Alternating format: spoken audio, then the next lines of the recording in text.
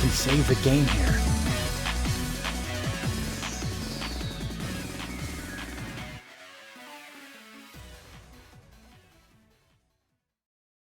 Yo, bro!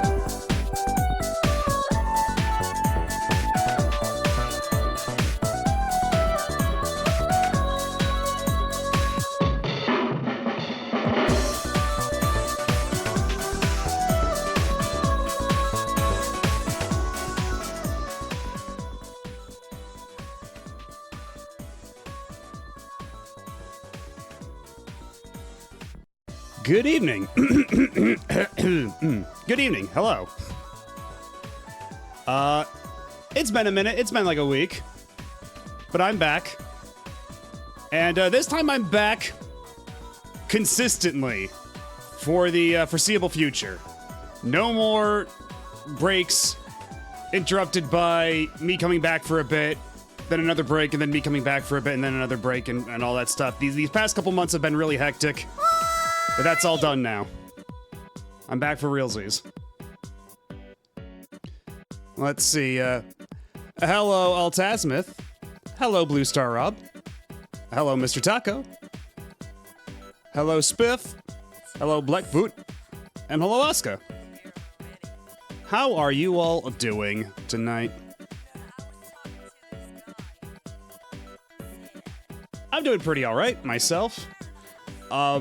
There's been a bit of a COVID scare going around, post MAGFest. Apparently, the vid was going around. But I did, test myself earlier today, and I'm clean. So, that's nice.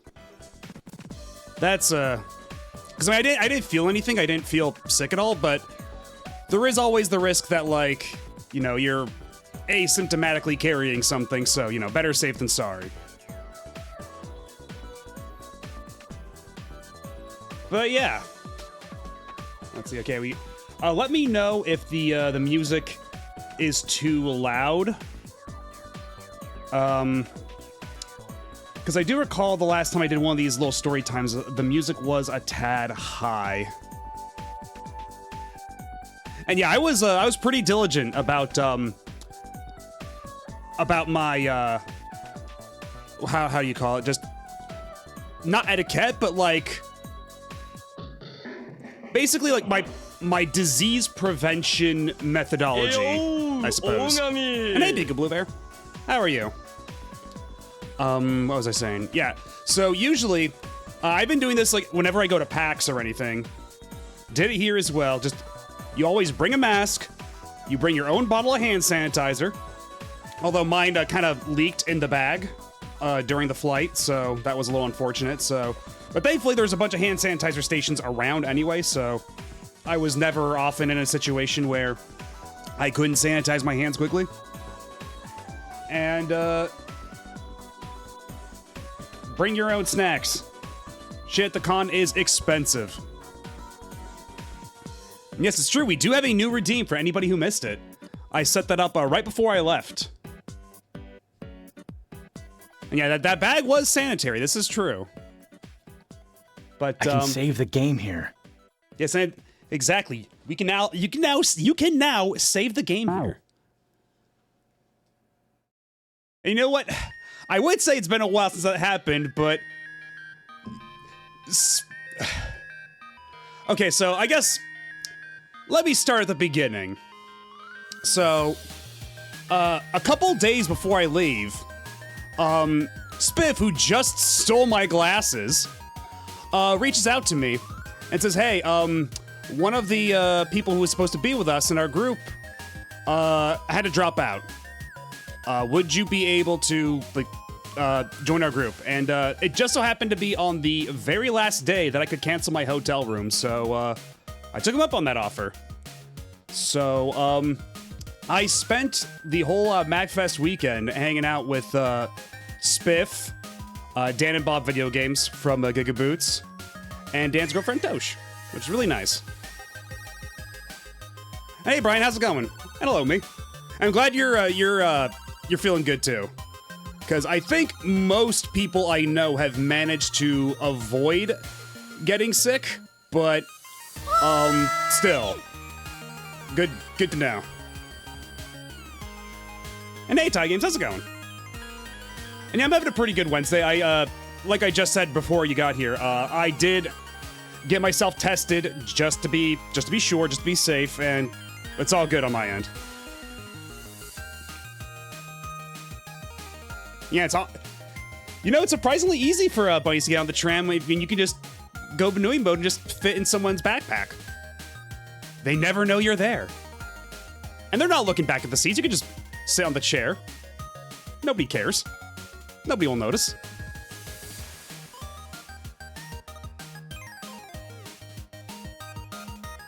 Yeah, I guess, might as well move on to, the slideshow. That's right, I've tricked you all into sitting through me showing you slides of my vacation. And I've locked all the doors. You're not getting out of here.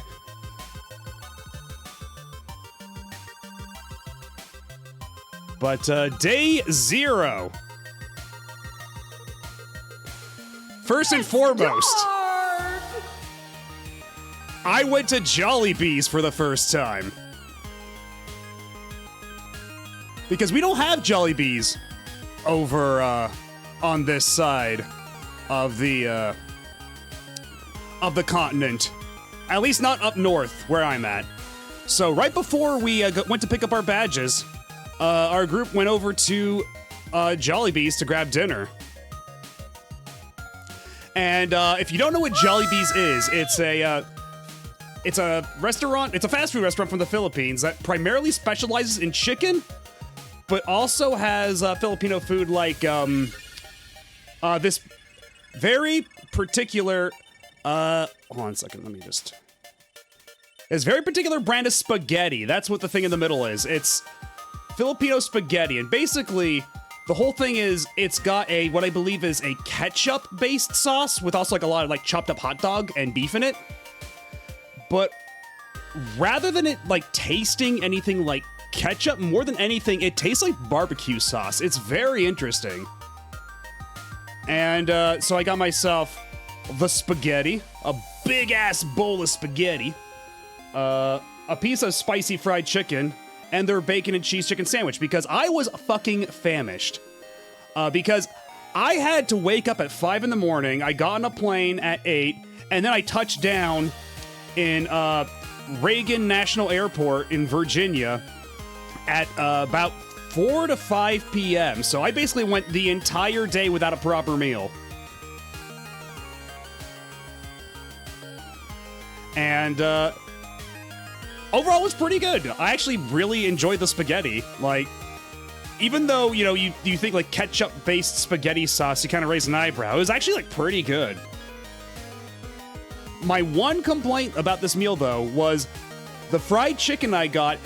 I ordered spicy. I did it on the kiosk and everything. No room for, like, ambiguity or misinterpretation.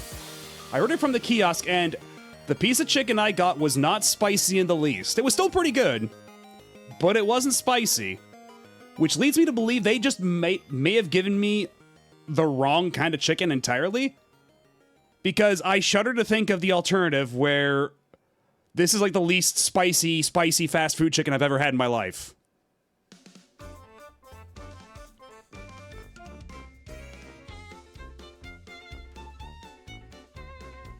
Yeah, I don't believe it's banana ketchup for this. I think it's supposed to be like just standard tomato ketchup, as far as I understand. But yeah, this is the piece of a picture of the chicken sandwich. I was very thorough.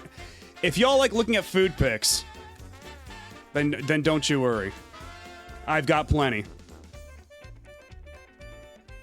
And yeah, the chicken sandwiches was all right.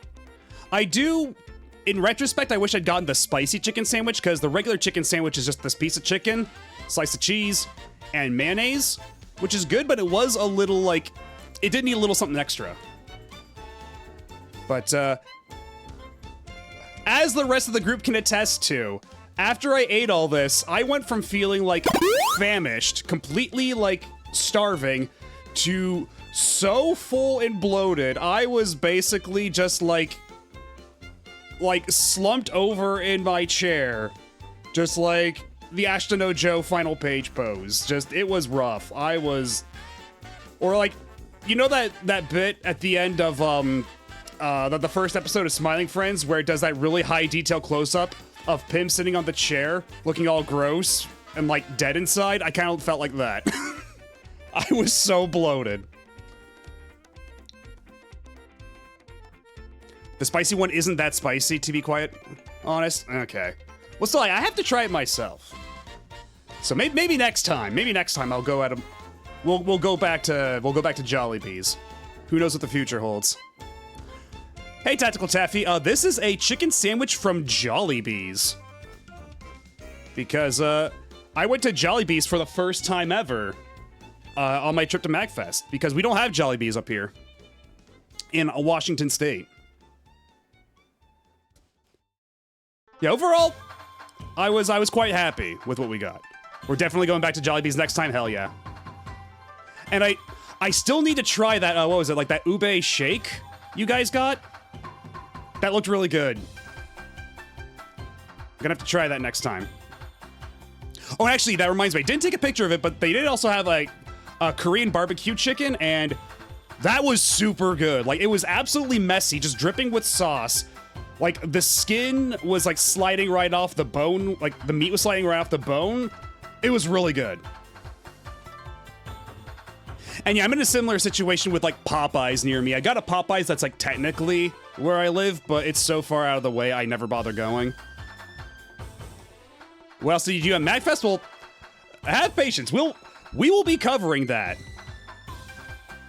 Because, well, actually, you know what? Before I get any further, I'm just gonna say that I took pictures like a lot out of order, and so I tried my best to to group all the pictures together by like theme, like, you know, spaces at the event, like by zone, by area, even though they were taken across like multiple days. So anybody who was with me might get a little confused about, like, hey, that didn't happen right before this happened or whatever. And sometimes they'll be like jumping between like times a day and such, but yeah, all this to say, I try to make it a bit more like cohesive for a narration experience, because otherwise it'd be a lot of bouncing back and forth between, we went to this panel, and then we went to this arcade, and then we went to the cosplay thing, and then we went back to the arcade, and then we went, you know, etc. Exactly, like Dr. Manhattan. But, yeah, unfortunately, this chicken sandwich, it's the only thing I got at MAGFest. My camera broke after this. I'm sorry. The slideshow's over. Everybody go home. But no, yeah, so we were at a hotel on the other side of the Potomac, because if you're not familiar with the area, this is basically right, like, MAGFest takes place in a place called National Harbor, Maryland, which is right next to Virginia on the other side of the Potomac River. And just to the north of that is Washington, D.C. So during our time there, we're just like constantly zipping back and forth across state lines. It's kind of weird, honestly. But yeah, our hotel was in Virginia, so every day we took the MAGFest shuttle across the river to the Gaylord, which is the big building here that you see. The one with a little, like, dome-ish shaped roof. I realize my cursor doesn't show up on stream, but you see it. You know what it is. And yeah, apparently, they didn't have the shuttle last year. So, yeah, Dan and Spiff and Bob, they were telling me that they had to spend God knows how much money on Ubers every day. So, thankfully, that was avoided. The only thing is that the times for the shuttles were really weird. Like, they had, like, several hour gaps between time blocks. So it was like, what, like 8 a.m. to 11 a.m. Then like a 3-hour gap. Then it was 2 p.m. to 5 p.m. Then another 3-hour gap. Like, it was on and off like that. Which means you kind of had to, like, plan everything around when the shuttles would come. But yeah, yeah, this is our view every morning or afternoon, as the case may be on some days. And yeah, this is the Gaylord from behind. And for anybody who's unfamiliar with the Gaylord as a building, it's basically this massive convention center and hotel, and it looks like this on the inside. So that entire, like, domed area is, like, all empty, like, walking space. All those windows along the walls, those are all hotel rooms, right? So, yeah, just to give you an idea of the scale of this place. Like, you have all these, like, little buildings, which, like, little shops and things, got these fake little trees. Like, all these little businesses, restaurants, shops, etc. We have like, there's a Starbucks in there too. And then you're surrounded by hotel rooms. Although, if you want to get a hotel room at the Gaylord, they put you in a lottery for it. And everybody wants to win that lottery because that means you don't have to waste any time traveling to and from the convention center. If you ever feel tired, you can just go back to your room, pass out for a couple hours, go back downstairs, play more arcade games, whatever. It's super convenient, so everybody wants to get those rooms.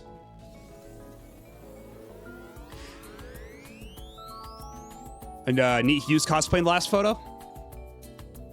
Oh yeah, I didn't even notice. Down there at the bottom. Has a... Oh, Automod. Never change Automod. I wonder if you capitalize the word Gaylord, if it... Oh my god. This is gonna be such a problem. I want to hang out. I want to stay at the Gaylord just so I can hang out in those room balconies and people watch. Oh, it's still Yeah. Okay, everybody just refrain from saying the name of the hotel. Just, oh my god. Is there, I can add that to like a whitelist, can't I? God damn it.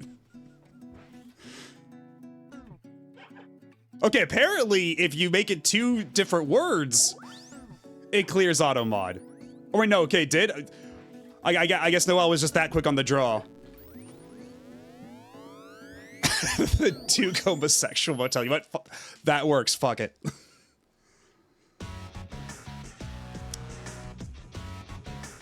Not even with a dash in the middle. All right, everybody, get it out of your system. Get it out of your system. Automod crashed your Twitch. Oh god. But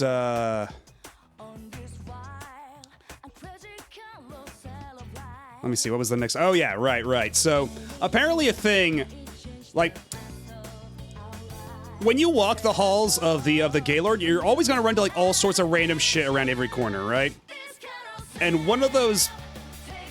Okay, thank you, Noelle. Yeah, the term Gaylord has been permitted. Everybody can just say it normally now. The curse has been lifted. You're all free now. But yeah, so apparently a thing that they do at MAGFest that I wasn't aware of is the Danny DeVito Shrine, which is basically just a thing that started one year at MAGFest where someone started a Danny DeVito Shrine and people just kept putting offerings to Danny DeVito at this shrine. And then MAGFest staff allowed it, and then at the end of the show, they just auction all that shit off that accumulates at the shrine for charity. And it doesn't even have to be necessarily, like, Danny DeVito themed, although that is encouraged. Like, you'll see at the bottom there's a bunch of, like, Danny DeVito stickers. There's a painting of Danny DeVito as a Dorito at the top right there. Oh yeah, the Mega Man X font, I should rewind a bit, because every year at MAGFest, they do a different theme for the entire show. So last year it was Sonic, and I think the year before was maybe Castlevania or something, but this year it was Mega Man X. So everything, like, they had, like, little fake, like, legally distinct Mega Man X characters as, like, little mascots. You had the Mega Man X logo typeface for a bunch of the stuff. So, like, everything was Mega Man X themed. And a lot of the panels there were, like, focused on Mega Man X and a lot of the speedruns, etc. Like, that was the predominant focus of this year's show. But, yeah, to get back to it,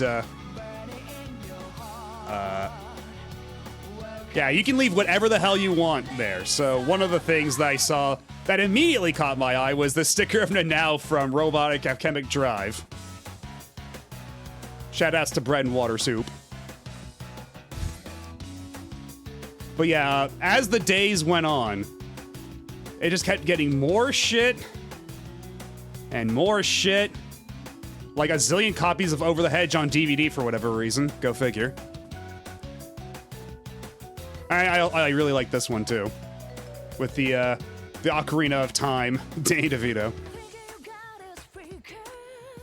And yeah, the more the show goes on, like, it just gets covered in shit. Including, I don't know if you saw it back there, but that is, in fact, a Danny DeVito Dakimakura in the back there, near the upper left. I don't think he even was in that movie. I think this was just kind of arbitrarily placed there. Like, that picture of LeBron, I think that's LeBron James as Mao? And those gnomes telling you to unionize? And I think that's a box set of Cowboy Bebop, right next to Yoshi.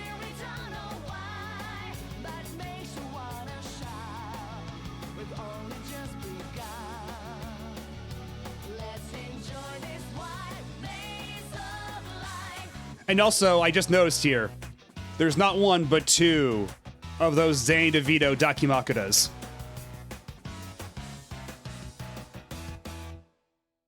Yeah, they just kept piling on with shit. And just a closer look at all that. And so I don't know how the hell they managed it. Like, apparently they take all this shit and they auction it off. I don't know if it's like one like lump thing where they just take the entire pile and auction it off, or if it's like individual items or what. Cause like, whoever gets all this, good luck sorting through it to know like what to keep and like what food items that are left there are still good.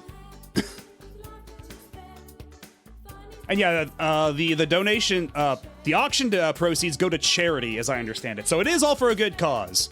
You're doing it for not only Danny DeVito, blessed be his name, but for charity. It's not just completely arbitrarily wasting shit. And you may have noticed earlier that there was a standee of Iris from Mega Man X over by the pile, but near the end it got moved over here to the side, along with this standee of Bob Ross that I didn't see elsewhere before. And I wanted to highlight these little ribbons that they stuck onto the Iris standee.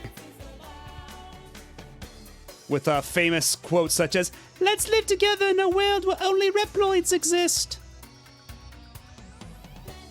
And, of course, I don't even need to say it. And actually, that's the one thing that, in hindsight, I kind of wish I'd participated more in.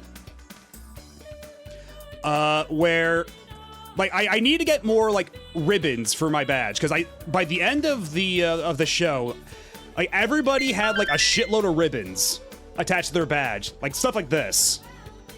And I left that show with absolutely none. So next year, I'll be making more of an effort to go out and collect ribbons for my badge, because that seemed like a lot of fun. Last year there was also a David Lynch shrine that was really touching.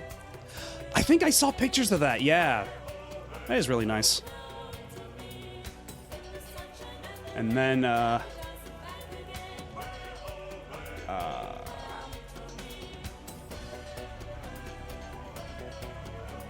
the hell was next?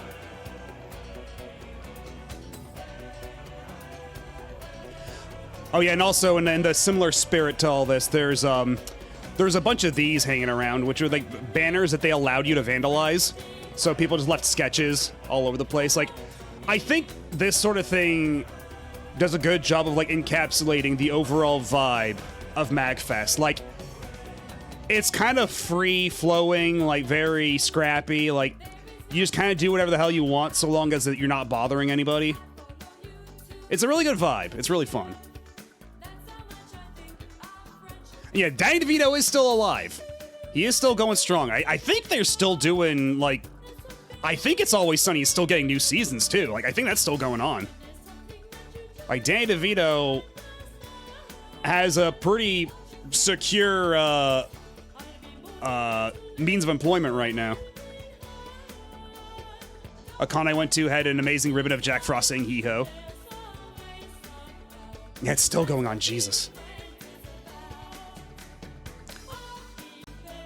But yeah, what I was saying earlier about the Mega Man X theming. I better not jinx anything this stream will... Okay, knock on wood. But, yeah, they had, like I said, they have like a bunch of speedruns here, right? And one of the first things we did is we attended this speedrun of Mega Man X being played entirely with lemons. So you can see there, in the middle of the projection screen there, or rather in the middle of the screen now, but on the bottom right of the projector, that the person is playing with a controller, which is just a piece of plastic with a bunch of lemons hooked up into it. So they had one lemon hooked up for each button, and they controlled the entire game by slapping these lemons.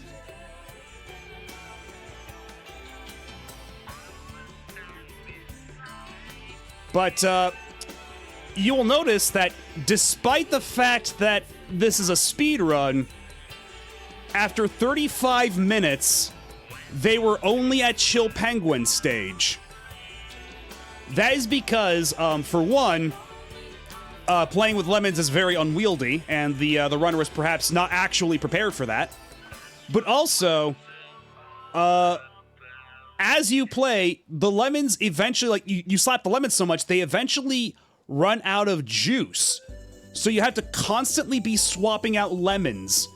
So every now and then they'd be like, okay, well, hold on, I gotta replace the lemons for the D-pad, or I'm not gonna be able to move for a bit. Okay, well, we gotta go get this lemon out of this bag, unhook this lemon, hook this lemon back in, put it back in the interface, okay, we can slap some lemons some more. But, yeah, this is slowed shit to a crawl, and on top of that, the lemons, you know, it actually did work, but it wasn't as responsive as perhaps anybody would hope. So, even getting out of the intro stage on the highway took like 25 minutes, if not a full half hour. It took a while. And the lemon controller also triggered Mega Man X's copy protection. I didn't even notice that. I get told bananas are better for these things, more conductive. Are you being serious, or is this a bit? But, yeah, so, like, trying to get out of the highway stage, like, they were, like, they kept falling into pits, they kept messing up the wall jumps, like, it really seems like they had conceived of this with the gimmick in mind first, and less of, actually a practical, like, speed run second, because, we did have to leave early to go look at other stuff, but I don't think they wound up finishing the game. I don't think this was a full, complete speedrun, despite what it says on the tin. But all the same, we did get to experience Mega Man X being played with lemons, and I think that's, I think that counts for something. Bananas are so conductive you can use one as a phone stop. Really? Huh. I highly recommend Gradius Origins. You mean to play with a banana? I guess you could. But yeah, I think, okay, what do we have next? Oh, right, okay. So, one of the coolest things they have at MAGFest is they have the Vintage Museum, which is basically a bunch of old-ass retro consoles and computers hooked up to monitors for free play. And you can go to the front desk, you can request, like, different games and everything, and just play whatever the hell you want on these vintage setups. And, they even have stuff, like, you can see there a Nintendo DS is being played with, the IS Nitro Capture, which is basically the first-party solution for video capture for Nintendo DS games, made by Intelligent Systems, the guys behind Paper Mario and Fire Emblem. Because if anybody's not aware, Intelligent Systems was also, like, the people who did all, like, the capture hardware for Nintendo back then, like, the thing that lets you play Game Boy Advance games on N64 for screenshotting purposes, and this thing that lets you capture DS games. And yes, that is indeed a real cool Radical Rex in the background. try not to pay it too much mind. But also, the eagle-eyed among you may have recognized on the PSP screen over there.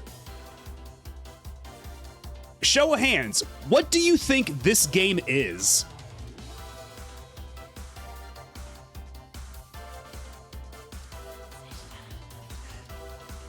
Okay, so for anybody who hasn't clocked it, this is the canceled PSP version of Oblivion. It got dumped online a while back. And here it is being played off of what I believe is a PSP dev kit.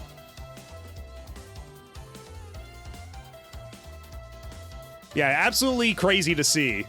Like, running off of, like, all these dev kits and everything.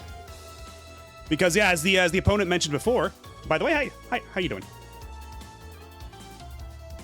This is the first year they put dev kits out for public use. They used to always be behind glass. Because, yeah, they did have some behind glass. I'll show pictures of those later for everybody else.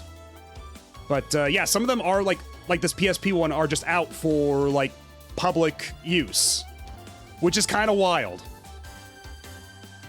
Not yet. That one photo's coming later. But, yes,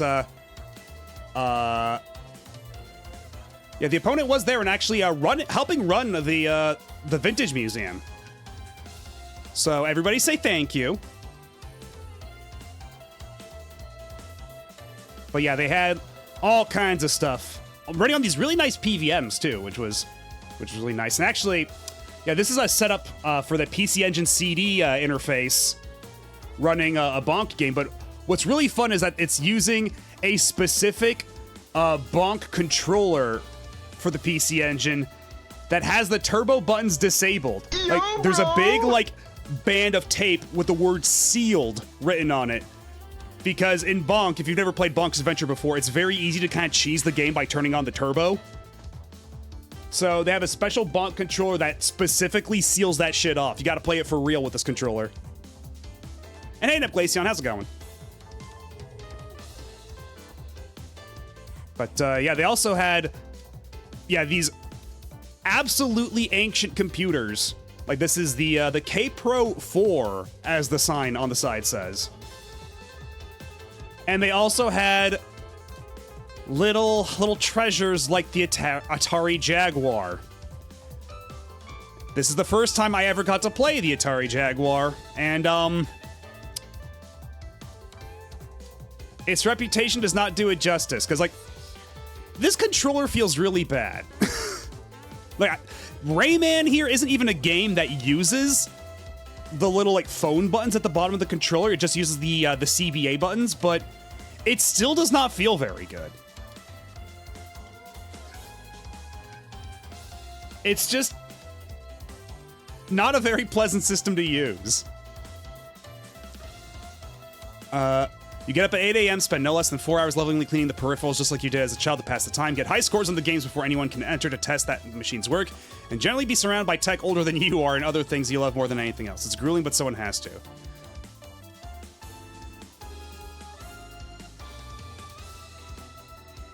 There's actually, because I believe Alien vs. Predator on because a lot of Jaguar games, I believe it worked kind of like the Intellivision did, where games would come with, like, little, like, slide cards that you would, like, slide into there, and it would show you, like, what all the buttons do. So, like, it was, like, an overlay for the phone button things, and so, like, some games had, like, extra functions mapped to those buttons, and you had to put in, like, the little card to tell you which button was what. But, yeah, some games used them, some games did not, and I don't believe Rayman did at all, because you can't do everything in Rayman with just those 3 buttons. The CBA buttons up there. So I didn't use the phone buttons. I don't believe they would have done anything, or if they did, it probably would have been like redundant functions or something. Yeah, and they also had like this old setup for this old TV setup for the NES, so you could play Duck Hunt on it, which is really fun.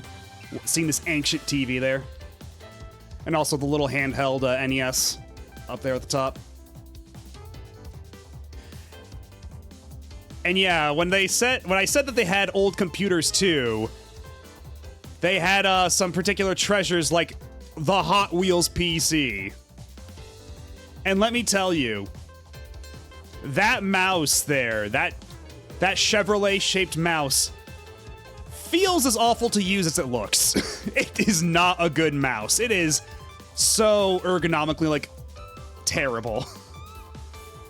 But as a novelty piece, it's pretty alright. Like, I was struggling to click things with that mouse. It was rough. And yeah, you gotta have the matching wheel. Unfortunately, I didn't have enough time to actually play a full game on it, but I was able to at least open the game before we had to get going somewhere. They did not have the Barbie one, no. Whoa, nice graphics! Actually, I think I didn't take a video of it, which is unfortunate, but I did actually get to see the little opening cutscene of the Hot Wheels game they had on there, so. Unfortunately, I cannot show you the actual Hot Wheels game's nice graphics. But right next to it, on the left, you can see a weird little dome-shaped thing, and it's, the iMac G3, I believe it is, which is still one of the most bizarre computers I've ever seen. Because this is like one of those, like, because if you remember the old iMacs, like the very first, like, iMacs, where it was like the big, like, multicolored, like, you could have, like, the transparent blue, transparent orange, transparent red, like, whatever shell. This is, like, the ones that they did after those, like, the couple of those models. They had, like, this weird dome with a screen jutting out of it on, like, a little metal pole. And they only did this for, like, one run of iMac, because after that, I think they did the, like, the fully integrated ones where it's just all behind the screen, rather than this weird dome thing. So I never got to see one of these in person until now. And it is so bizarre. So I thought that was neat.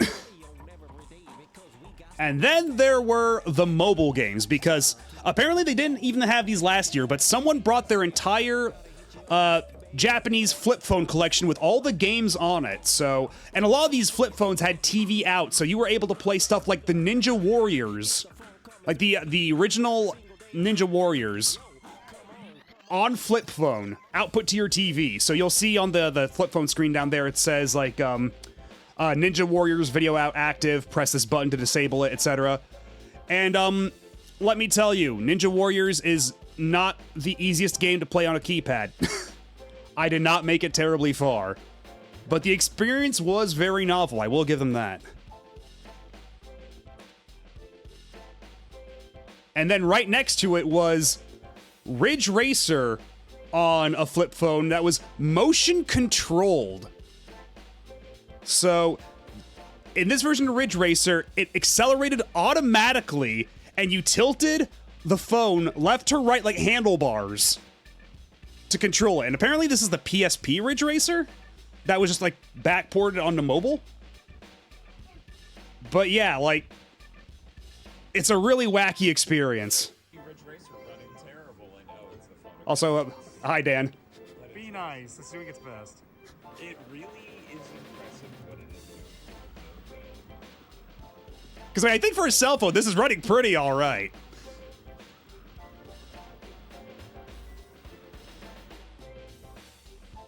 Like, not too shabby. But that wasn't the only motion-controlled game on that phone, because there was also motion-controlled Katamari Damacy. And,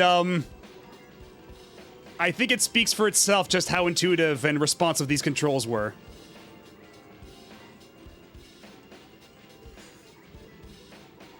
Which is to say, not at all. Playing this was rough. But it's kind of a miracle that it worked at all. It was a very novel experience. Also, I never figured out how to do, like, the quick turn. So you see me, like, trying to, like, impotently, like, turn the phone around? Like, trying to make it tilt back? Like, how to do the quick turn. Like, it might have been mapped to a button or something, but either way, perhaps not the best way you could play Katamari. But it was nonetheless a way to play Katamari portably. And then on the phone next to mine, Bob was playing Devil May Cry on flip phones.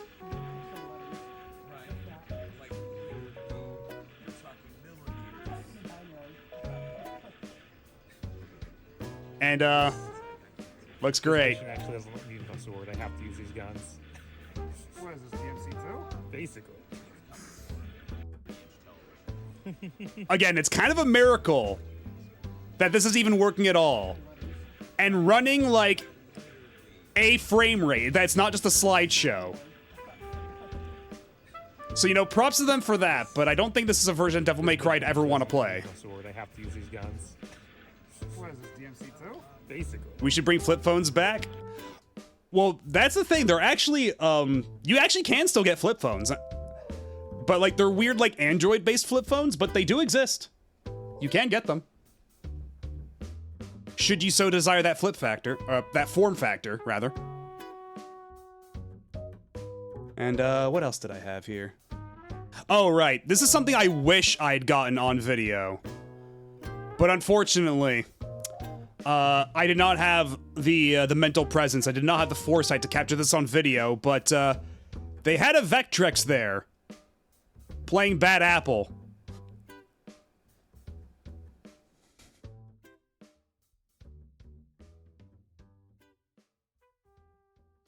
Because of course they did.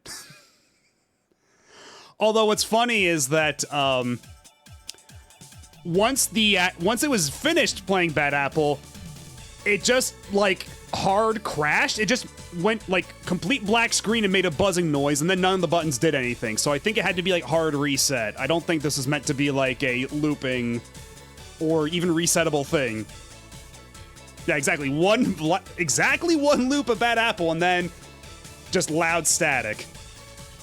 But you know what? It's kind of incredible that it did it at all.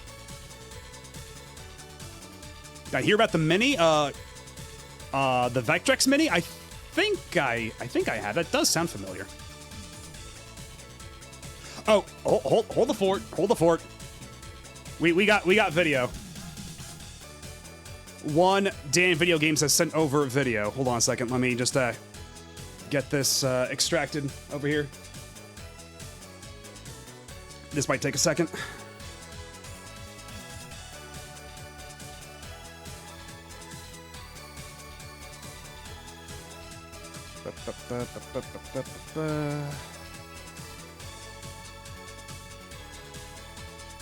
Okay.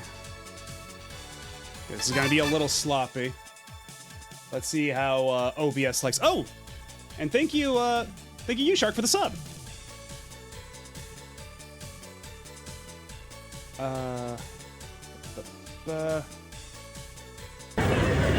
There we go. Bad Apple playing on the Vectrex.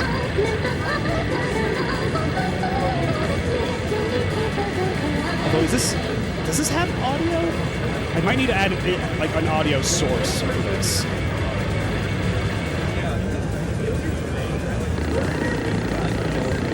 Oh no, it's out. I just have so many like little sliders. Let's do it again. Oh yeah, okay, it's actually really loud. Wow, okay, let me just turn that down a bit. Did you know McDonald's Japan made a Bad Apple video really recently? That doesn't surprise me. I did see that McDonald's Japan's doing like a lot of like meme videos. Yeah, and then it's just done. No more Bad Apple, go home.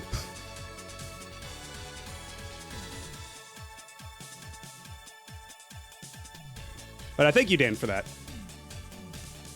Let me get back to this now. Where was I? Oh yeah, for any for the eagle-eyed among you, you might notice on the side there, next to those N64 controllers, there's, you know, one of these things is not quite like the other. They had the IQ there. And if you don't know what the IQ is... Oh, there you go. Altasmith spotted it. But But yeah, if you don't know what the IQ is, it's a version of the N64 that was released for the Chinese market in the early aughts. And if I remember correctly, it's basically a plug-and-play controller. Like, the entire system is the controller, and you had to download the games to it. So, I believe they only ever released 10 games for it officially, but I think they had, like, all of them loaded up on there. I did see people playing F-Zero in Chinese, and I did see the menu also had, like, Star Fox in Chinese, among others. But yeah, not a whole lot of games came out for it, but nonetheless, it was there. I got to see it. And yeah, it was a weird, like, it was a way, like, circumvent, like, Chinese laws around consoles, because at the time, like, there was a ban on like, the import and sale of consoles. It was a weird thing they did. I think they had to, like, frame it as, like, educational, too. Like, it's some bizarre thing, some bizarre circumstance. And Star Fox 64 had the Chinese dub. No, wow. Because yeah, when I saw people playing it, it was just F-Zero that was actually being played, and then the other time I saw it was just the game selection menu.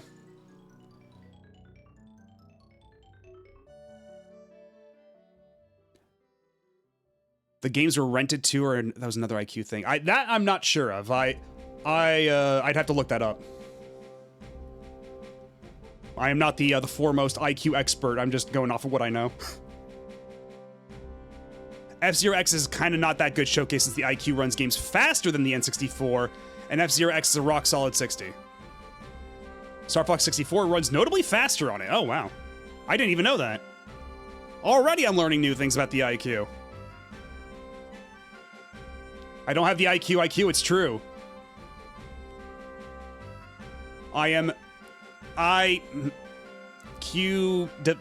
Deficient? I don't know.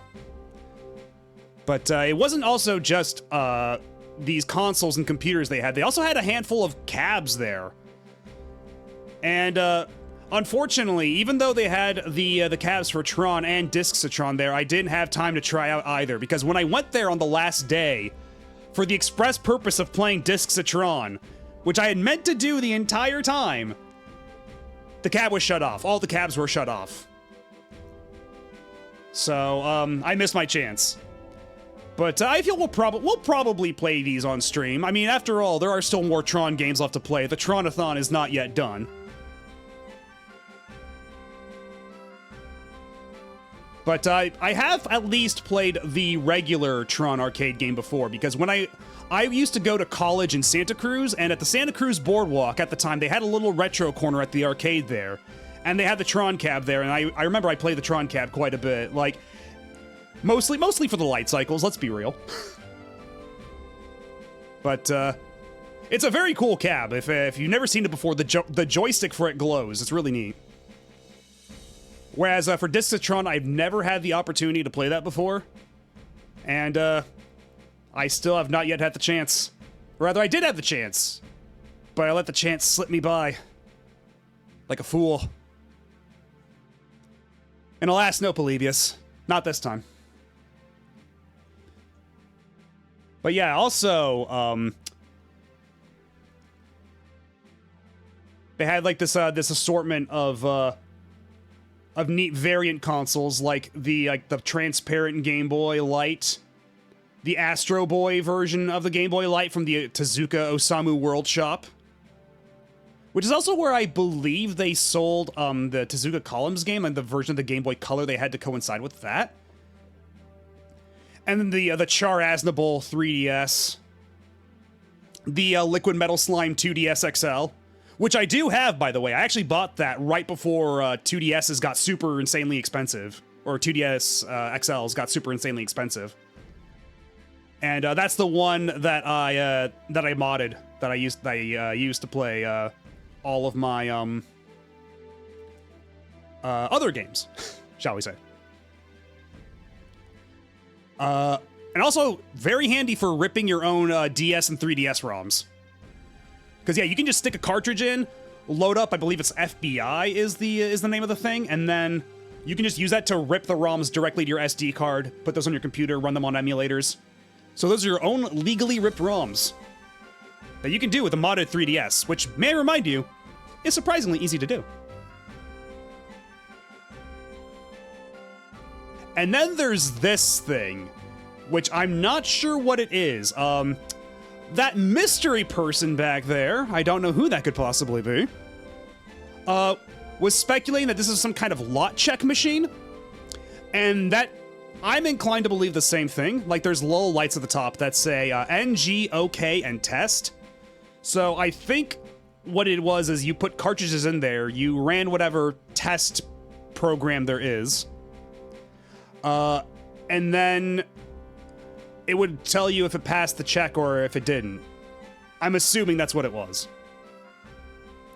Got a lot of questions about this thing. I don't know what it is because it's surprisingly hard to research. Yeah, I'm not surprised. I've never even heard of this thing before, and there's not like, it just says SCT on it, which I guess might be its name, but I don't know if it, like, a thing like this would even have a proper name, you know?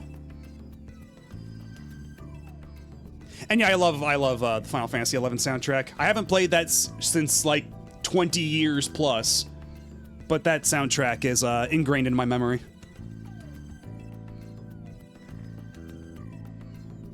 But on a similar note, they also had a shitload of dev kits, like not just the playable dev kits out there, but like also like other dev hardware behind these like glass cases. Like that funky ass board, if I'm not mistaken, is an original 3DS like prototype kit.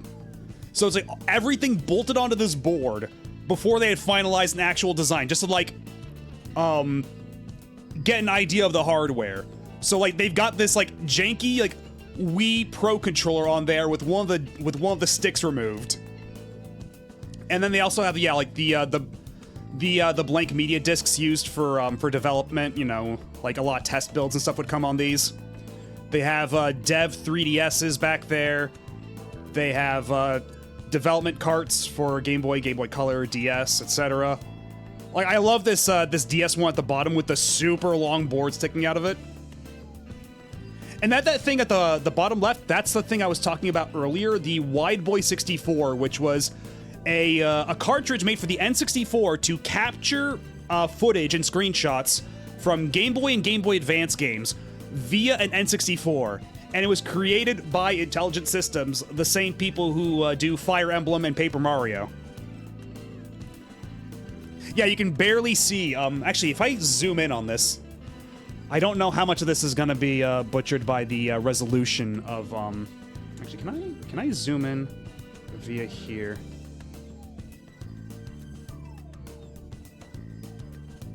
Okay, well, when I do it full screen like this, that does not exactly work.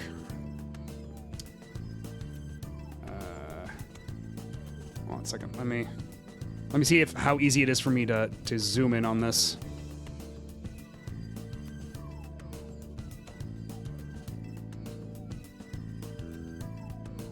Because yeah, if I just do it via OBS, I don't think it's gonna be high resolution enough. So you can see basically at the bottom left of on the bottom right of the cart at the bottom left, you can kind of make out the Intelligent Systems logo. And I don't know what the hell cartridge is in that. It looks like some kind of like shitpost ROM hack Mario game. The Sonic Advance 2 trailer for Sonic Mega Collection's bonus content was recorded using one of them. Yeah, that doesn't surprise me. Because, like, this is kind of what you did before they came out with, like, even the Game Boy Player.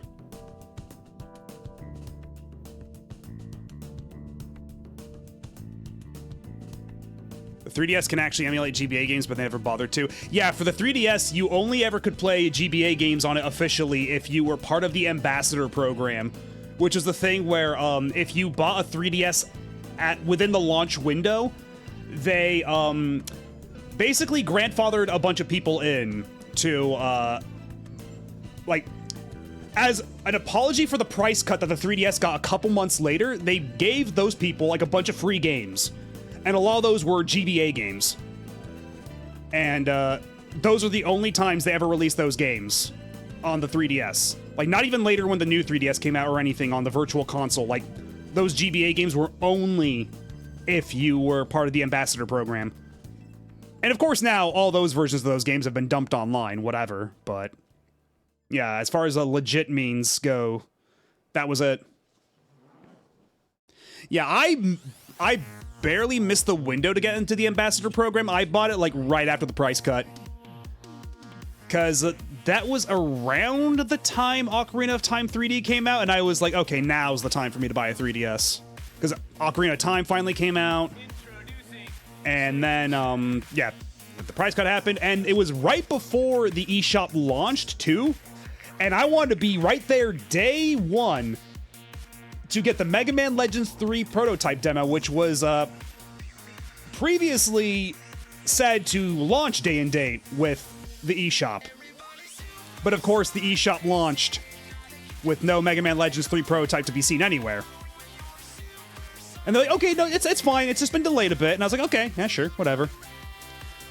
Then a little while later, they say that Mega Man Legends 3 has been canceled altogether. So that kind of hurt. Yeah, there's a special circle in hell reserved specifically for Keiji Inafune. It was kind of rough. And honestly, U-Shark, same. It's kind of crazy that, like, it never leaked out because it was at a bunch of trade shows, too. Like, it was playable. They actually were pretty far along with it. Like, it had voice acting, too. It had, like, they had a boss fight against Tronbon in that prototype demo. Like, with, like, fully voiced dialogue and everything. And it just never leaked out. It's got to exist somewhere, I'm certain. And honestly, if Capcom wants to be really cool about it, when they finally get around to doing a Legends Legacy Collection, they put Legends, Legends 2, Misadventures of Tronbon, maybe even the Misadventures of Tronbon demo, which is its own unique thing that only recently got a fan translation from Hilltop. We'll have to play that on the channel sometime. I guess maybe the mobile game too, if they could find a way to get that working properly. But also, do the cool thing, Capcom, and put Legends 3 prototype on there. Make people excited again. Make people have faith again. People will buy that shit if you put Legends 3 prototype on there.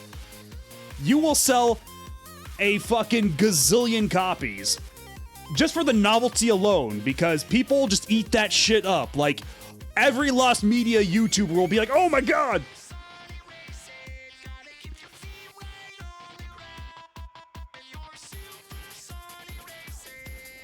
And then, yeah, more dev kits here.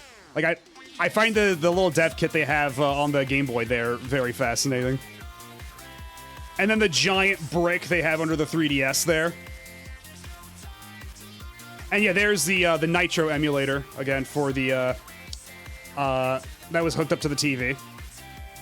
For the original DS. The blue one, we showed it earlier. Well, if I go far back enough, because that's for the DS. Actually, hold on. If I can,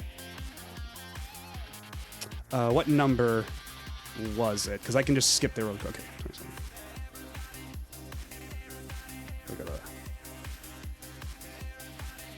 Oh, it's Nitro Capture. Okay, so that's a slightly different thing. Because the blue box was the DS capture thing. So you could output video to two separate screens for the purposes of recording video. Or for, like, demo kiosks or what have you. But, let's see.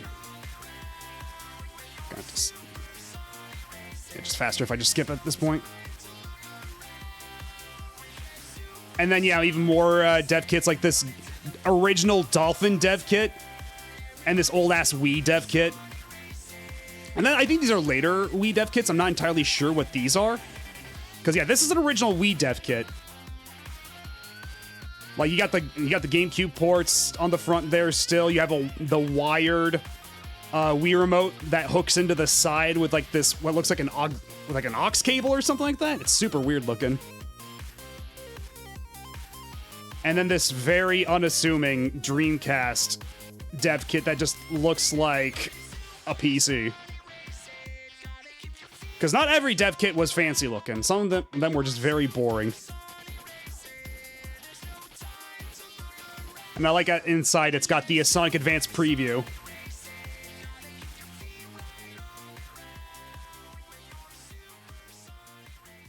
And then there's this thing. I'm not exactly sure what this is. I'm guessing it's just like different like hot swappable like storage on top for the GameCube for development purposes if you don't want to bother with the disc. Like, I'm not entirely sure. And then I have no idea what this thing in the front is. I'm guessing it's just an interface to like upload your own files to the memory card for testing purposes. That would make sense to me, but that's a funky looking connector.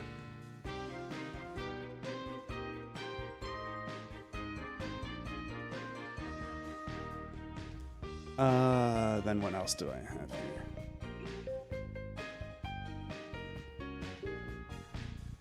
And then this is the, I don't think, because, yeah, I believe this is also a PS1 dev kit, but, I don't think it's the Netyaroze one, because I think the Netyaroze PS1 is black.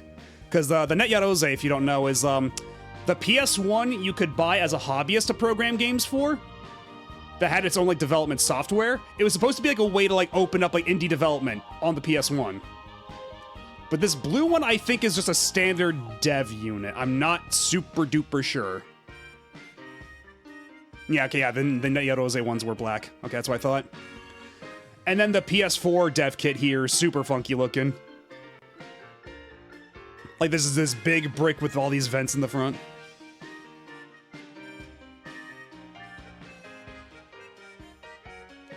Not entirely for GameCube, it was used for some N64 stuff in the Pokemon Center. Huh. You mean the thing that was sticking out, the thing that was sticking out of the GameCube, that big cartridge?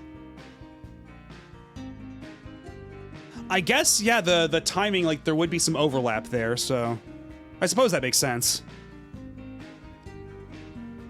But, yeah, after that, after our visit to the Vintage Museum, we were all feeling pretty hungry, so we went and got Nando's.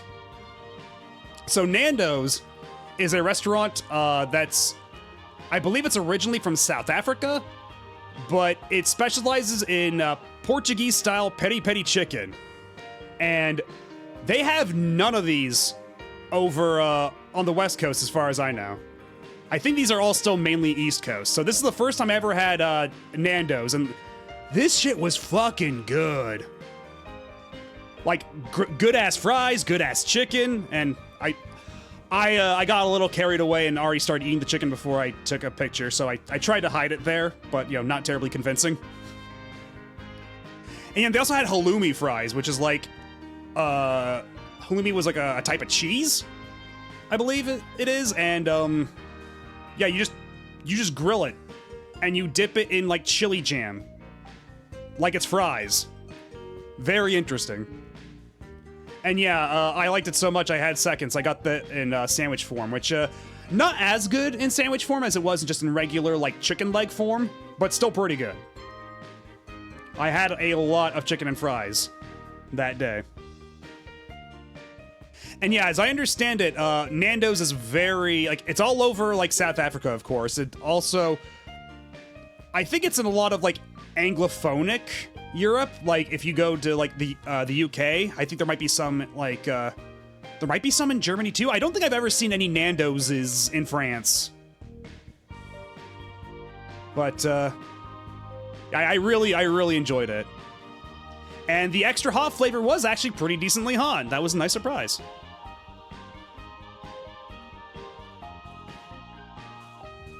Nando's is very much in the UK, right? Yeah, because I think you may have brought it up before, but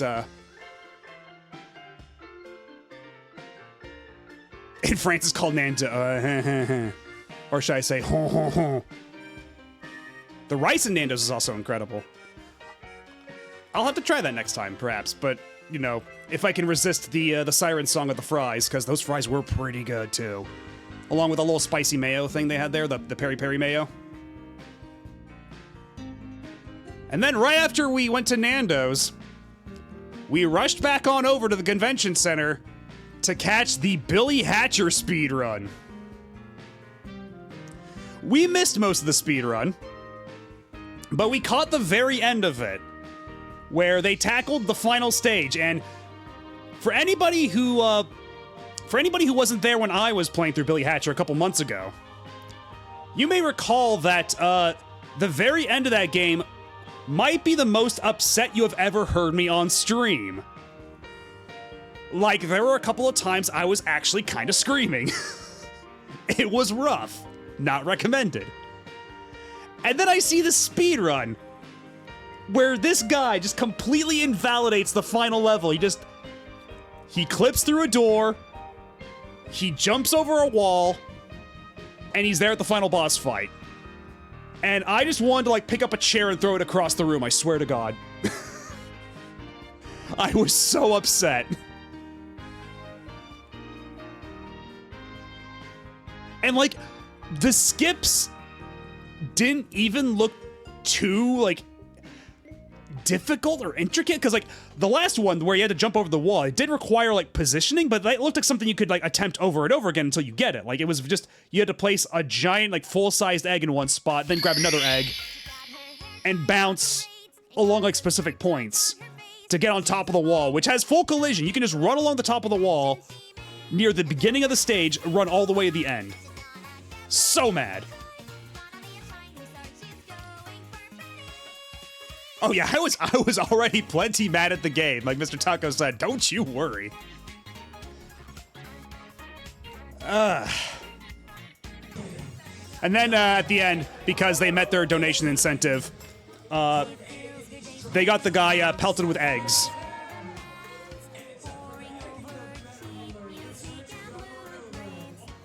Yeah, all the speed runs, it was they were all being done for charity, for Child's Play, with all these donation incentives. And for this one, it was just, we'll pelt the runner with eggs. Although you may notice already, the eggs didn't do a very good job of cracking on him. They were very strong eggs. If only the eggs in Billy Hatcher itself were nearly so strong. Man, Billy Hatcher was so close to being decent. I'm still so upset. I mean, yes, people are fleshy, I get that, but, like, also, like, those eggs are, they're flying, like, pretty decently fast. Like, eggs are known for not being terribly durable in the first place.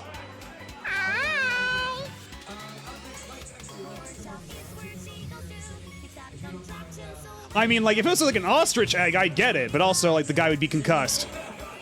And hey, Nico Verde, how's it going? Oh, hey, Magic Me. This guy's getting pelted with eggs because he beat Billy Hatcher and the giant egg in a speedrun using glitches, and that's a crime that cannot be left unpunished. But no, seriously, it was for a donation incentive because all the speedruns at MAGFest were taking donations for charity with special incentives, much like AGDQ or something.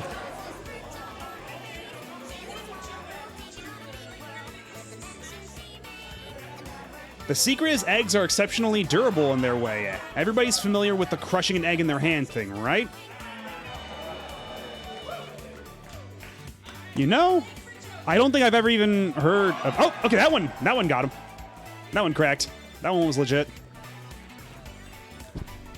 But yeah.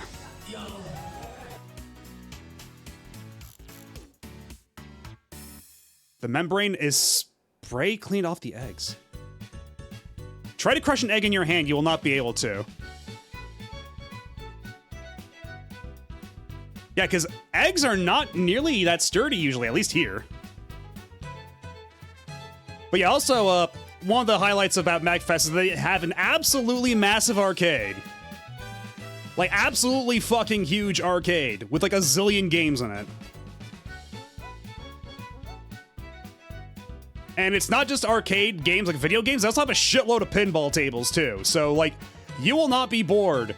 If you go to MAGFest, you're looking to kill some time, just go down to the arcade, you can easily spend hours here.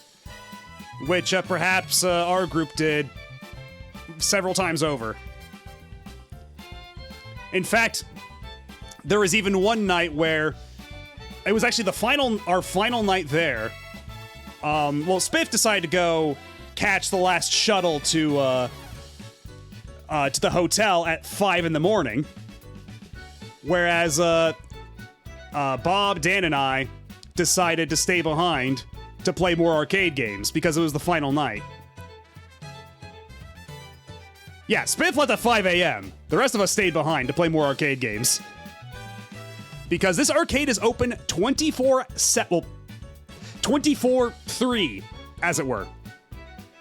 It is open all day, all night. All the machines are set to free play. You can go hog wild so long as, like, there's no line or, like, you're not holding anybody up. Yeah, exactly. 5 a.m. That's calling it early. It's weakness. Yeah, 2 p.m. Thursday, 2 p.m. Sunday with no breaks. It's open the entire time. And it's got, like, an insane variety of stuff.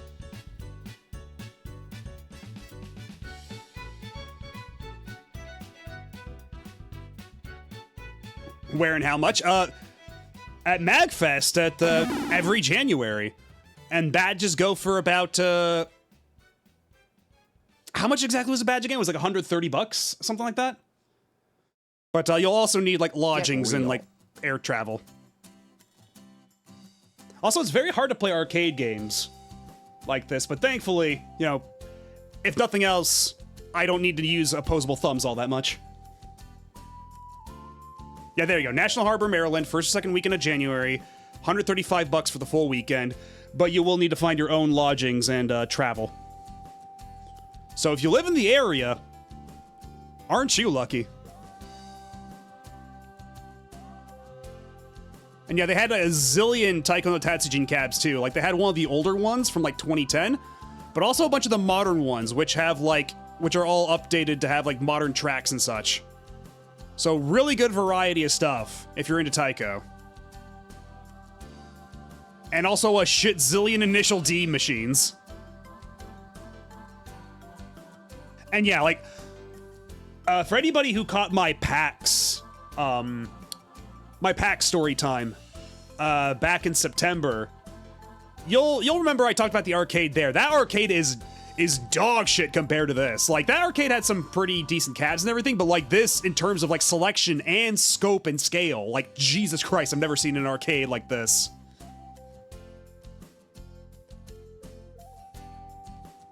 Like, name a rhythm game. They have it. All the fucking My, Tunithm, DDR, whatever the hell this thing is.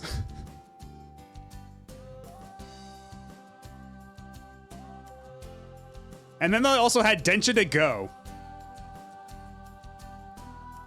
Dance Rush Stardom, thank you. They're fighting. Well, I'll get to that. I'll get to that because, well, actually, fighting games were kind of spread all over the place. There wasn't one dedicated section to it like there was for rhythm games, but they did have a lot of fighting games. Because actually, if I go back a bit, we can even see. Actually, what's the hotkey for going back on DLC? Yeah, there you got Power Stone. You got Mortal Kombat. You got Soul Calibur. I don't know if there's any more in these photos that we already went through, but there's more coming later.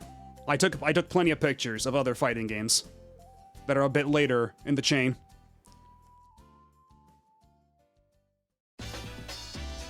But yeah, this is the first time I ever actually got to play Densha to Go, which is really fun. And not only did they have Densha to Go and Densha to Go Kids, which is this tiny little baby cabinet over on the left, which is incredibly condescending. But, like, yeah, every time you have to do something in Densha to Go Kids, the guy will tell you exactly what button to push. Then when you push the button, he goes, "Oh, bravo!" or "Oh, sugoi!" It's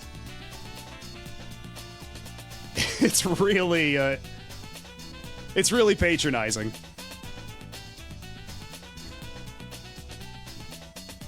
I was so proud for getting a high score at the kids one until Mato told me, oh my god. Because you'll notice the logos are different. So the regular version logo, it just says Densha in kanji and then Go in Romaji.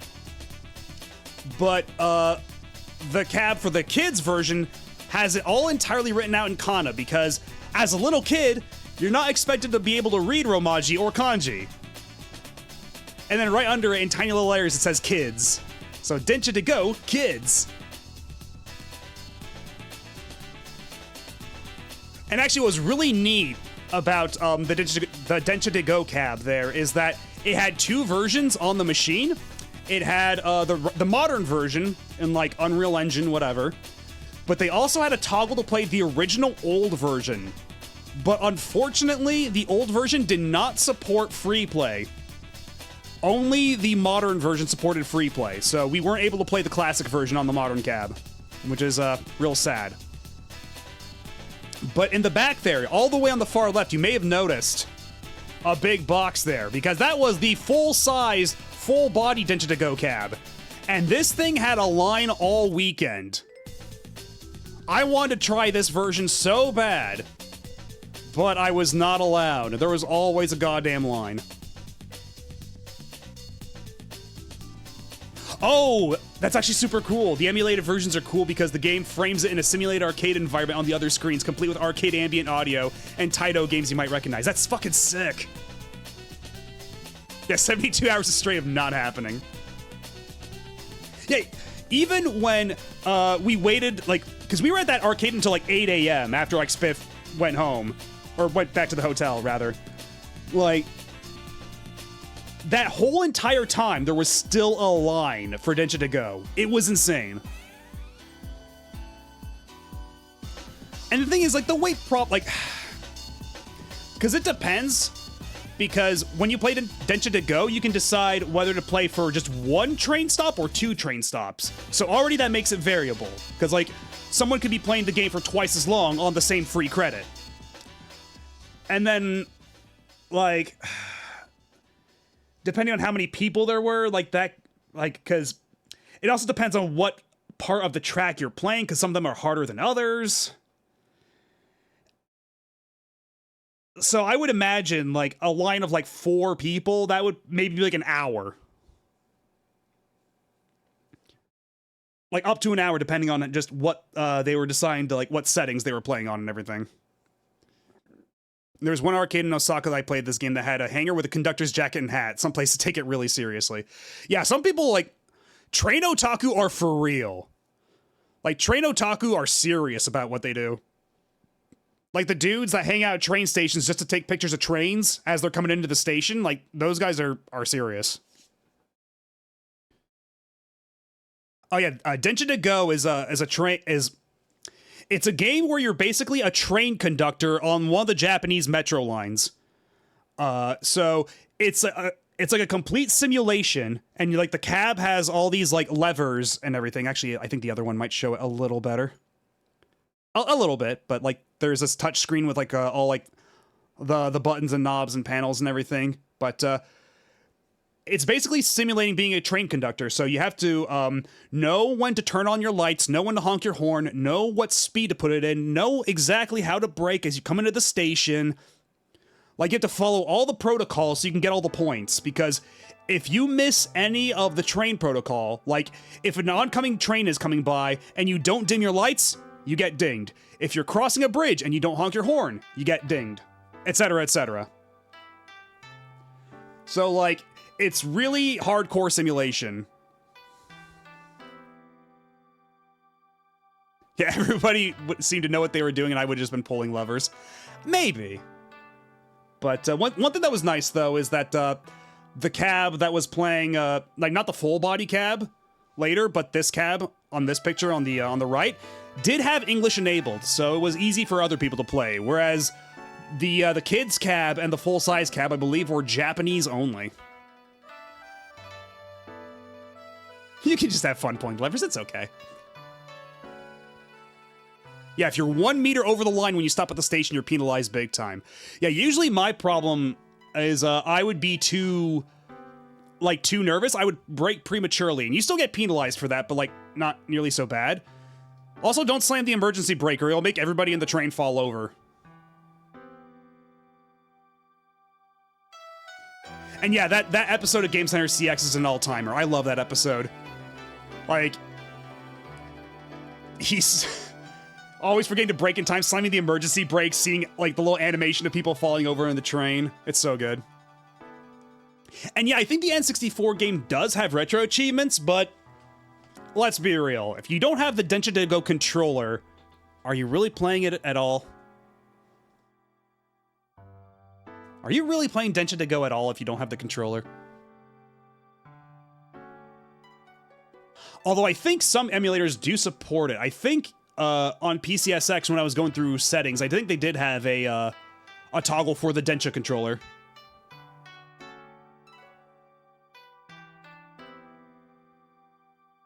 I have the Densha to Go plug-and-play game. It's a standalone port of Densha to Go Final. Right, yeah, there is an N64 controller, but you would need, like, adapters and stuff, and I don't know how nicely that plays on PC. Like, what the latency situation is.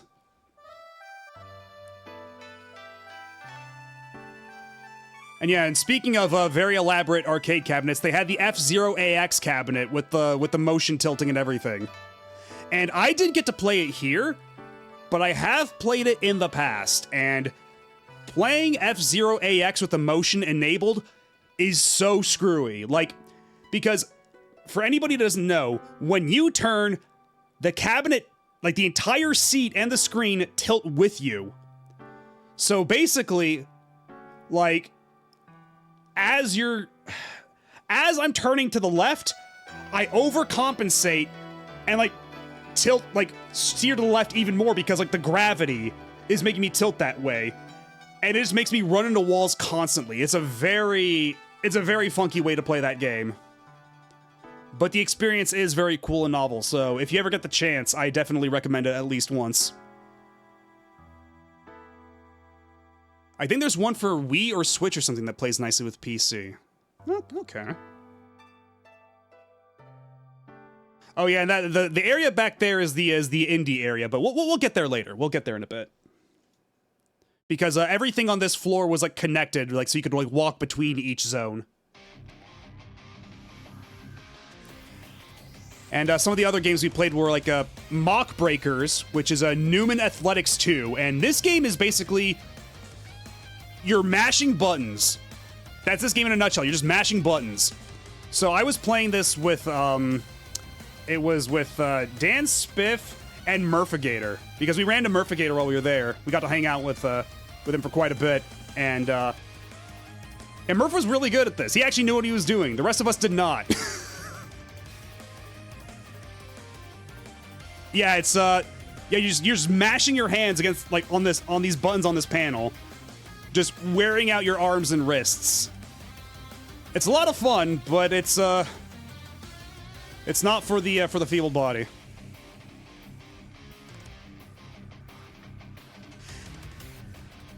Oh yeah, he was there pretty like stalking the arcade pretty often. Like, I believe he spent most of his time there because we were actually going to meet him on day 0, but he went off to go for a walk after he tried going to the arcade and realizing it wasn't open. So he just found a way to kill the time, and then by the time we wanted to invite him out for dinner, he was like way the hell somewhere else. We didn't even know.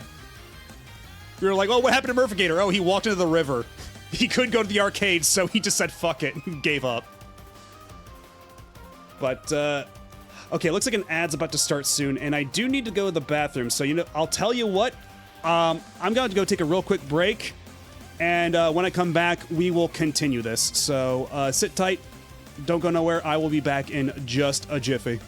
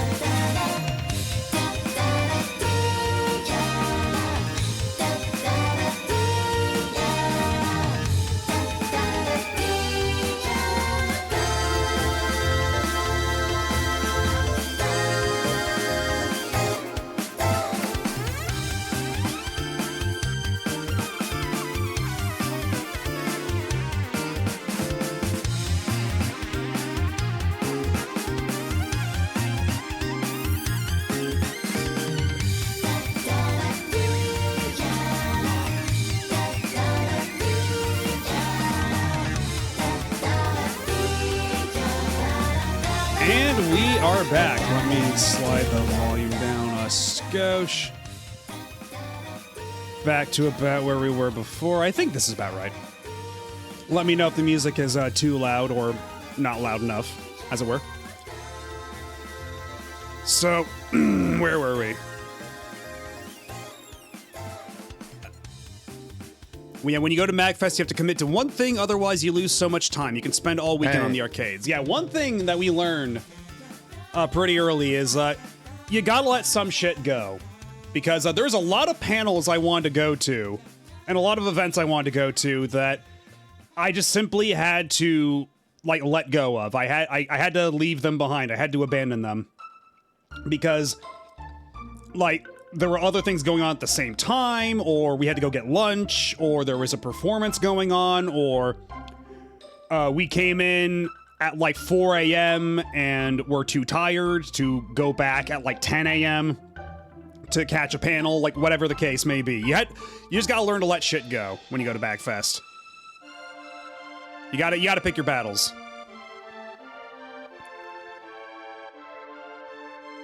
And once you realize you'll never get to everything you want, it's so freeing. You just do what you want in the moment. True, yeah.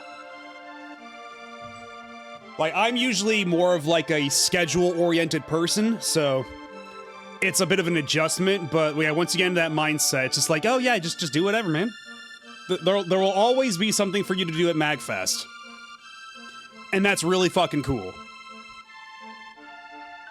Like, even when you go to something like PAX, if you, like, PAX is so big and spread out, if you want to just, like, hit up the arcade, like, if you're on the show floor at PAX, and the lines for everything are too long, and so you say, fuck it, I'm just gonna go to the arcade, or I'm gonna go to the console free play area, that's in a completely different building. You gotta walk, like, 3 blocks to get there, and then go up, like, 2 flights of stairs.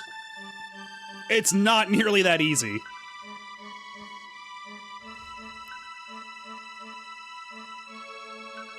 But, yeah, then we played this, which was,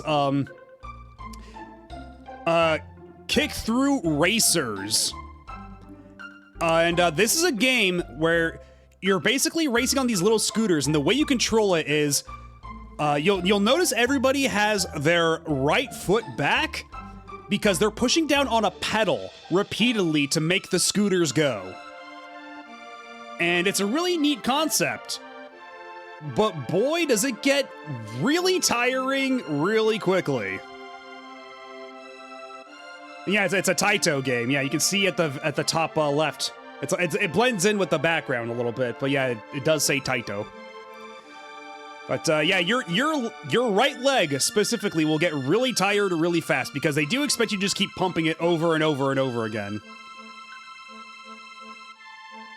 So it was a fun novelty, but not something I could ever play for, like, an extended amount of time.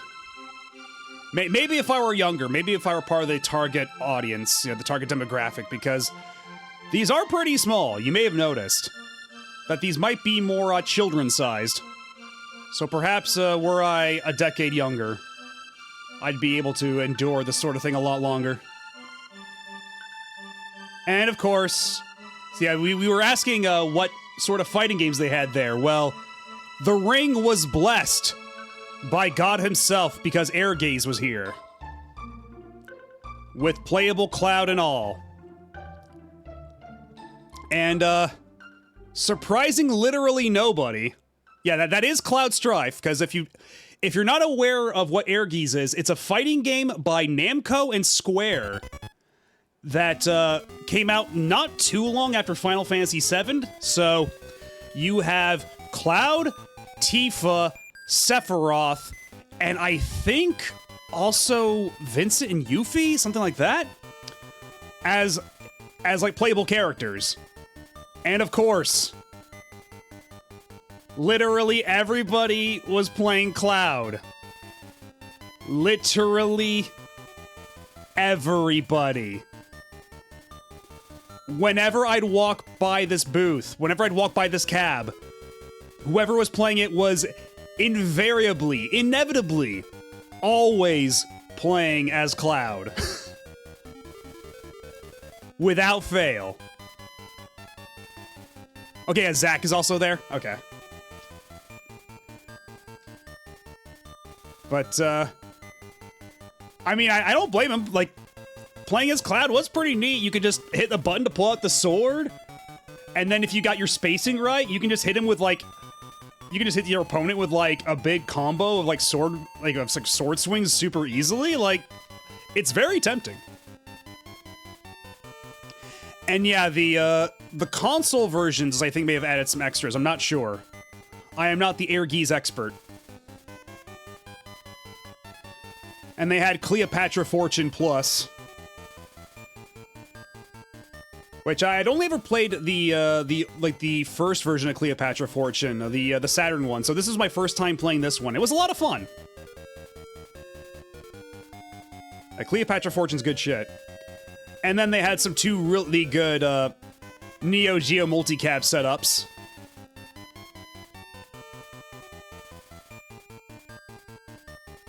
Neo Turf Masters and Waku Waku 7, among others. You know, and anybody who's been here around here long enough knows that we like Neo Turf Masters around here, and we just played Waku Waku 7 for retro achievements not too long ago, like a couple weeks ago. And those games both kick ass. And then also, if you saw my my story time from PAX, you'll remember that I saw the X Arcadia cab with Gimmick, and they had it here too. And you will note that this is the ending for Gimmick because, perhaps unsurprisingly, to those of you who may know him, Dan beat that shit immediately. Dan just beat that shit in one sitting. Got the true ending and everything. Got 6th on the high score. Everybody try to contain your shock. And yeah, I honestly, because I know that the whole X Arcadia thing is still like very tightly controlled, and so you don't even get to see them that much outside of Japan. Like I'm kind of shocked I saw it in the first place in PAX and here again. Like that seemed like super rare to me, but now it's like, because at PAX they had like 2 cabs. I think here they had 3 with different games, because this game, because all the X Arcadia cabs are multi-cabs. So this cab had Gimmick and also Breaker's Revenge. But I didn't get to play any Breaker's Revenge here, but I did get to play that at PAX, and that was pretty fun. That's a pretty solid little fighting game.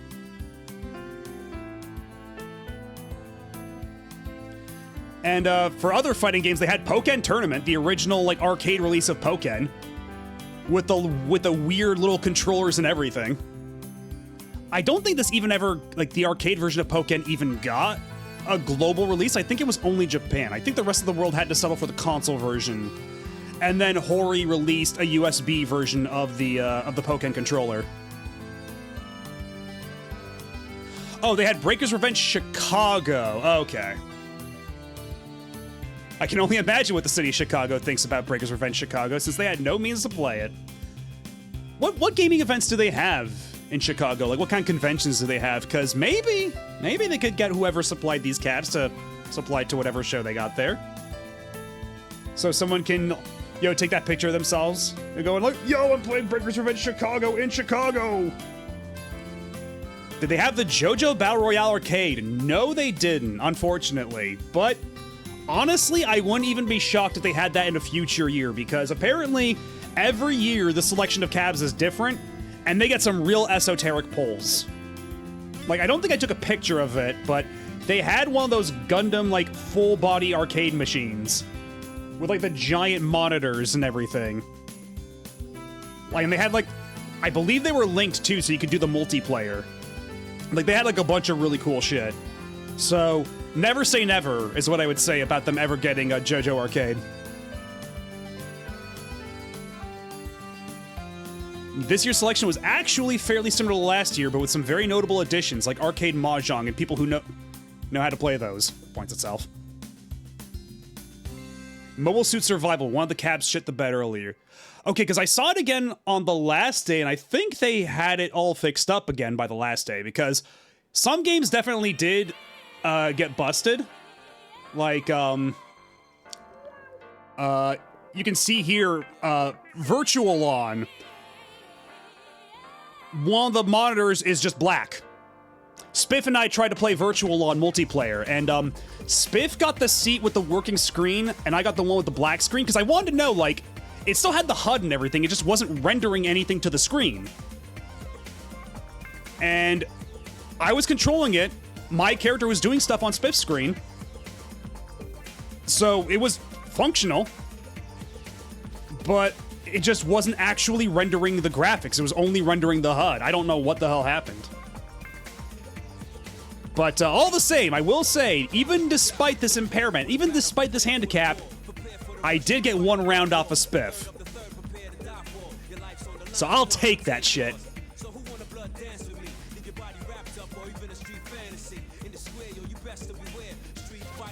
And then, speaking of broken cabs, I wanted to try out Bomber Girl, but the one setup they had free had one of the like most busted analog sticks I've ever seen in my life, because you'll notice here for Bomber Girl they have a touch screen at the bottom, they have what looks like a joystick, but it's actually a completely stationary thing with an analog stick on the top on the thumb, and then 3 buttons with like a screen behind them. But I couldn't even do the tutorial decently enough because of just how fucked up the thumbstick was, so I just had to bounce. I did not get to properly play Bomber Girl because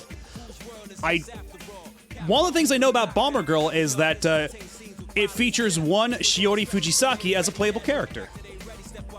And I wanted to try that shit out, but alas, I did not have the chance. Those things are incredibly fragile. Yeah, I mean, I can believe it, seeing, because I think I took this picture only on like day 2 or something like that. Like, it wasn't that deep in. In 2024, they only had a single cabinet with no networking, so you could only play the tutorial. Last year, they had 6 cabinets all linked together, most of which worked. Yeah, I think I just got unlucky. I'll have to try again next year if they have it. But if nothing else, they did have one other game there with Shiori Fujisaki. I don't think I took a picture of it, but the Konami Mahjong game, the arcade Mahjong game, they had that there. And that one you could also play as Shiori in.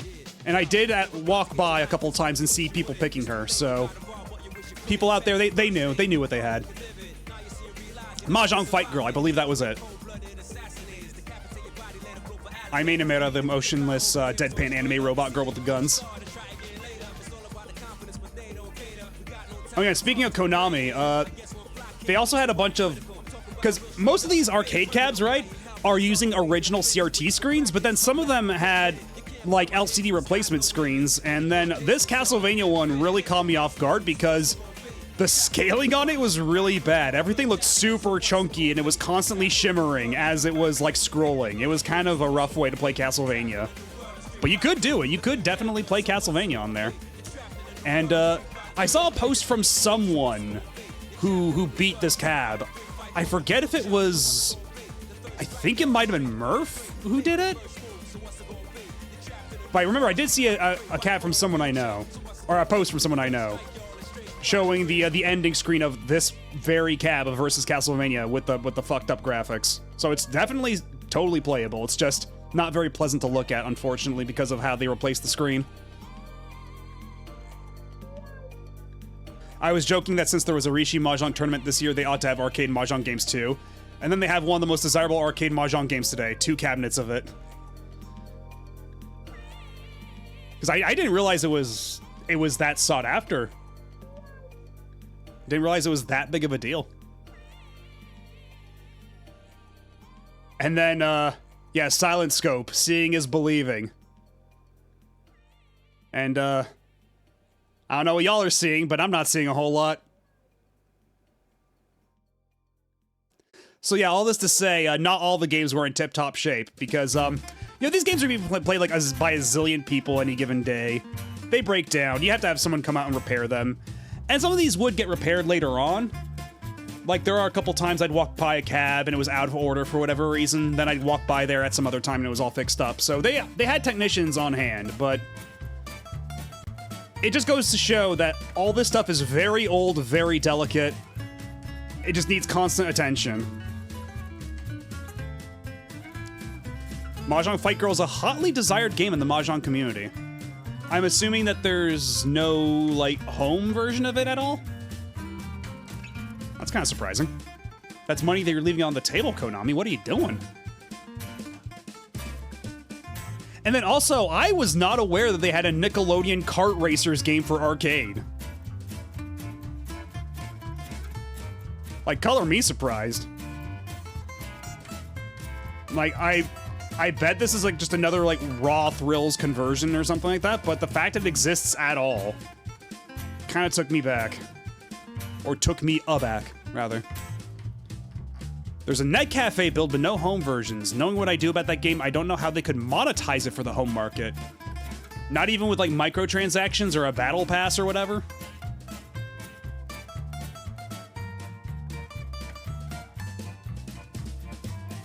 Ooh, nice.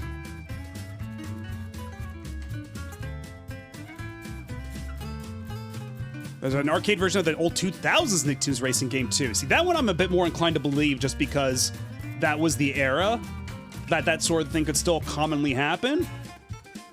It's just that seeing a modern version of that is kind of weird. The Zuiki Mascon for Nintendo Switch. Okay, I'll have to look that up later. But yeah, also they had some decidedly non-arcade games in their arcade, like Toho Spell Bubble, which, if you're not aware, is a Toho spin-off of Puzzle Bobble, released for the Switch, but they hooked it up to this Vuelix cab here, and I played a bunch of matches of that against Spiff, and that game's really fun. I don't know jack shit about Toho, outside of like a couple songs like Night of Nights and Bad Apple and what have you, but this was super fun. It's basically like Puzzle Bobble, but you have super moves, and also there's like rhythm game elements where like you're tapping the button to the rhythm as like your bubbles are getting cleared, so you can like build up meter. It's super cool. Like, I'm honestly kind of tempted to just buy it for myself. Maybe this will be my gateway drug to Toho. I don't know. But it was super fun. Like this, if they made a version of this that was like the same gameplay but not Toho, I'd probably pick that up with like less hesitation, just because I don't know how much knowledge is required to like get the maximum enjoyment out of this. You could play Fantasy Maiden Wars. Is that the Fire Emblem sort of one, like the turn-based strategy one? Toho is basically, here's characters, do whatever you want. There's a story if you care.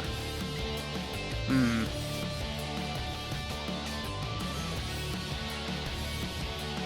one of the characters in Mahjong Fight Girl is designed specifically to target me and my nostalgia for Konami light gun games.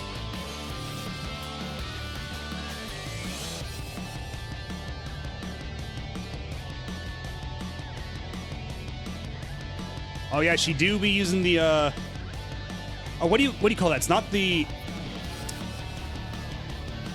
of course. I was gonna ask what the name of the gun is, but it says here that Chaos's first comic appearance was in, quote, "The gun in Lethal Enforcers is called the Justifier." So that answers my question. Exactly. Because I was gonna say it's the Gun Con, but no, that's the Namco one. But no, it's the Justifier.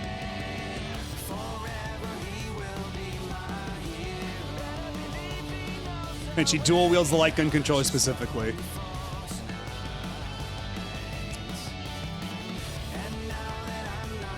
And then there's this game, which I thought looked kind of neat. I didn't have the time to try it, but it was very it looked very Gotcha Force with it. It looked pretty neat. And it had this little panel on the side with this little like anime girl being projected on top of it, like there's a side panel for just information with this anime girl being projected on top of it. And then for some reason Mr. Incredible is back there too, and he's green now.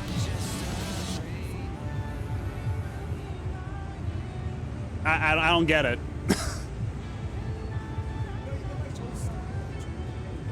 But yeah, this game looked really neat, but I didn't really have the chance to try it out.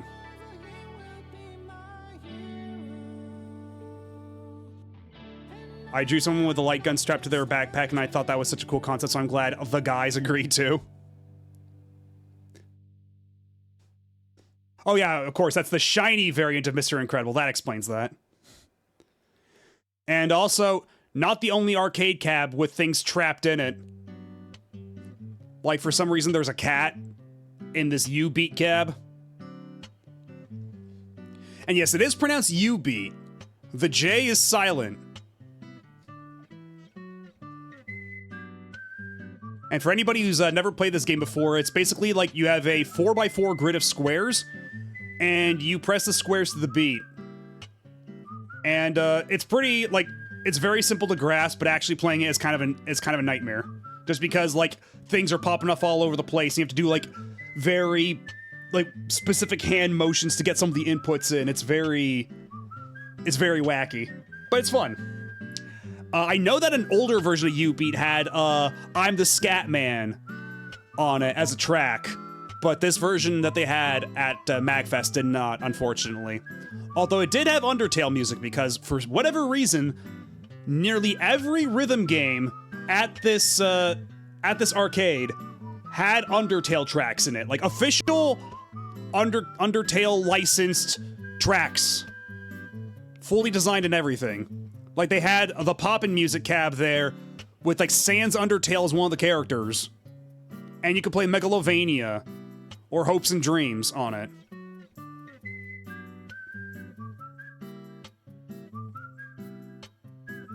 No, that's him. That's the beat. Oh, I'm sorry. I didn't recognize. I didn't realize I was in the presence of royalty.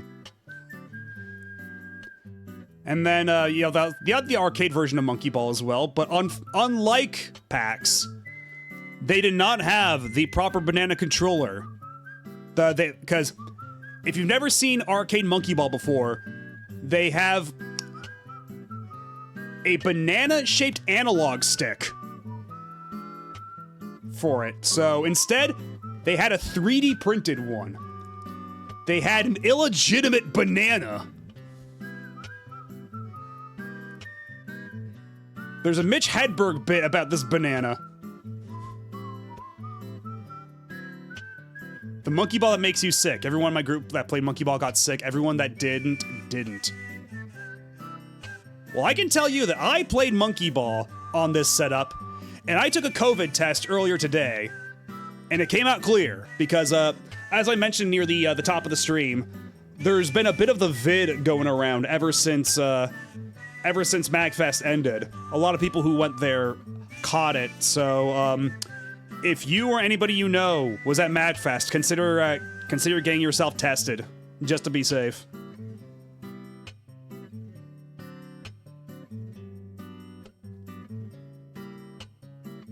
And yeah, they also had Wacky Gator. It's very easy to get the high score in Wacky Gator. Although, I believe I only got, what, 89? But all the same, not terribly difficult to get up into the 90s.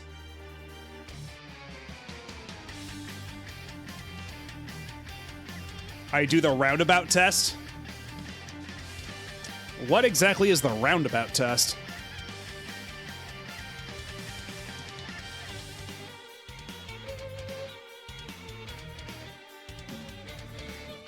And,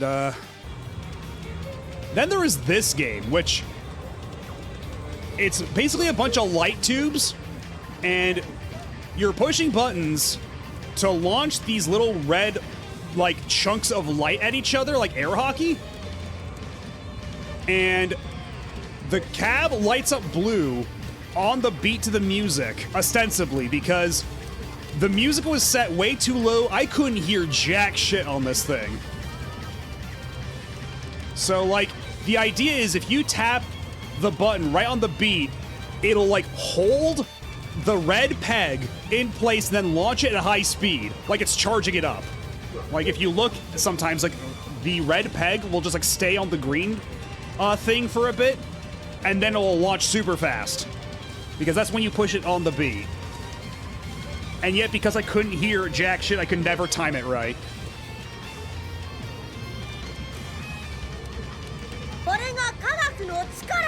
Oh my goodness! Hello, Rachel. How's it going? Welcome in, Raiders. Oh, and thank you for the follow. I'm Matt OB, Retro Variety VTuber, and today I'm talking about MAGFest because I went to my very first MAGFest over the weekend. And I'm going over the arcade games I played while I was there. So, what were you playing tonight, Rachel? What were you up to? Whoa, nice. And yeah, I had a fantastic time at MAGFest. I absolutely loved it.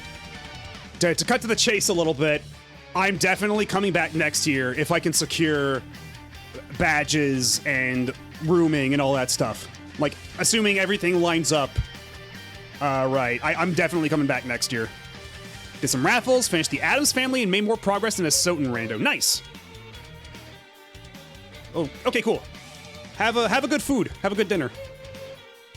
I'll keep an eye out on everybody. Make sure they're not getting into trouble. Okay, y'all be on your best behavior while Rachel's out.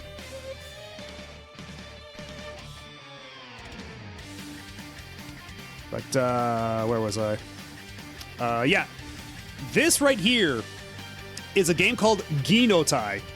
I know it's spelled with a Y, but the actual kanji it's under it. It's pronounced Ginotai. And what this is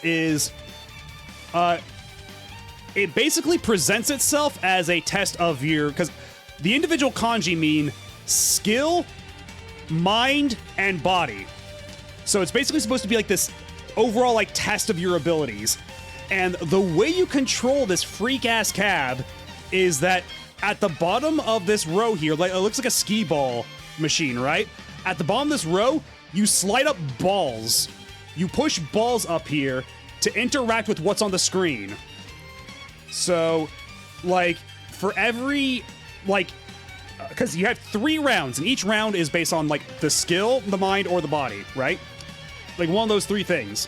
And you select which, like, mini game you want to play, and then you partake in that mini game by sliding up the balls. So some of them are like, you answer math questions. Some of them are like, try to break this, like break the bottles as quickly as you can. Some of them are like, there's a timer going. Try to hit the timer the instant it hits 1 second or something like that. Like it's all these like different like little tests of your physical ability in like the most ridiculous input method I've ever seen in a video game. And if you didn't think that was ridiculous enough, they made a sequel, but this time it's a driving game. You're doing a lot of the same things, except now you're driving a car. So, like, it's a lot of the same things. Like, you're testing your timing, you're testing your like, physical finesse, all that sort of things, but via car rather than via ball. And the sequel is called Techno Drive. I probably should have mentioned that. So it's not Ginotai 2 or Gino 2 as chat has suggested, but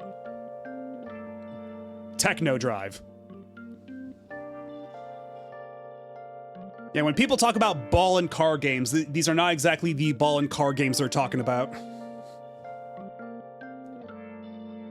And also, the game is extreme. Like, well, both games are extremely punishing with how they grade you. I think I managed a C at best across a couple playthroughs of them. But what else did I have? Because I think this might be the. Oh wait, no, that's right. I talked all this stuff about arcades, but we still haven't talked about the pinball. Because they had a shitload of pinball cabs here. So I played the Tron Legacy cab, which is the first time I ever got my hands on this cab, and they actually plays the Daft Punk music. It's very cool. And as far as like the actual like what you're doing on this pinball cab, granted, take all this with a grain of salt. I'm not a big pinball head. I'm not a big pinball expert. Like, a lot of my pinball finesse goes as far as I hit the buttons to make the flippers go, and then it hits a bunch of the bumpers, and there's a bunch of lights and sounds. It's very pretty. And I'm getting the brain chemicals. But, as far as like within that framework goes, within that that mindset goes, the Tron Legacy cab was a lot of fun. And I don't believe I got a picture of it, but there was also a Star Wars Episode 1 cab that was super impressive because it had a transparent, like, projection screen. So, like, the back half of the pinball table was this giant screen that would change out what it is constantly. And sometimes you would hit the screen, and sometimes you would go through the screen. Because in actuality, it was a projection of a different CRT monitor under the top display on top of a transparent, like, plastic thing that would retract behind it where you would never see it. It was super cool, and I'm kicking myself for not getting pictures or video of it.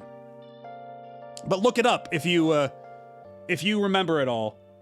I highly suggest looking up that Star Wars Episode 1 cab because it is cool as shit. And yeah, they didn't have the Mario pinball table at this MAGFest, but I have seen that one before. I believe a local arcade of mine has that pinball table. Because there are a couple of arcades near where I'm at. But, I believe one of them still has the Mario pinball machine. And I think that was also at PAX too, but I never got the chance to play because it was always crowded. And then after that, I played the Lord of the Rings pinball game, which is a game I actually have quite a lot of history with. I don't know if I've ever told this story on stream before, but back in 2003, my mom was dating a guy who worked in public access TV in LA, and he knew a couple people that knew some people, and he managed to get me into an after party for the Oscars for the Lord of the Rings. And they had like a bunch of stuff set up there. They had a giant like ice sculpture, like that was like the Tower of Orthanc and all that shit. And they had like all these like catered dining and all that stuff, and they had a Lord of the Rings pinball machine. And I spent hours on that machine because it was also set to free play. And like everybody else there is a fucking adult. I'm only 13. I'm technically not even allowed to be there, but they made an exception just for me. And I'm not allowed to drink. I'm not going to the bar. So what am I doing? I'm playing the fucking Lord of the Rings pinball machine for hours on end.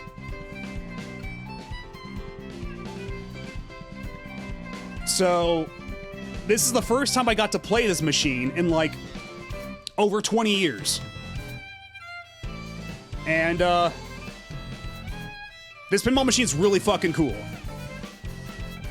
Like there's a giant like Balrog that pops out that you can hit. There's a giant, like, it's a little hard to see, but in the back of the table there's a ring there, and you can launch your ball inside the giant one ring to like cause events to happen, like a warg attack or like a Nazgul raid or something like that. There's a giant like Tower of Orthanc that you can hit with your pinball to like cause bonuses. It's super fucking cool. Like really cool table.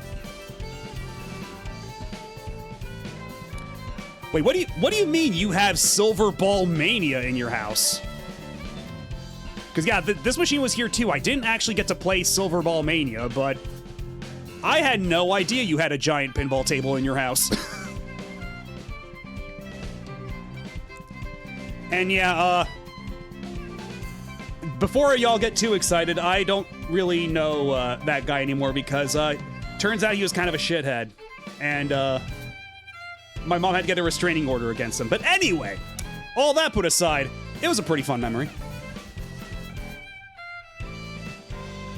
The guy that runs the Pinball Hall of Fame in Las Vegas had a custom operator message on his Lord of the Rings table.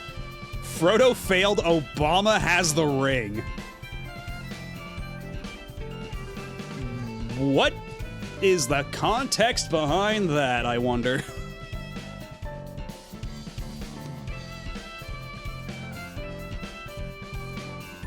And then they had the Black Knight 2000. And if you've never seen Black Knight 2000, this pinball machine whips ass.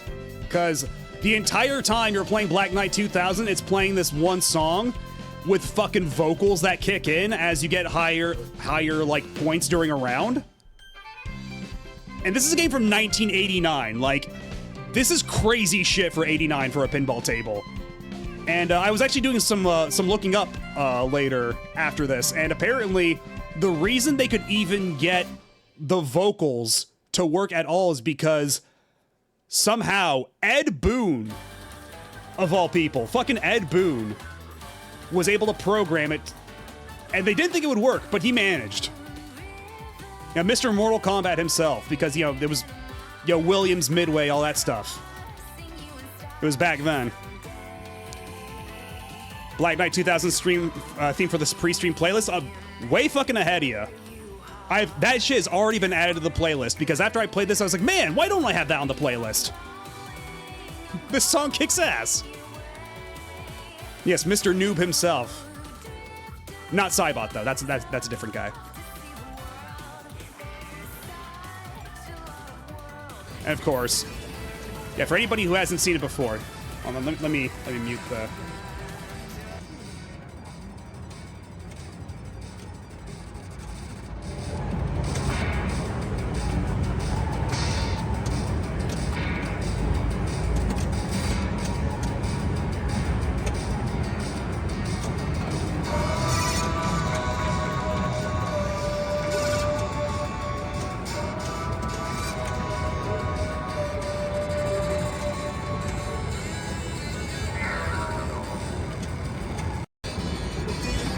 So yeah, after a while, lyrics will start kicking in, and then if you go on even longer, they'll start like actually singing like, you got the power, you got the might, get ready for battle, beat the Black Knight, give me your money.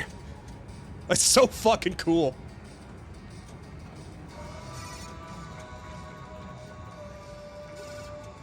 I just like how Black Knight 2000 sounds so much like Narc because of the shared audio hardware. Yeah, that makes sense. And like even yeah, it's Steve Ritchie as the Black Knight. It's fucking Shao Kahn. Like there's so much of that like lineage in this.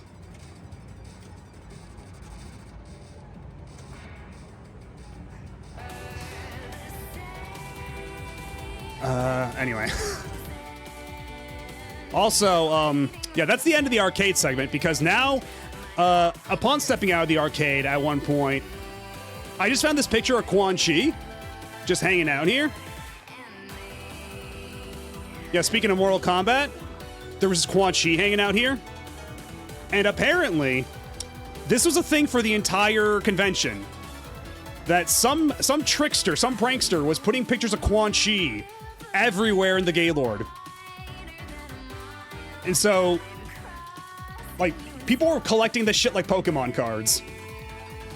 And I should have like, if I had known that like I was free to take it, I totally would have. If I was encouraged to take the Quan Chi, I would have taken the Quan Chi. But alas, I let it slip through my fingers. And this is the only Quan Chi I got to see myself. Every other Quan Chi sighting I had missed out on, but this is the one I caught in the wild.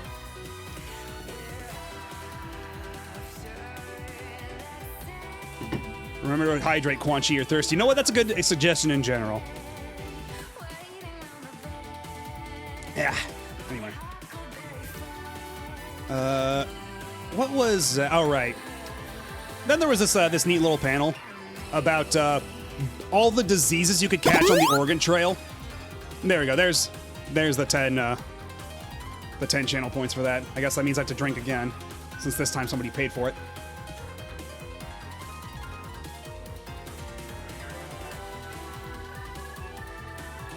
But yeah, this entire panel was actually super cool. This lady was basically showing all these screenshots from a Oregon Trail playthrough and describing in detail all like the historical context behind all the diseases you could catch and all the injuries you could get on the Oregon Trail. Like, what people thought was the cause back then, what people thought the cures were back then, what's the actual cause and cures, like some of the complications that were, like, present at the time, like, if you got, like, a broken bone, like, how hard was that to heal up on the trail, like, if you had a snake bite, how that was, like, treated on the trail, that sort of thing. Like, it was it was super informative. It was actually quite fascinating. And yeah, what Spiff was saying about the water coolers. Right next to the Quan Chi, you'll notice that there's a water fountain there for your water bottles.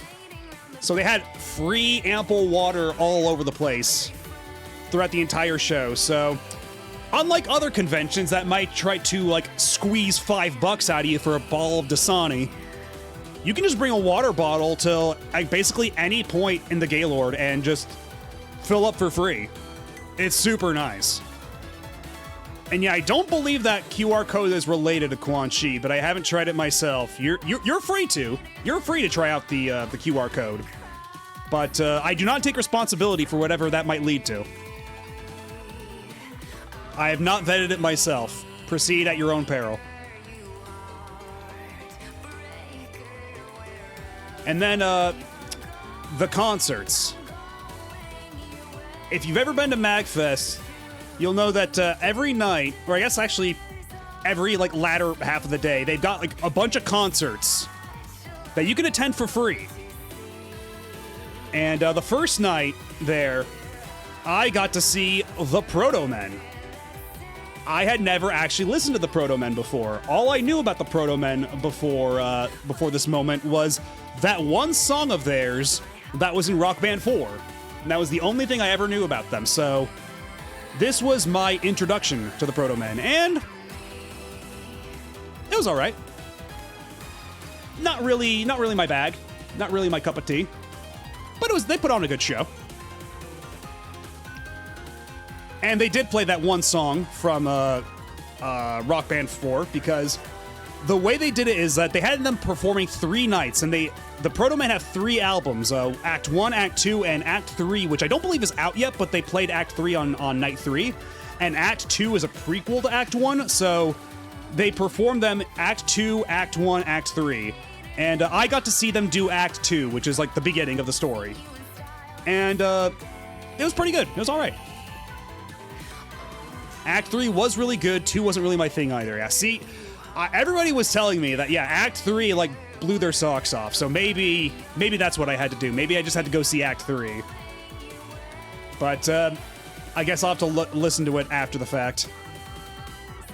And for anybody who's unfamiliar with what the Proto Men's whole deal is, they're basically like, I guess you could call it prog rock. It's like a big concept band album sort of thing that's like a gritty prequel to Mega Man, essentially. Like, it's talking about, like, Thomas Slight and all that shit, like, and his doomed relationship and building robots, and I'm not gonna lie, at one point I kind of lost the plot. It's a little dense in the lore, but yeah, they made a point of disallowing people from streaming Act 3 because it's a very important debut for them, and they wanted to make sure it was perfect before making it available to the wider public. Oh, and they have a Queen tribute album, too. I wasn't aware of that. But yeah, I was aware, though, that, yeah, they hadn't actually released Act 3 yet, so that makes sense. And that was basically the end of day 1 for me. Like, again, all the pictures I took of, like, the arcade and the pinball and all that stuff, those were all taken across multiple days, condensed into one, just because otherwise I'd be bouncing back and forth between pictures kind of at random with no real cohesion. But yeah, this was for realsies the end of day 1, though. And then day 2, we went to Manson's Lobster Roll, which is an East Coast chain of lobster rolls. And it was pretty good. I got the BLT lobster roll with tots. And in my research, I found that the one single West Coast Manson's is in Seattle, a couple city blocks away from the convention center. So, if anybody wants to drop by for PAX, there will be lobster rolls. Masons, sorry. But yes, there is the Masons lobster roll. Manson's lobster rolls, you might not want to eat those. There's no telling what's in the Manson's lobster rolls, but the Masons, that was pretty good.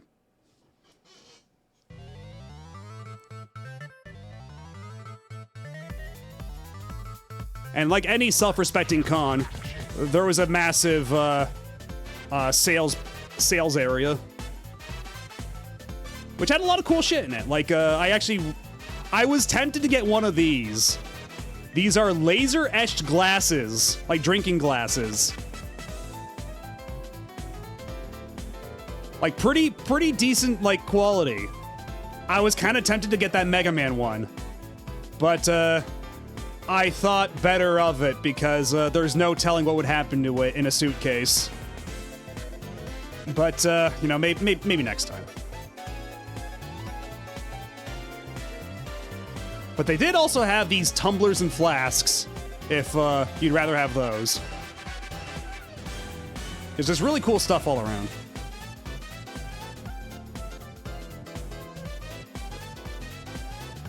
I'm glad I didn't see those glasses or I would have bought one and been in charge of shepherding it back home. Yeah, I had to resist the urge, although I think the sign back there said they were $30? Yeah, $30 for the glasses, 20 for the flask, and I think it was also 20 for the tumblers?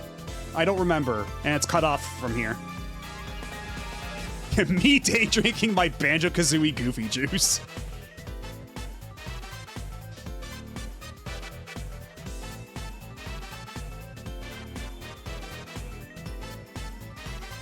And also, all these like really cool peripherals they had there. Like, that's the old Hudson control stick. I think that's specifically the Takahashi Meijin control stick.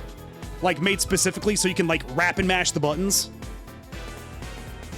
I know he was in like the advertising for it. And then there's this weird like dome ball controller thing. I think they showed that on an episode of Game Center CX at one point. It's a very fascinating thing, and it I touched it a little bit because it was just sitting right there, and yeah, it feels about as good to move around with as you might expect, which is to say, not very much at all. And yeah, there's the Amiga CD controller. Lots of really goofball controllers. Were there any stupid expensive games for sale? Well, would you believe it or not, there sure were, but we'll get to that. Because they did have the Resident Evil Chainsaw controller for $700. And they had a Sega Genesis for $100. And the R2-D2 Xbox 360 with C3PO controller for $300. And you might think, gee, that's pretty expensive, but that makes sense. These are all pretty limited edition things, except for the Genesis. But, it falls to me to be the bearer of bad news because everything here was stupid expensive. Like, all this stuff, like, all the games at the, like, game vendor booths were way overpriced. Like, House of the Dead 2 and 3 Return, I'm pretty, like, last I checked, that goes for like $25, not 40. You to reconsider. Yeah, Just Dance 4 for $30. The fucking nerve.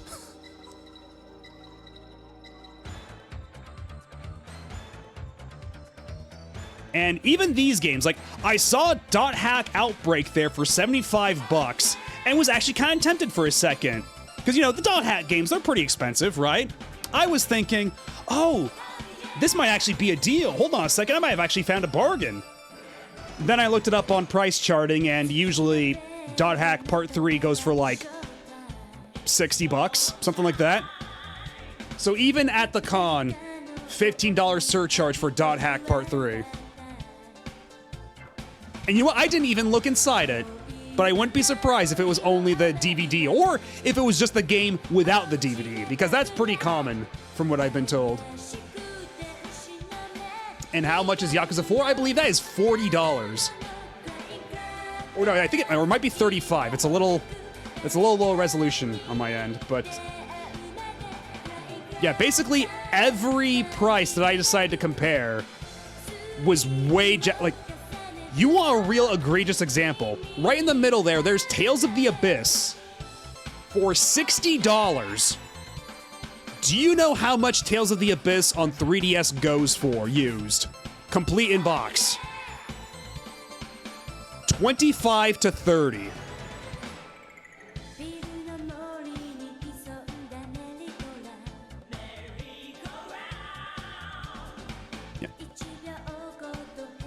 For perspective, in 2010, I bought the Soccer Wars Complete box at MAGFest for 95 bucks or so. Yeah, nowadays, you'd probably be charged like 250 to 300. I don't know what the 3DS version adds over it, besides it being portable and having a 3D mode. But I think it might be a relatively straightforward port in other respects. It's basically just that. It's basically just the value add of it being portable and having 3D if you care about that. Yeah, the complete box I was able to get off of Sudagaya for, I think, like 120 after conversion from the yen.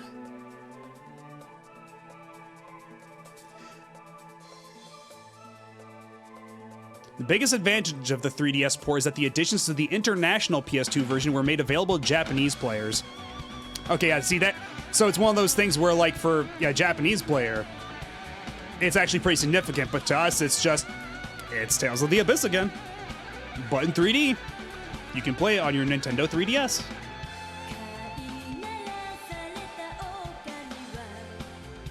And then, even here, like, Phantasy Star 4 in that stack is $99.99. And looking that up on price charting, I might even have the tab still open for that. Do I still have the tab open? Okay, it doesn't look like I've got the tab still open for that, but if memory serves, Phantasy Star 4, just the cartridge, only goes for like 60 bucks these days. It's not that expensive compared to $99.99 for the loose cart. So all this to say, don't pay con prices for retro games unless you're doing price checking on the spot. Unless you're willing to pay for the convenience.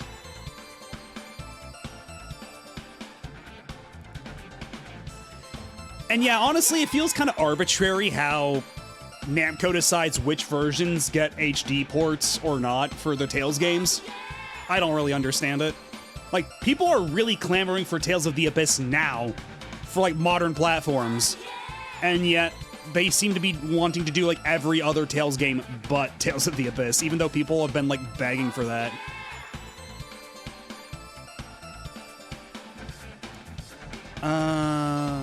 Hold on a second. Let me find the thing on my end again.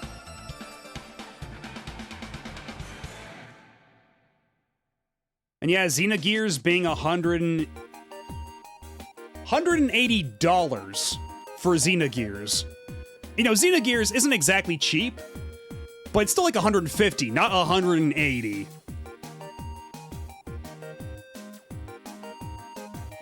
Like, even doing price comparison on the spot, like, I was not getting anything remotely acceptable. Like, nothing where I could feel comfortable being like, well, I'm paying for the convenience of not having to order it through eBay. Like, you don't even get that.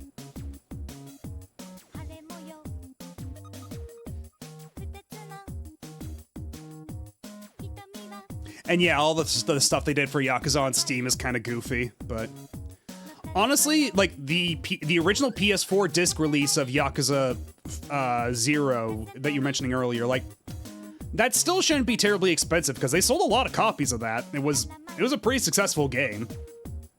So, $40 seems a bit inflated to me. Maybe if it was the limited edition, which came with, like, the business card case. Maybe that one. But otherwise, I don't know. And at least this booth had like a BOGO, or I guess buy two, get one free thing going on, but I didn't really feel the need to go through like every single game they had, when most of it seemed to be sports games or like the very obvious things.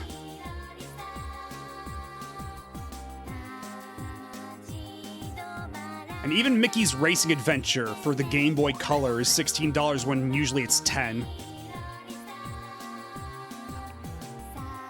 It's a pretty decent game, by the way, too. It's by Rare. It's like RC Pro-Am for Game Boy Color. I would simply buy 2 of the cheapest games and then get the most expensive for free. Nobody has ever thought of that, just you, Spiff. There are no guardrails to prevent this. You're getting away with highway robbery.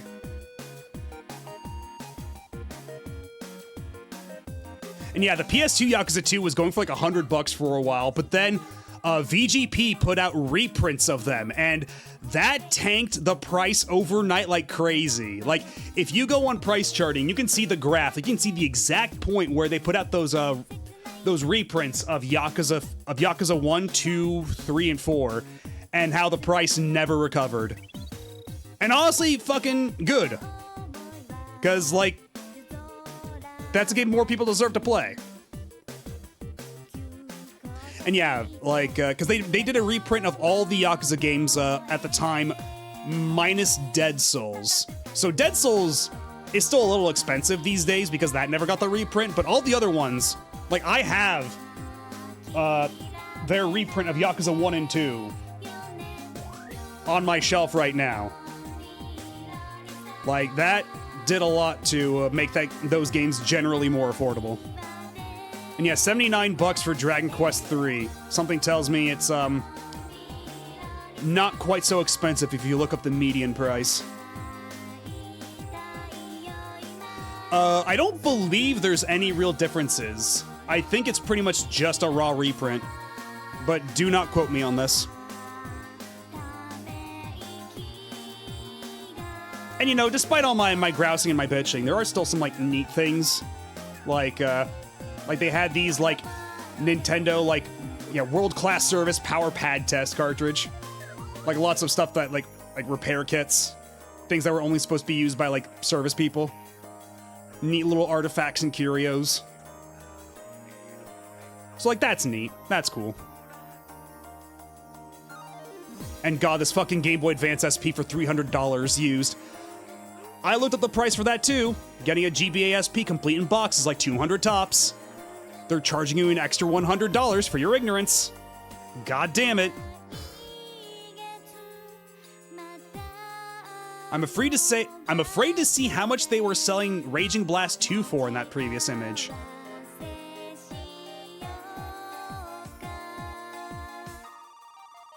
It appears to be $59.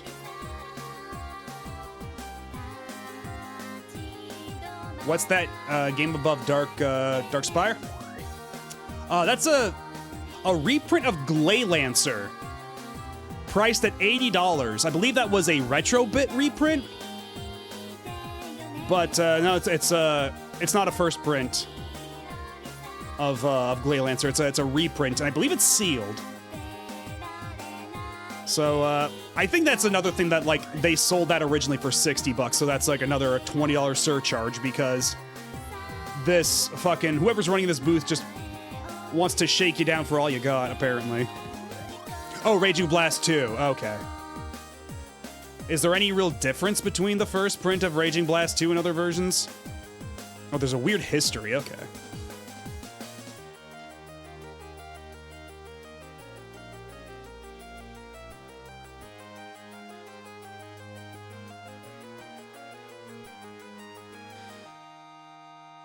And then there's the Amiibos. Oh, that's when the plagiarism shit happened, so they had to put out a different version with all new music. Oh my god, oh, that explains a lot.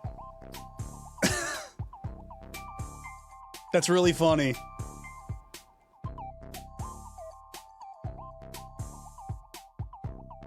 And actually, shit, that's some music I should be adding to my playlist, some Tenkaichi music. Or some of the Budokai music that he did, rather. Or whatever. But yeah, these are a bunch of Monster Hunter Stories amiibos that only came out in Japan. So even though they've got, like, labels in Romaji, as it were, you'll notice that it's all the Japanese names for the monsters. Like, that's not Rathalos, it's Leolius. And, Leolea. instead of the Rathian.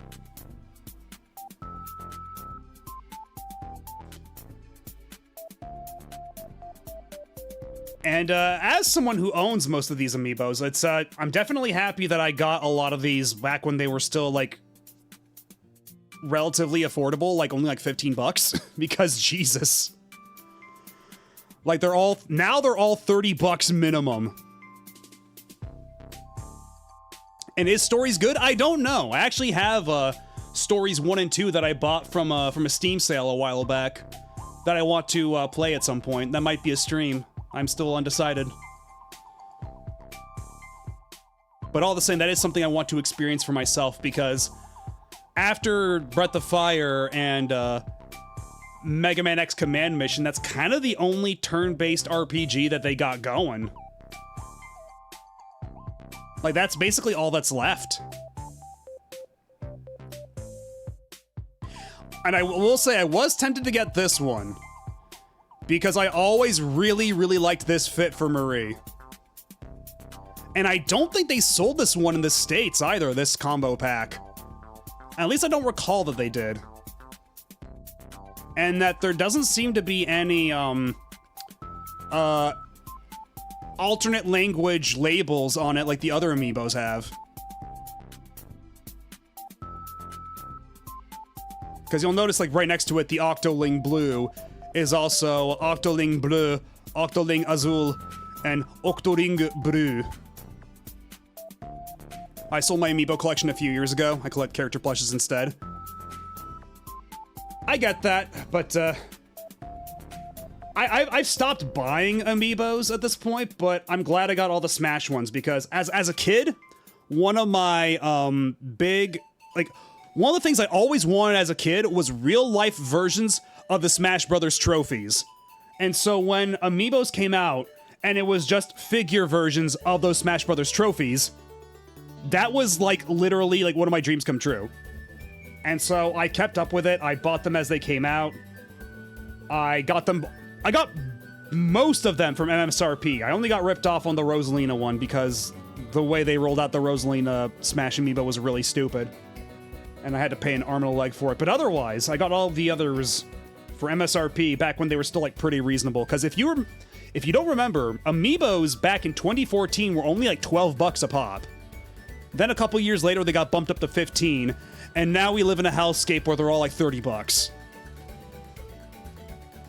So, yeah, suffice it to say, I don't buy amiibos anymore. I am not paying the king's ransom for those Kirby Air Riders amiibos. You cannot make me. And yeah, I don't have any of the Splatoon 3 amiibos either. I just have the original Callie Marie on the side. I have Pearl and Marina, and I've got the Smash Octoling, and that's about it. I found a box that has all languages in it but Japanese, so maybe it's like online only or something. I have the Shiver and Fry plushes, but not Big Man, because shipping on plushes that large is unreasonable. Yeah, that might be the kind of thing you have to save for like a bulk purchase or something. Or you know what? Maybe try getting one used on Sudagaya so you can take advantage of whenever they do their free shipping promos. That might be worth looking into. Because I've gotten quite a few plushies from Sudagaya. Like, I've got my big Koran plushie with the hat. I got my Legend of Mana little cactus plushie. And I think those are the only two I've gotten from Sudagaya, but yeah. All for free shipping because of their promos. So definitely something to keep an eye out on. And then they had a shitload of vinyls, which is cool to see. Like, it's actually kind of wild to see what games got vinyls by now. Like, there's a fucking Power Stone vinyl down there. There's Halo Combat Evolved. There's, I mean, Mother 2, I knew about that vinyl, but at the top, there's vinyls for Phantasy Stars 1, 2, and 3. There's a Breath of Fire 2 vinyl right next to it. Like, so many games that you wouldn't expect to have vinyls, like modern released vinyls, they have them now. It's kind of nuts. Ooh, the Snatcher vinyl.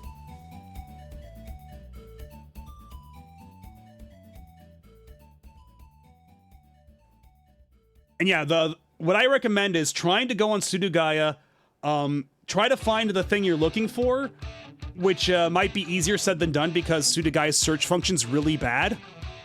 At least for the English version of the site. I would recommend trying to search for it on Japanese Sudogaya and then copy-pasting the item number and then putting that in the US format or the international site format to see if it's there. And then adding that to your wish list and just watching that like a hawk until it comes in stock. That's how I was able to get some of the things that were on my list for a while.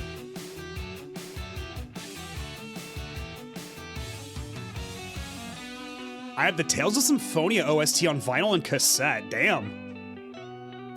Yeah, I know that cassette has been like becoming a lot more common too, but I wonder what the audio quality on that is actually like. Like, how much of that is just for the novelty more than anything else? Because like I'm not a cassette buff. I would not know. So I'm just kind of asking aloud. And yeah, just a bunch of other miscellaneous stuff. Like they actually had quite a few like boosters and like packs and stuff for the Magic TCG like Final Fantasy set. And I was kind of tempted. I'm not gonna lie. I was a little tempted to get one of those Magic, like, starter packs or, like, commander decks or whatever. Like, they seem kind of neat. But, I refrained. And, I also wanted to get one of these little Kirby, diorama things. Like, I wanted to get the Kirby and Pop City ones, but I took this picture as a reminder to myself to go get it later, and then, oops, I forgot.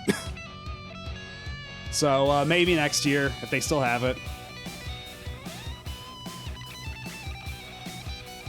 And then, there was this booth. I got a little story for this one. There was this booth that had a bunch of model kits. This booth was specializing in model kits.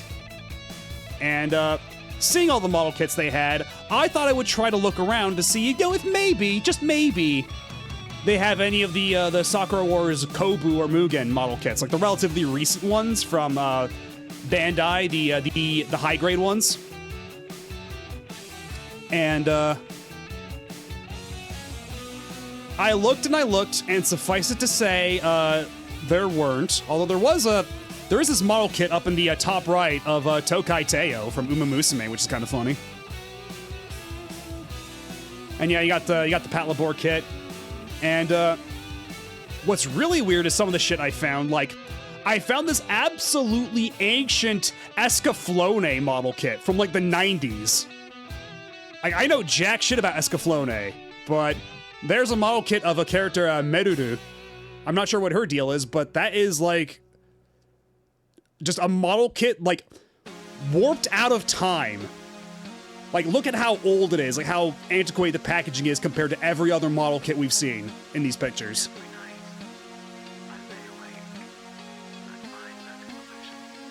Yeah, I've definitely heard good things about Escaflowne, if nothing else. It turns 30 this year. That would explain it. It does look like some of the other model kits I've seen from that era, from the 90s.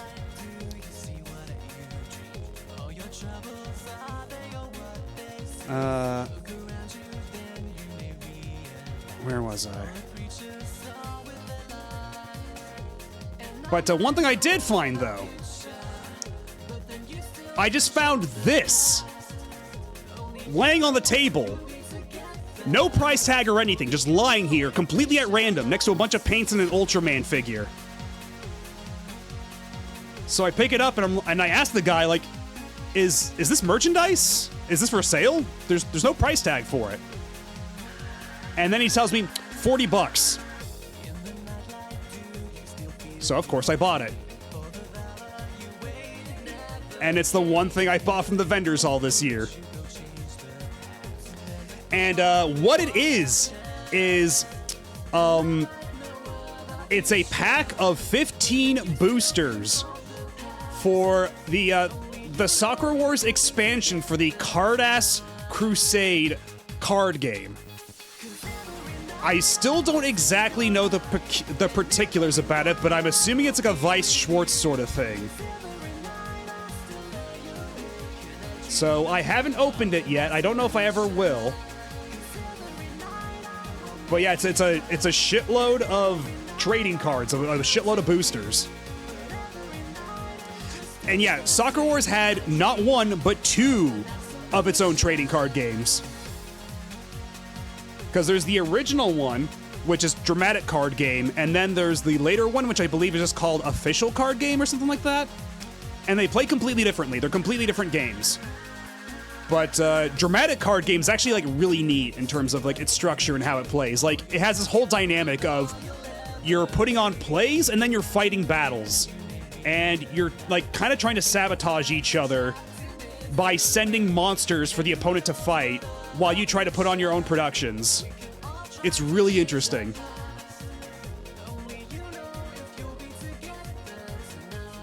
That was Dramatic Card Game, which had the exclusive artwork for all the play flyers, because you had all the character cards, you had ability cards and all that stuff, and those tended to reuse art from the games.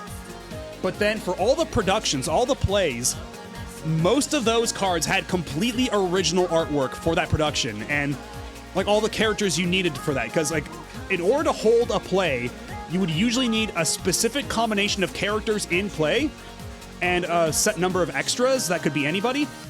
And then if you could successfully put on that play, you get points to your total. And then if you reach a certain threshold of points, you won the game.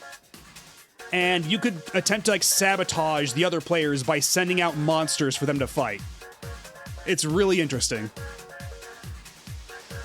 The cards actually aren't terribly expensive. At least like you can get like the pre-built decks for a pretty reasonable price if you can find them.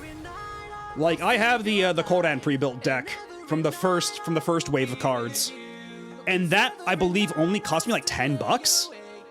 It's pretty reasonable, all things considered.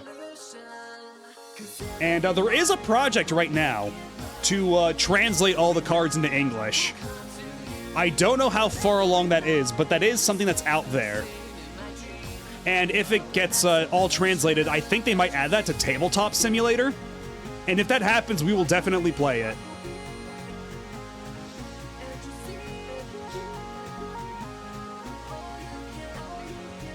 Hold on a second.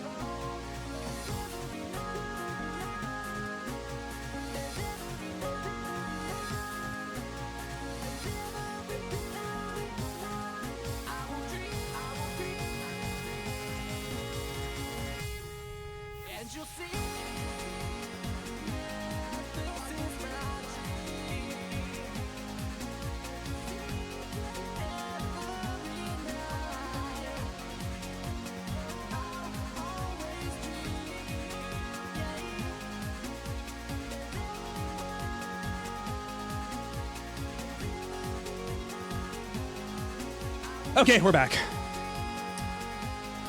We're back. I should open the boosters I got on stream. I could do that, yeah, I could do that. I just need to figure out like a hand cam setup, because when I did the hand cam and stuff for my videos, I used the same mic stand that I use to hold my microphone when I'm doing my streams from the TV setup.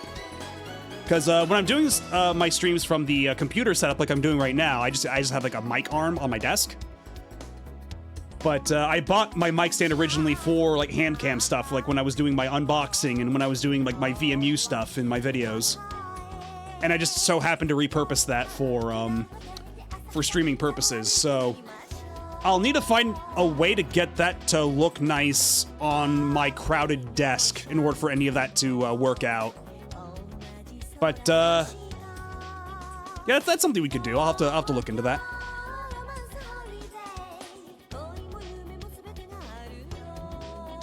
And then also on the vendor floor, there was a little game called Orange Island. I don't know if anybody's heard of this. This was a Kickstarter from a long time ago. And this was basically someone making a sort of, I guess like a Legacy of the Wizard. It's basically Legacy of the Wizard, but with like pastel colors and like a tropical island theme. It's really neat. It's been in development for a while. Like I believe it's one guy working on the game itself, and then he's got the help of someone else to port it to the NES because it's being made specifically to NES spec, and then he's getting the help of someone else to port it to NES. And this is the NES build that they were showing here because I believe this was the booth of the guy who's porting it to NES. And it also has like shmup sections that work like Twinbee for a little variety. But yeah, really neat game, really cute, and keeping up with like the devlogs on Kickstarter was like pretty neat. Like figuring out how they got stuff to work within the strict confines of you know, the NES's limitations. So I don't know when exactly this is coming out, but you know, I got to play it a little bit. It's pretty neat. Because how long ago did I back that Kickstarter? It's been a while. But again, this is just like a one-person project, so, you know. You gotta back these things with the proper expectations. Okay, I mean, I'm looking at my Kickstarter backed projects list now.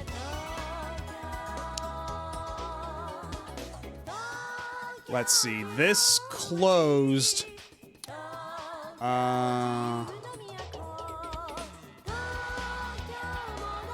Okay, it was 2019. So it's been over 6 years. And I don't know when exactly it's coming. But hopefully soon. And then, the second concert I went to at MAGFest was, Johnny of Crush 40. So, basically it's the lead singer of Crush 40, but not the rest of the band.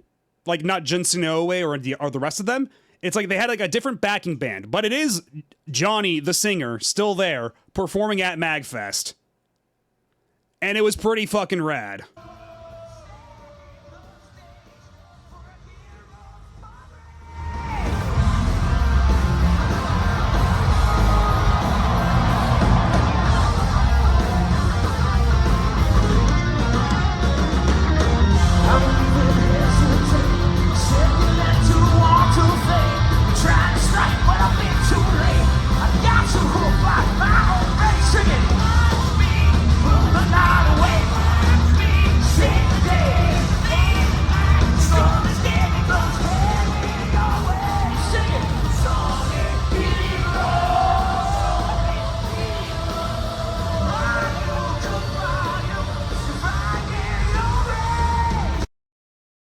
Yeah, that's why I put an asterisk when I said I saw Johnny, or when I saw Crush 40.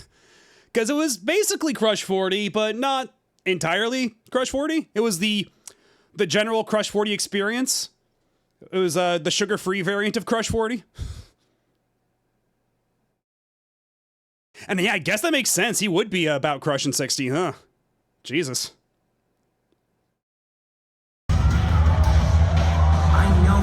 And then they sing a couple songs that weren't exactly Crush 40 songs either.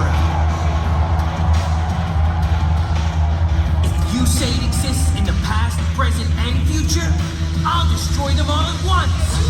There has to be a way. We had the version where they didn't have all the lyrics finished for the Sonic Heroes theme. That's a pretty good version. Whose world is it?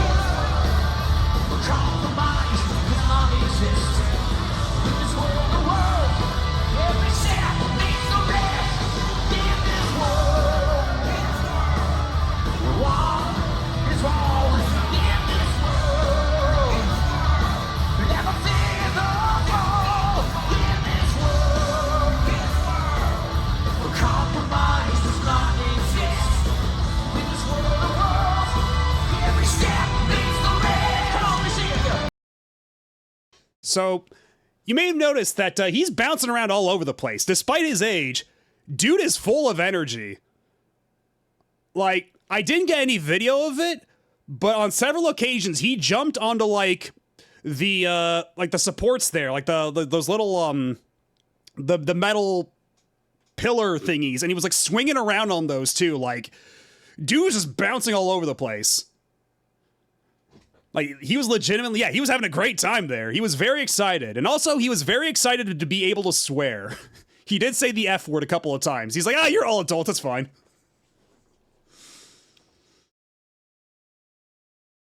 It was kind of surreal. Honestly, hearing the Crush 40 guy say the fuck word. And also, yeah, about not just playing Crush 40 music. Sometimes they play not even actual Sonic music. Get ready!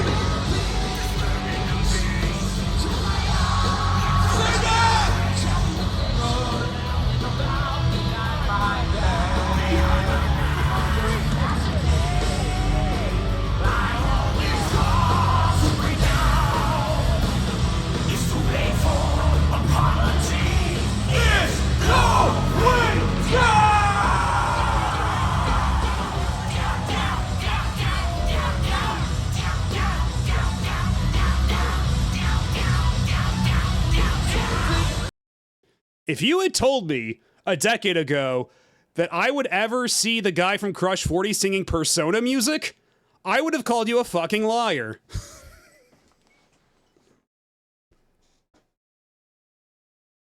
Like, this was a set that was full of surprises. And some less surprising. The crowd was so hyped for this.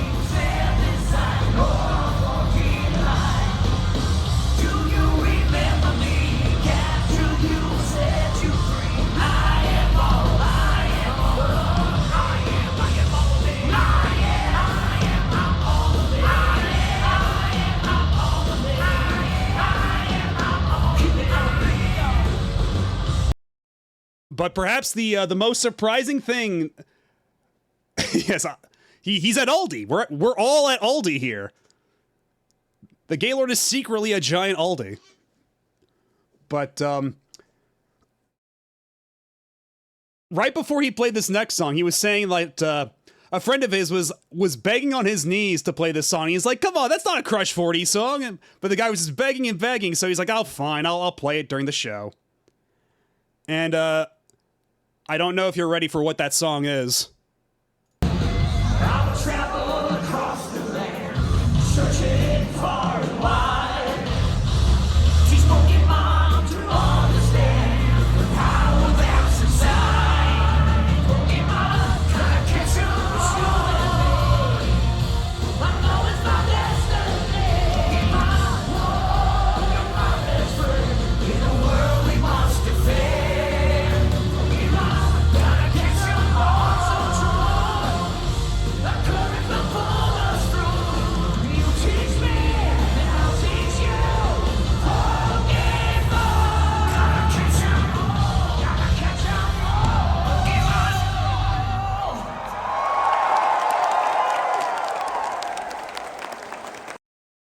And the best part, perhaps the best part of this, is I didn't catch it in time because it was the very first thing when he started the song. The way they introduced the song is that they show the clip from Smash Bros. Ultimate from the beginning of World of Light where Sonic is reaching out to Pikachu as Pikachu gets fucking obliterated. That's how they introduced it as they played the opening chords. It was so fucking funny. It's like, yeah, that's technically Sonic and Pikachu on screen together.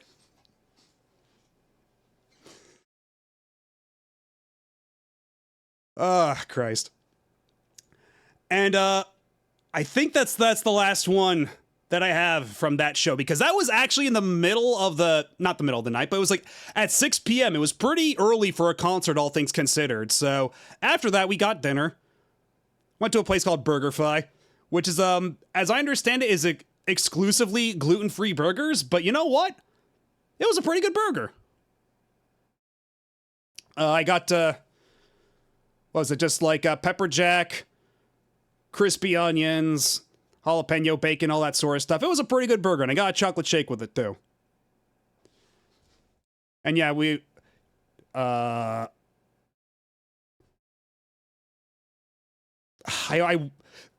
didn't get it, but Bob got these sweet potato fries that were covered in cinnamon with a marshmallow dip. And that sounds absolutely heinous on paper, but in practice, it was super good. Also, that's Spiff's arm. Say hello to Spiff. Because yeah, there was a lot of us at this table, so I'm sitting at the very corner because there's barely any room for us. But yeah, those sweet potato fries were super good. Like if I ever go back, if we go back here next year, I'm definitely getting those sweet potato fries with the marshmallow dip. That was super good. And then after that, did you know that on the top floor of the Gaylord, they have a nightclub? So we went up there for a little bit to listen to some DJ sets, to hang out with, because Seahorse was spending a lot of their time there. The last Seahorse was at the con too. And even though they performed last year, they had some DJ sets last year, but this year they didn't get to perform any sets, which is unfortunate. I really wanted to see them in concert, as it were. But we still got to hang out. And, yeah, this is the view from the top. It's really nice. And they have this massive Ferris wheel right next to National Harbor that I didn't get the chance to go up, but I don't know, maybe next year if it's not freezing. Because everybody I heard from said that last year was absolutely freezing, whereas this year it was like 40 to 50 degrees Fahrenheit. Did I get to meet the famous Mr. Do.Pro? I may have. There's still some more photos left in this album. Yeah, it snowed last year. I remember hearing that. Whereas, yeah, this year was like completely like warm and temperate.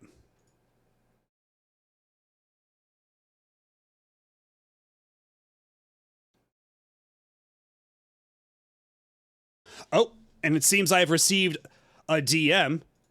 Okay, so this isn't exactly the anything that was at BurgerFi, but at the beginning of the stream I mentioned I went to Jollibee's and I was not able to try out their hold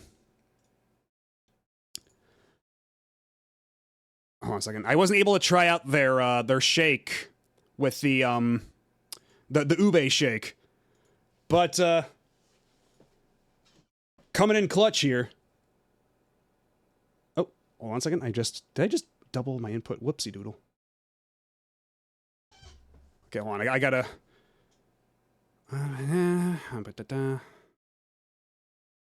Copy. Okay, let me. This will be a lot easier if I add it as a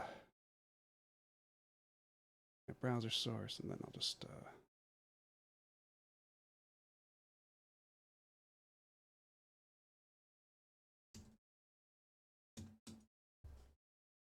Okay, it's really big. And there's a lot of black space. But that's the ube shake that they had at Jollibee's that I didn't get to try. But it looks pretty good, right?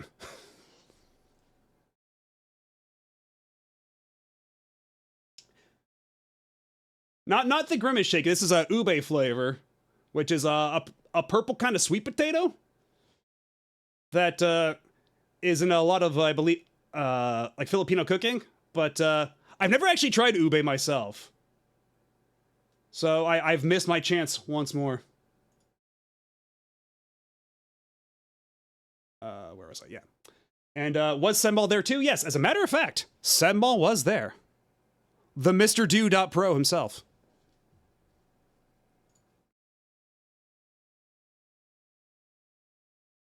And then yeah, also while I was at the nightclub, I got this drink. I forget what was in this drink. Yeah, Dan, if you remember what was in this drink, feel free to remind me.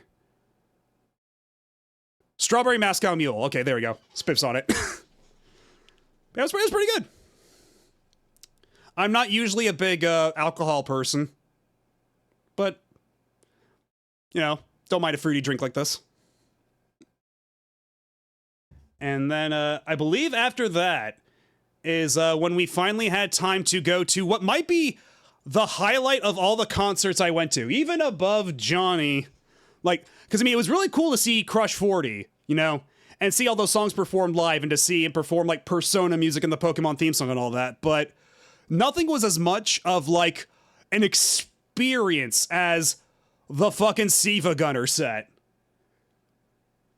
Because the Siva Gunner set was like getting like meme brain rot injected like directly into your veins. It was,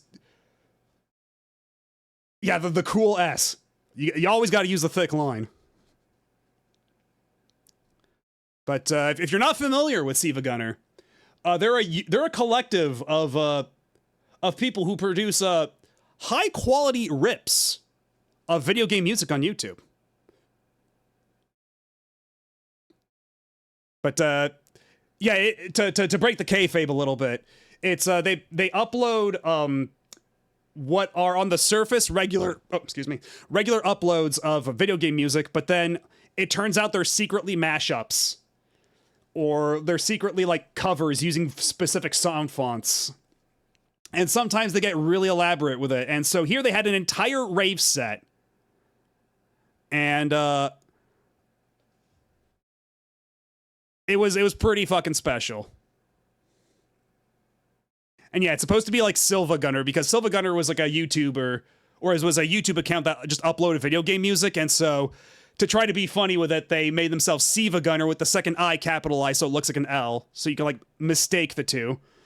Basically like trying to like troll people with like fake uploads, which is why they always insisted on high quality rips.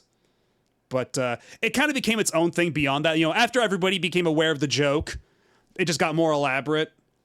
And they got some really crazy talented people making these insane mashups. And so this was basically a 50-minute long set of like one mashup into the other, nonstop, just pure shitpost meme energy.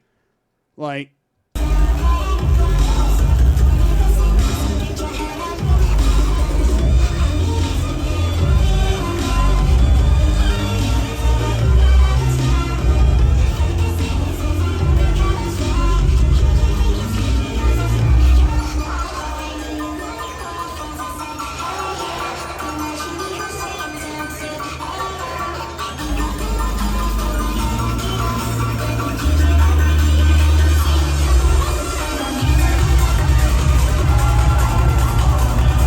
blown out, but you can't see Noel back there doing the caramel dancing.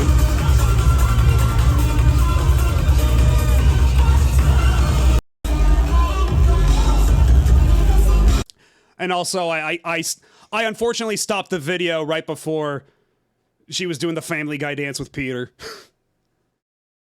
But, yeah, their supposed jokes is infuriating to archivists. Well, at least now they tend to upload it with like joke titles like PAL version or like beta version or something like that. Like they tend to be like a little less misleading about it. Like tongue in cheek, still, but a little less misleading. And yeah, for anybody who's curious about this set, they have uploaded the entire thing on their own account called Infinite Quality Achieved, but there is also a separate upload of the audience cam along with the Twitch chat feed, because this was being broadcast live on Twitch at the same time. Whereas the version that's uploaded to their own channel is just the video that they were showing in the background during the set. So if you want to see the crowd, if you want to see the DJ, and like all that stuff, there is a separate upload for that.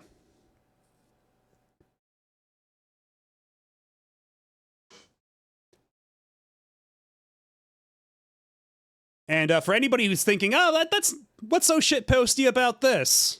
Well,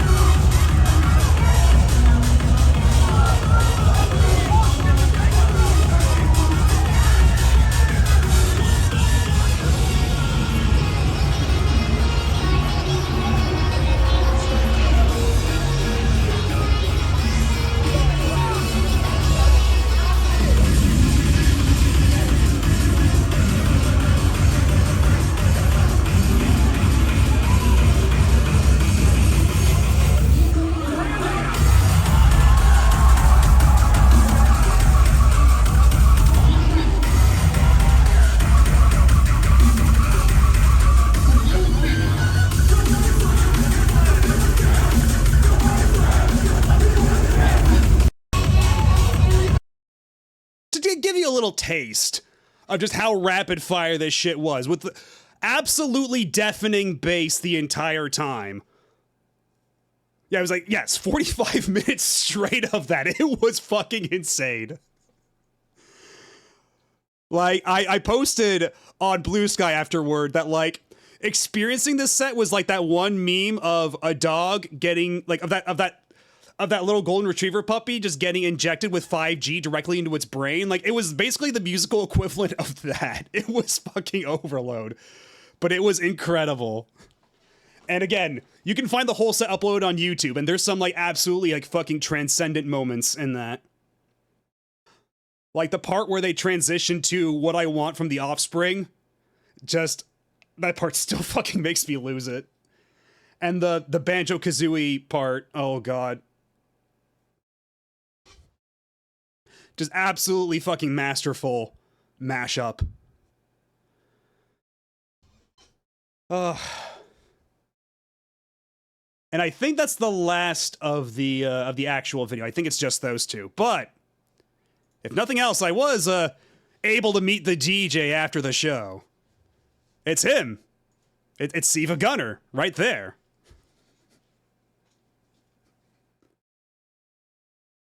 You know him. You love him.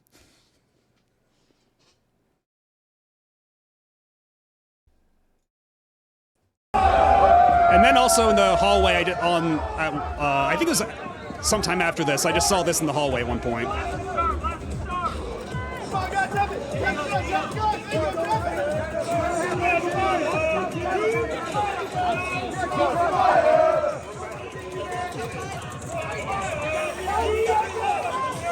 Provide fire!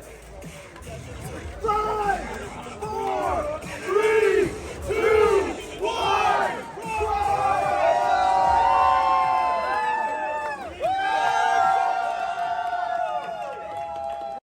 Yeah, MAGFest is the kind of show where all of a sudden you'll get caught up in the crossfire. Completely impromptu crossfire matches happening in the hallway with a boombox. Exactly. Yes, Big Nerd Sam, crossfire. You'll get caught up in it if you're not careful. Also, hey, Aki, how's it going?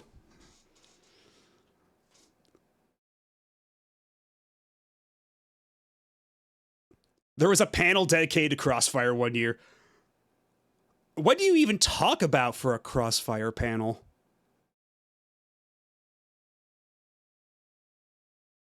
I thought it was the Tunnel Snakes jacket.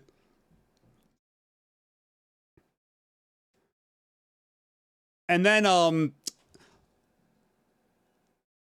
we saw on the schedule at one point that there was a Lunar cosplay shoot, as in, like, the RPG on Sega CD and Saturn and PS1, recently re-released in HD versions. And we were like, yeah, I was just talking about it with, like, Dan, Bob, and Spiff and everybody, like, we haven't seen anybody in Lunar cosplay. Is there gonna be, like, is anybody even gonna show up to this? And so, out of an abundance of curiosity, I went to this, I went to the cosplay shoot, and indeed, there were not just 2, but 3 people that showed up in Lunar cosplay for this shoot. Which honestly kind of leads me to believe that these 3 people are the ones who organized this in the hopes of attracting more people to, or incentivizing people to show up in Lunar cosplay, but all the same, they got multiple people to show up for this shoot. And they got the puppet. Were they making jokes about Bill Clinton the whole time? Not that I could hear.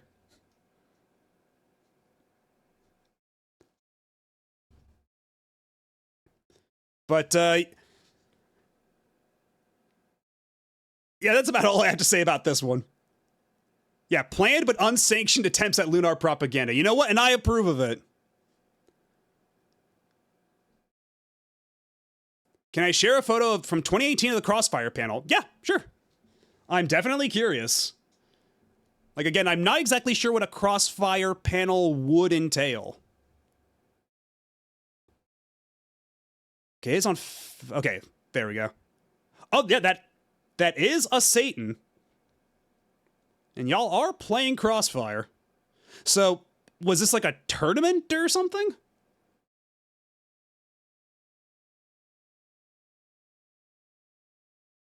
Yeah, let me see if I can throw that up on stream real quick, if you don't mind.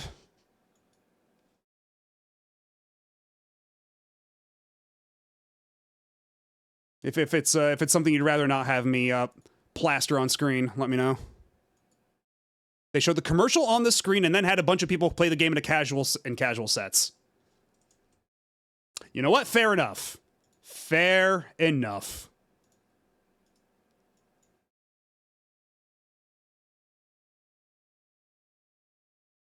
Okay. Do.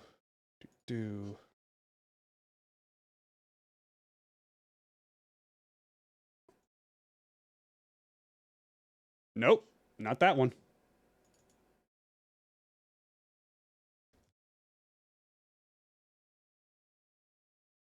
There we go. You were not lying. That is indeed you playing Crossfire against what is seemingly the devil.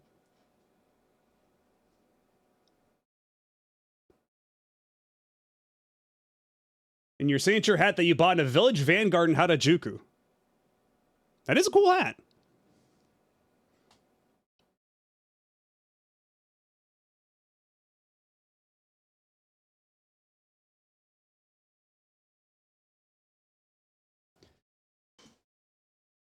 And then what were we doing? Ah, yes. The console free play. So, yeah, in addition to the arcade and everything, and the vintage museum, they also have the console free play area, where they just have a shitload of TVs and a shitload of consoles set up, and you can just play games. You can just walk up to any setup and just play whatever the hell video game they have available. Like, for instance, on the Saturn setup, they had, let me see, I believe it's the next photo. Yeah, they had Tokimeki Memorial Taisen Puzzle Dama. Of all the games on their Saturn setup, this is what they had, which is kind of random and wild, but hell, I'll roll with it. And then they also had a light gun area, so I got to at least attempt to play House of the Dead 2, although they had a questionable quality Pelican light gun for it. And not pictured, there was also a setup with Duck Hunt, another with Hogan's Alley, another with Time Crisis, and then when I walked by later, the Time Crisis one had changed to Point Blank.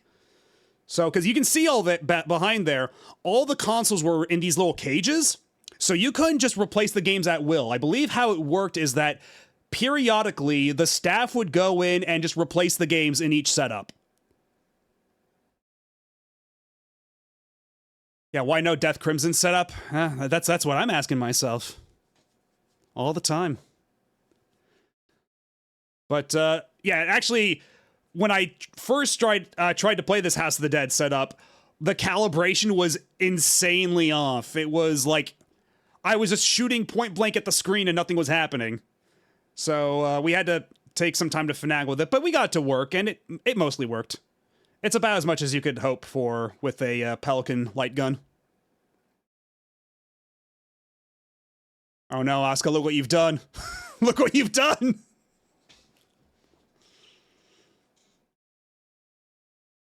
But then also, some setups had, like, the output, like, projected onto walls. So, near the staff desk, they had a little setup for Kirby Air Riders, and then they just had that projected on the back wall of the room. So everybody in the space could just see games of City Trial being played. And Rock Band 4 on another part of the room. At least I think that's 4. Yeah, I want to say that is Rock Band 4. Was there any setup for Arcade Archives Outfoxies? Not that I saw, but it's very funny that you should mention the Outfoxies. Because in the same space, they had the mystery game tournament, where basically the setup here would play the contestants in the tournament would play a different game every round. And yeah, that guy in the hat looks kind of familiar, but let's put a pin in that for just a second. For just 1 minute. But yeah, every round was a different fighting game set up. But the only problem for me, though, was that it was at the same exact time as a Power Stone tournament that I was not competing in, but Dan and Bob both were. And so I wanted to go there, I wanted to spectate for them as well. But thankfully, that was right next to it. It was literally the setup right next to it.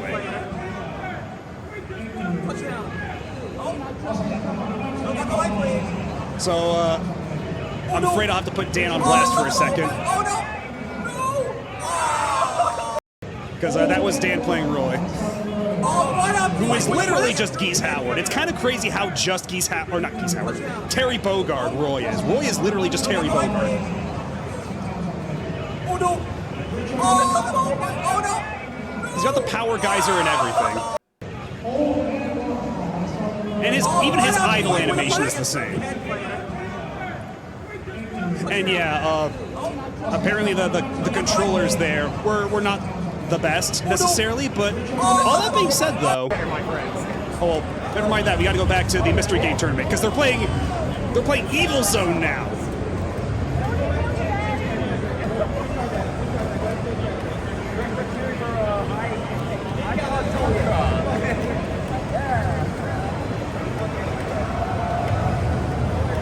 And there's something familiar about that person in the front with the red clothes. I can't quite put my finger on it.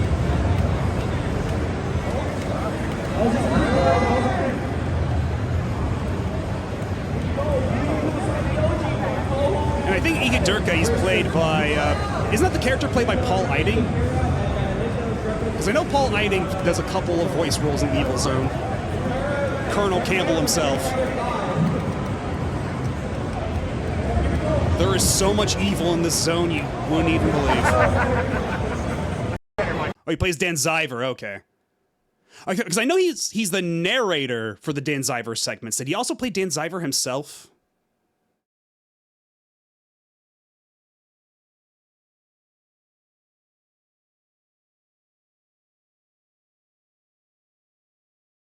Oh yeah, sure. I can post them in the Discord later, or I can send it to you. In this game. And then here's Bob, his attempt at Yosuke is crazy good in this game. In fact, he's so crazy good. He has a glitch that where he can float in Project the air. Justice. That Capcom Fighting Collection. And this one, Bob is playing as Natsu. His ability to float in the air. It's really stupid. Oh man, she's breaking out.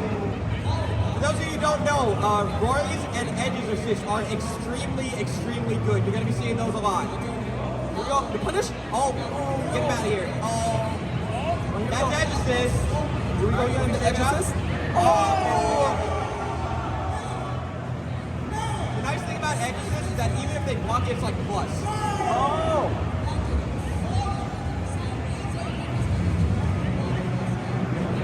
Up. We got the lows. Oh man, my gosh, the rival launcher. A super in here. Going out, punish. Yep. And you know what? 1-1. Good. Bob actually won that whole round, which is good for Bob. Congratulations, Bob.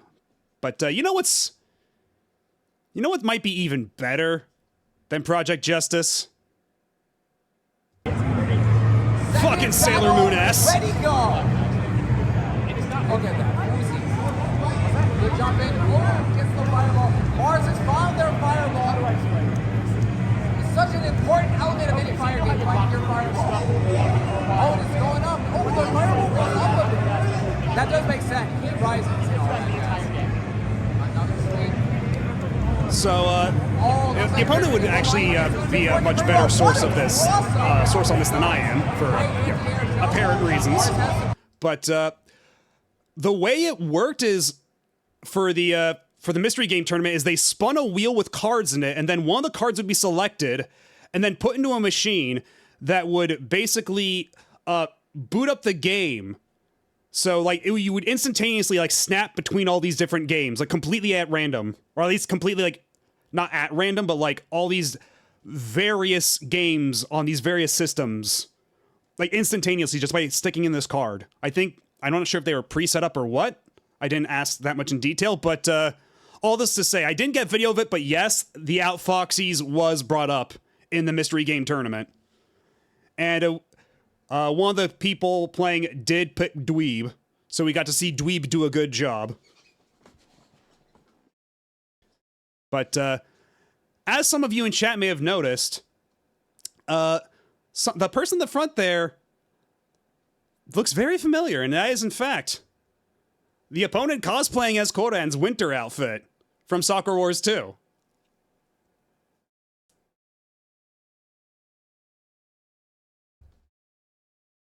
And would you believe it? This is the only Soccer Wars cosplay I saw this entire con. Because soon after this, I went to the Sega cosplay shoot. And would you believe it? When they called out for Soccer Wars cosplayers specifically, nobody showed. Woo! Which is unfortunate, but they did still have a lot of really good cosplay otherwise. Because the way it worked is that they had one big group shot at the very beginning, and then they did individual series shoots, and then they did more group shots by the end. So I got a couple of the individual series shoots, but they had an entire list of the series that they were going to do shoots for on the schedule, and it might not surprise you to know that a lot of those series had complete no-shows. Like, there was nobody cosplaying Golden Axe, there was nobody cosplaying Alex Kidd, there was nobody cosplaying Nights into Dreams. But there were Jet Set Radio people. There were a couple Monkey Ball people. A Crazy Taxi guy. Ike from Skies of Arcadia.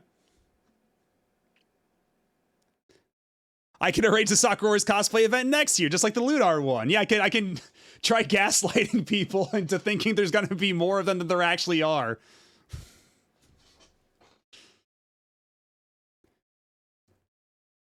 And then I think this is when they started doing, like, I think this is, like, they did Sonic Team or something like that, or they did Modern... Like, I forget what the reason was for just these two showing up.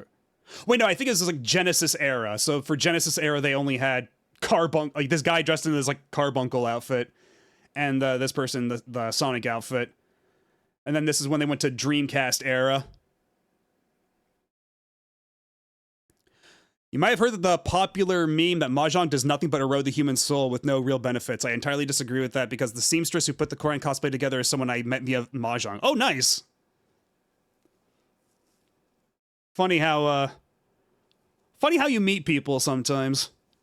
Like, just the ways, like, you never know where you'll find lasting relationships like that. But I also appreciate not one, but two Big the Cat cosplayers. And the guy dressed as Knuckles with his own Master Emerald. And there was no Vice that I saw, just the Ica. Which is kind of unfortunate. But there were a shitload of Mikus, perhaps unsurprisingly. Also, shoutouts to the guy cosplaying as the Donut Lord from the Sonic movie. I just heard Mahjong made your boobs bigger because of that one manga. True.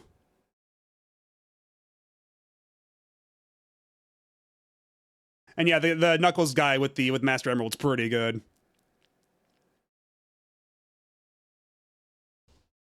Oh wait, did I still have music turned off? I have to turn the music back on now that the tournaments are over.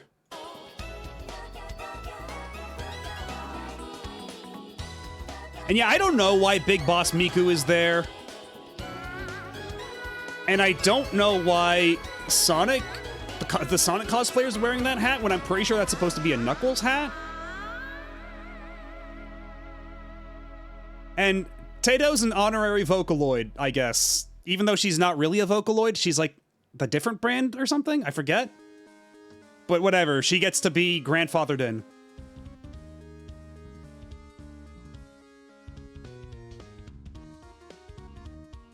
And yeah, this is the same shot from a different angle. So we had a couple Persona folks there too.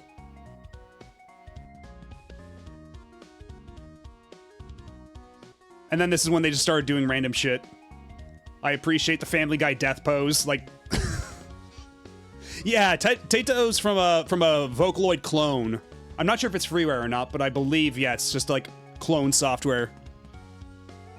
So she's like the, what's a good example? What's a good comparison point? Like, she's like off-brand, kind of. The strange thing is that last year there were half a dozen people who recognized Kodan cosplay. There was exactly one this year. Someone else thought I was another character. Oh, that's always kind of awkward. Like, we're like, dude, I love gamer anime, and it's just like, oh, that's not my costume. I'm playing as someone else. Like, one year I tried to dress up as Lupin the Third for Halloween, and then everybody at high school thought I was trying, like, a used car salesman or something.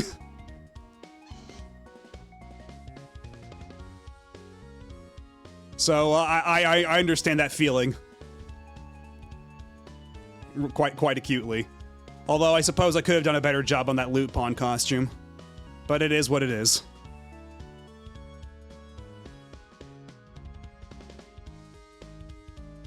Yeah, some of these Sonic shoots were pretty fun, too.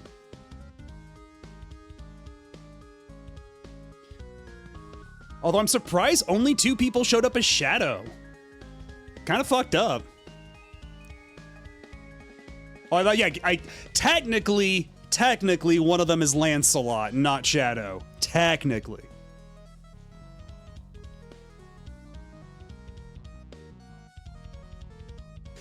Yeah, I think also part of the problem is just that not everybody showed up for the Sega cosplay shoot.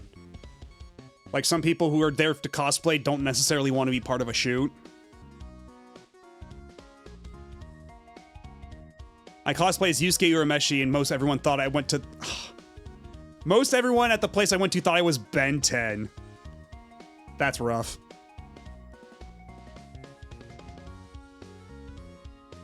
I was dressed as Luigi trick-or-treating one year, and someone was like, oh, are you a farmer? Damn.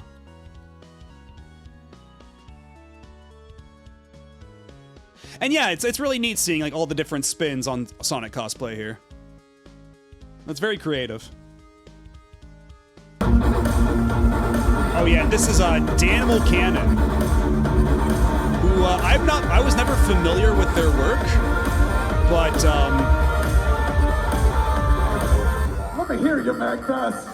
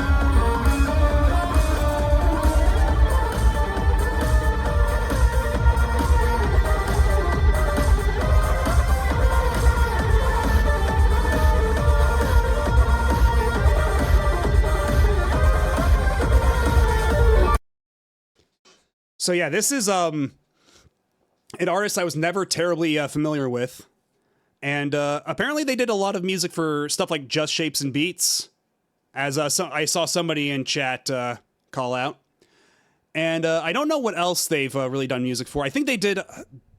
He did a one of the songs was like from a game, I think it was called like Retro Wrestling League, something like that, which is a game I'm not familiar with either.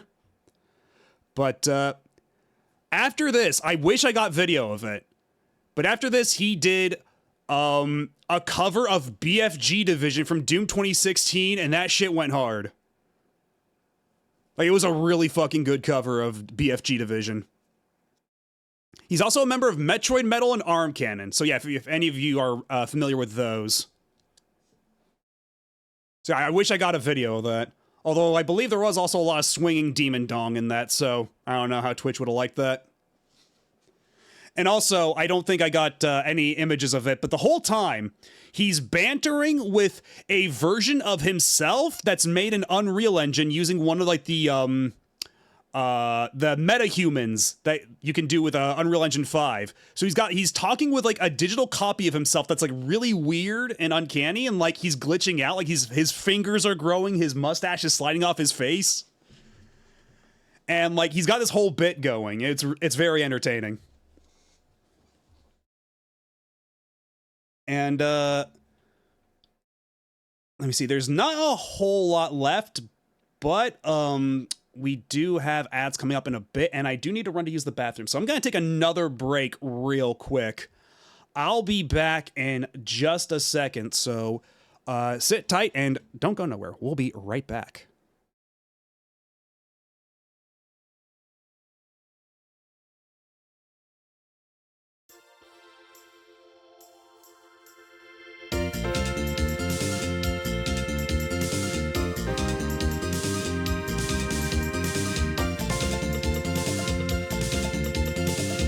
I can save the game here.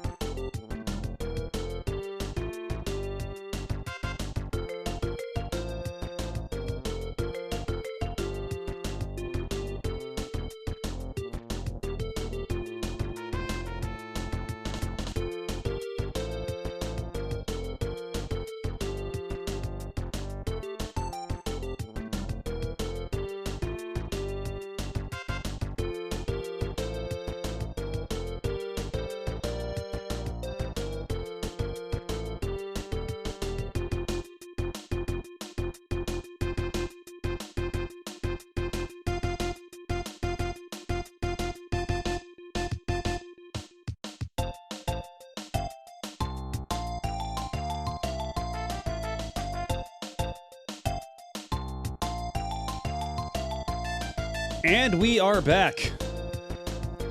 No, this is not SimCity. This is Paneled Upon.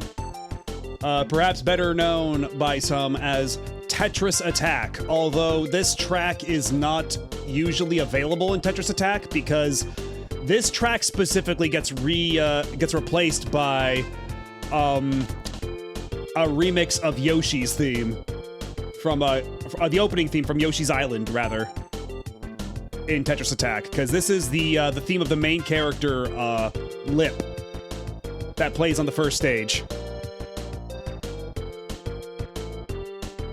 And yeah, exactly. Yeah, Puzzle League is also Paneled Upon, is also Tetris Attack. It all comes from here, baby.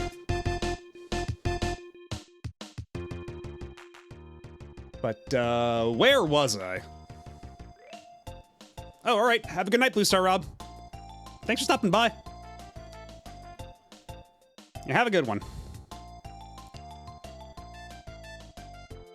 And so, let's see, yeah, Daniel Cannon was, we saw that on the third night, because we saw the Proto Men on night 1, Crush 40 and Siva Gunner night 2, and then I saw Daniel Cannon night 3.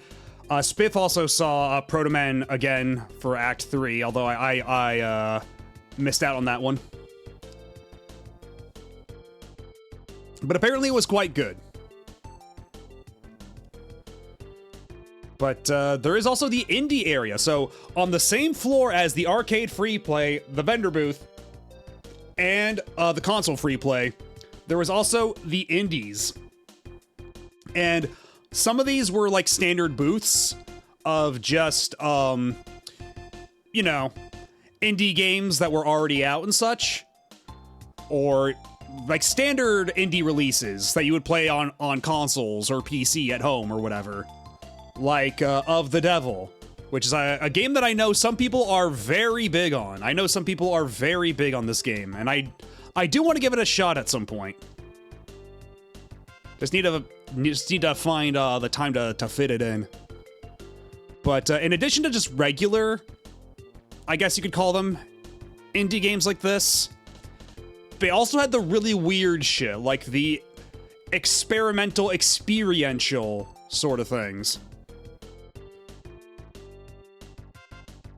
I know some girls that are insane about Of the Devil. Yeah, I know people who like it really like it. But yeah, like there is this one game called Unrolled, which is entirely trackball controlled. So you move the trackball down to unroll this roll of toilet paper, and you have to stop exactly where, at the number of squares. And then you roll the trackball over to the right in order to snip it. And you can't roll the roll back up. If you go too far, you're fucked. You're not allowed to do any take-backsies. And it's entirely with a trackball, so it's kind of awkward. But that seems to be, like, the intent. And so you have to, like, try to keep count of all these rolls of toilet paper, or all these sheets of toilet paper as you unroll the roll. And then carefully snip it, because if you roll the trackball a little off, you can accidentally scroll it down too far, and you can't rip it unless it's along the line. So you do need a certain amount of precision. So that was interesting.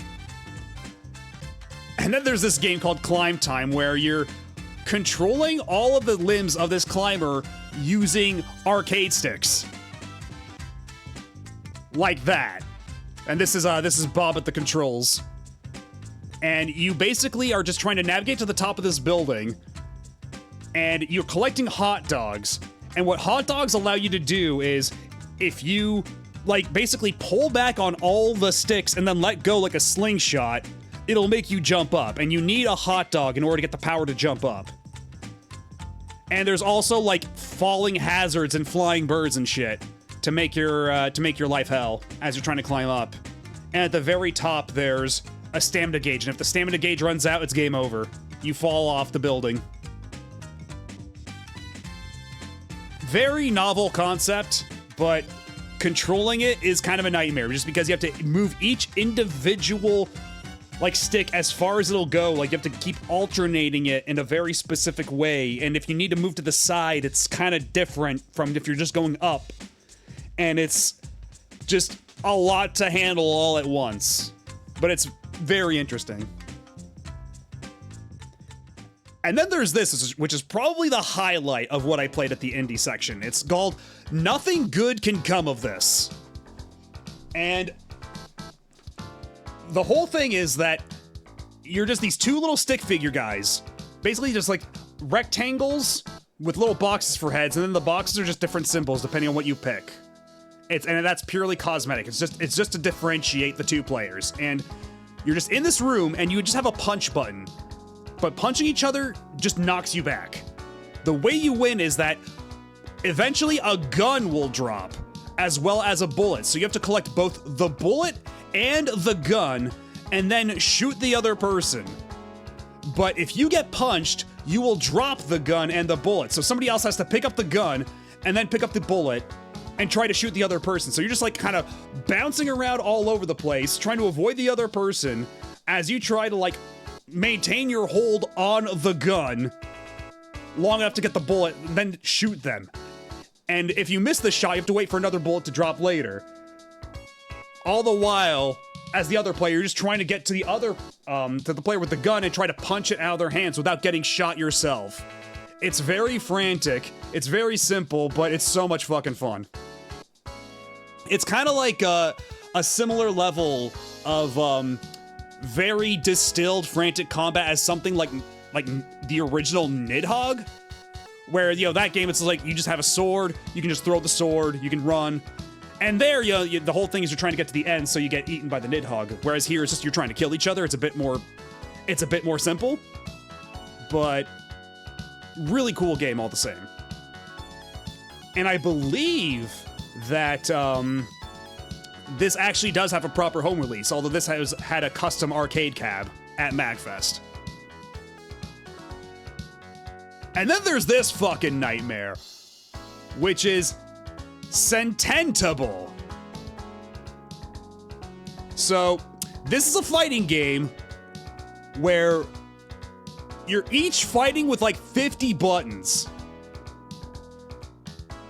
And all those buttons do different things, and what the buttons do changes every round.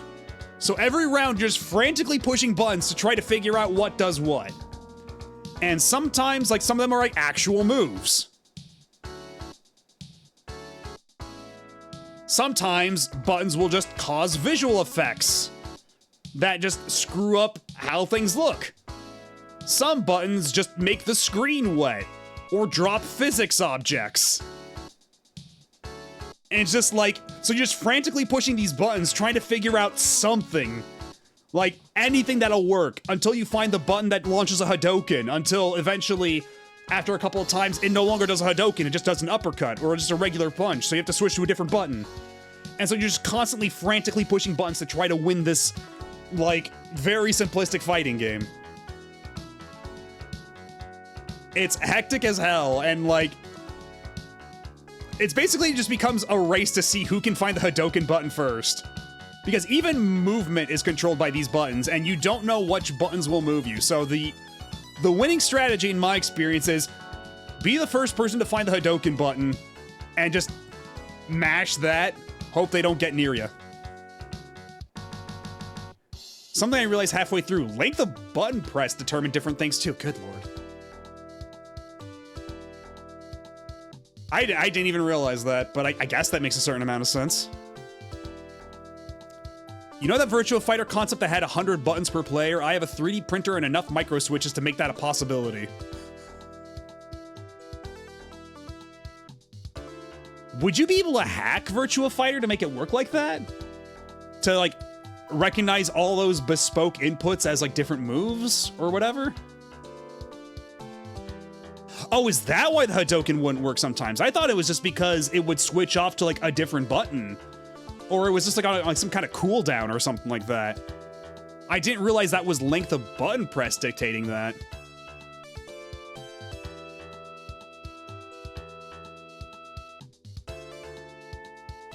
But yeah,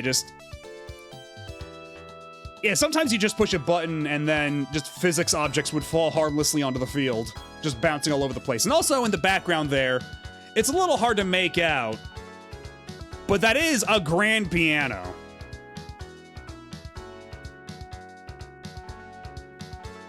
But you know what, though? This is basically the end of the pictures I took at MAGFest itself.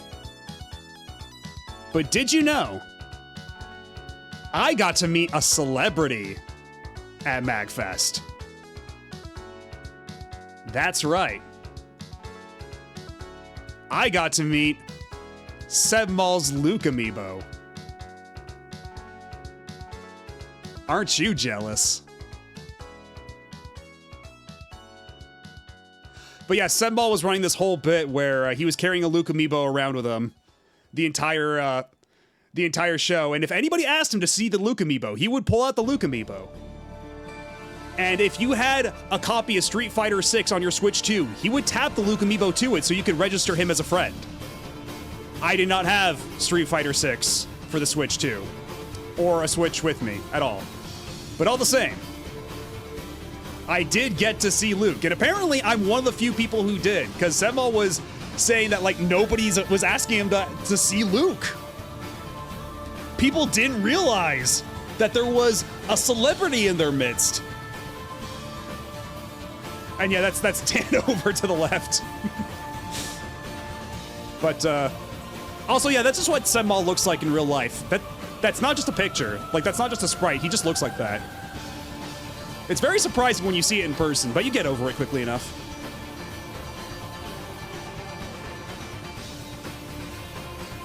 And he's always making that face, too.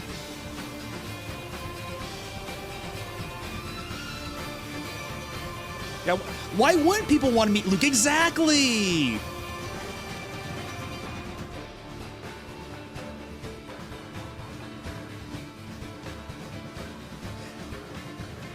And yeah, I mean, we've all seen him dressed up as a clown, but like, you ever wonder what he looks like under all that makeup? Well, of course, you've already seen it. It's his profile picture. He just looks like that.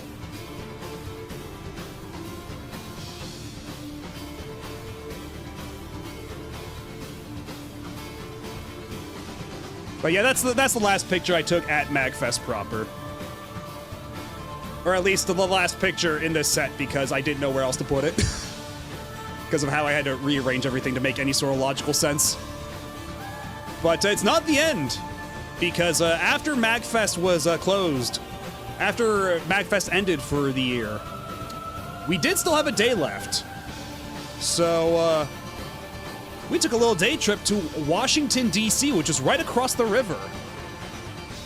So unfortunately, this is no longer MAGFest yapping. This is now actually literally slides of my vacation.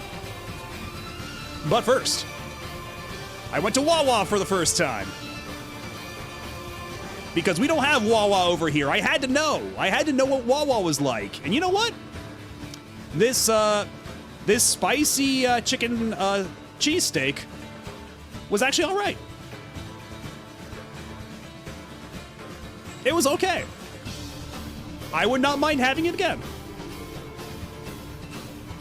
And also not pictured is the chocolate donut and the jalapeno, the crispy jalapeno wrap I had alongside this, which are both pretty good. Like, if they had Wawa anywhere near here, I'd probably go on occasion. You could do a hell of a lot worse. Probably the closest we have to something like Lawson. Yeah, that's not an inaccurate comparison, honestly. Like, it is very much like has that convenience store vibe, but with like the actual like food options of like a Japanese convenience store. Like the actual cooked food. Although here it's like they have like a more like an actual kitchen. And the way you order it is kind of novel, where you have to go up to like a little kiosk and you print out a receipt and then you bring up the receipt to them, along with whatever else you want to buy that's like just off the shelf. It's an interesting way of doing it. Yeah, I would gladly go back to Wawa if I ever so have the opportunity. Or if they open up over here, because This is kind of unrelated, but I did just learn the other day that they're opening a Raising Cane's near me. And it's like one of the few Raising Cane's in the entire state. So I'm very excited to finally get to try that, because there's not a whole lot of them around here. Because I think the only other Raising Cane's is in Washington are in Spokane and somewhere else. I like way south in Washington. But we finally have one that's like in the greater Seattle area that's coming. So I'll definitely have to go and check that out at some point. Yeah, everybody, there is much ado about that cane sauce. I will definitely have to try that sauce. Because I was actually looking up the menu online, and I was kind of shocked at how small that menu is. Like, legit, when you look at the nutrition facts on the Raising Cane website, most of that list of nutrition facts is for the drinks, not even for any of the food. Like, the food is like 3/4 of a page, and the entire rest of it is drinks. Like all the sodas in all the different sizes. Because all they have there is like chicken fingers, fries, Texas toast, and a chicken sandwich, which is also just made out of the chicken fingers. But even despite that limited menu, there is so much hype around it that there's got to be something to it. So I'm definitely super eager to try it out. And the coleslaw. True. I forgot the coleslaw. And yes, just another shot of the spicy chicken cheesesteak. Because even though the chicken that fell out of it there on the paper doesn't look super appetizing, it was actually pretty all right. But yeah, anyway, I suppose if you go to Washington, D.C., you're probably there to look at some monuments and shit. So on the walk to the big park, I don't know the name of it, but yeah, there's this cool statue of Simon Bolivar. And there's other one of Jose Artigas, father of the independence of Uruguay.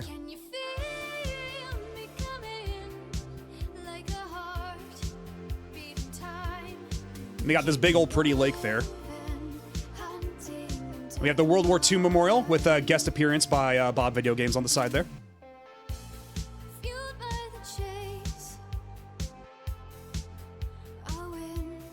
Yeah, if we go back a little bit, yeah.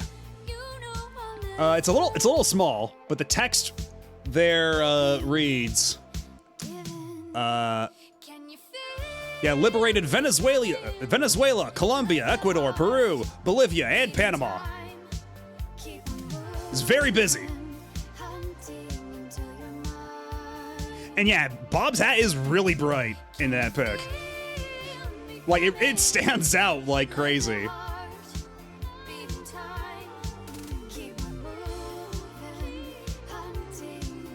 But yeah, this monument was pretty neat. It's just got like one half for the Pacific Theater and the other one for the Atlantic Theater. And it's got all these different pillars for all the different states and U.S. territories. Like they have they have all the states there. You can see like Montana and like Florida and all that stuff. But right off camera, like right behind me, there was also ones for like Guam and the Philippines and Puerto Rico. One time I was watching this stream from Portugal, someone in chat said, Uruguay eres de Argentina, and I don't know why, but it was really funny. A very badass man, we love him here in Venezuela, our money's named after him. Hell yeah.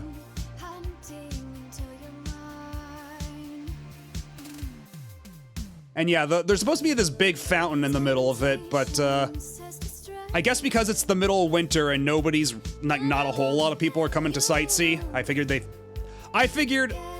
they figure that this is a good time to clean the fountain. You know, they're not exactly wrong to do so. But anyway, the reason that you're in this part of DC is probably for one of two things. Either for the Lincoln Memorial all the way down through this and that end of the reflecting pool. Oh yeah, and there's also this really crusty ass picture of a hawk. Because yeah, there was a hawk that flew by us, and we all tried taking a picture of it. And did you know that the iPhone 13 has really radioactive looking zoom? Like, all those branches are positively glowing. It looks unhealthy. Like the scaling, like the digital scaling is really rough on that zoom. I need to get myself one of those later iPhones with like the much better zoom.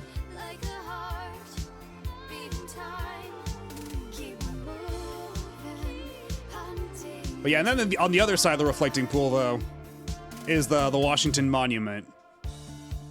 For anybody who's not familiar with DC. But on this side, though, on that side I took that picture from, we have the Lincoln Memorial of Mega Man the Animated Series fame and Transformers fame. But unlike what Transformers would lead you to believe, where Megatron rips Abraham Lincoln off of his chair and decides to sit in the throne himself, the statue of Lincoln isn't actually all that big. I was actually a little disappointed by the size.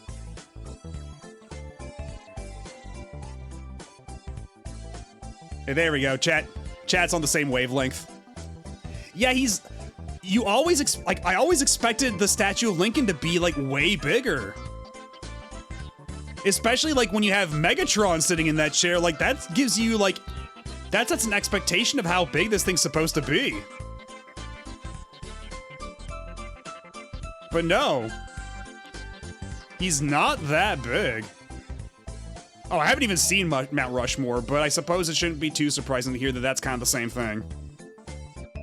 No, it's not to scale. Like, because we are pretty far away from it in this picture. And then as I get closer... Oh, actually, hold on. I guess this is as close as I got a picture of. Like, I had to actually look up a bit. Like, this is me at regular standing height looking up at it. And, like, it's probably, like, I want to say maybe twice as big as, like, an actual person. But, like, still not... I am not 2 feet tall. At least not in this form. Maybe if you make me, like bunny size. That's a different story. But in regular humanoid form. Get real. Yeah, see now... In this form, I might not, I might have problems operating a camera, period. But, yeah, I don't know. I was just expecting it to be way bigger. And yeah, fuck Mount Rushmore. There's a reason I'm in no rush to go visit Mount Rushmore. And yeah, Mega Man would still have to jump to block Proto Man's shot. It is elevated all the same.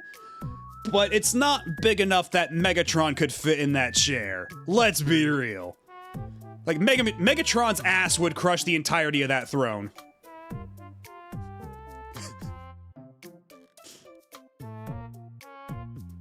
I mean, that is something I said. I suppose I can't deny that.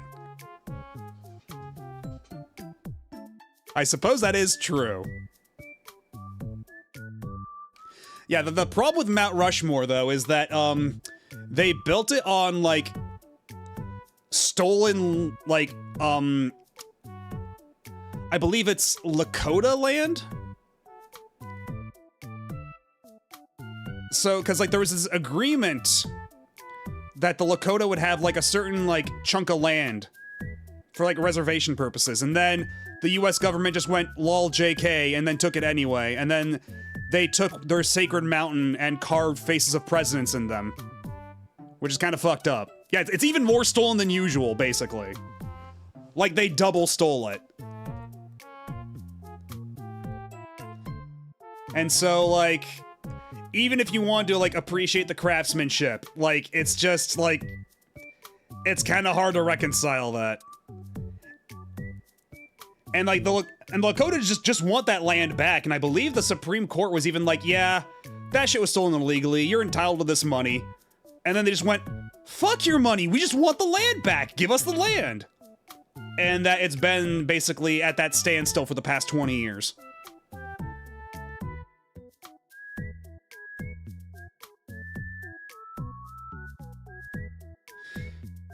Yeah.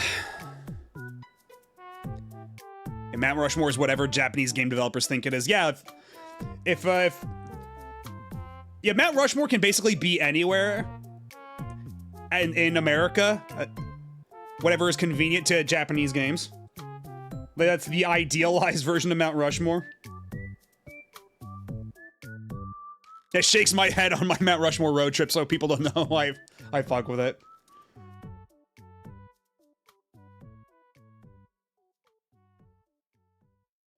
But, yeah, and then they have the Gettysburg Address on the wall here, which is kind of neat. And then the other wall has, I believe it's his second inaugural address. And then, yeah, walking all the way back to the Washington Monument.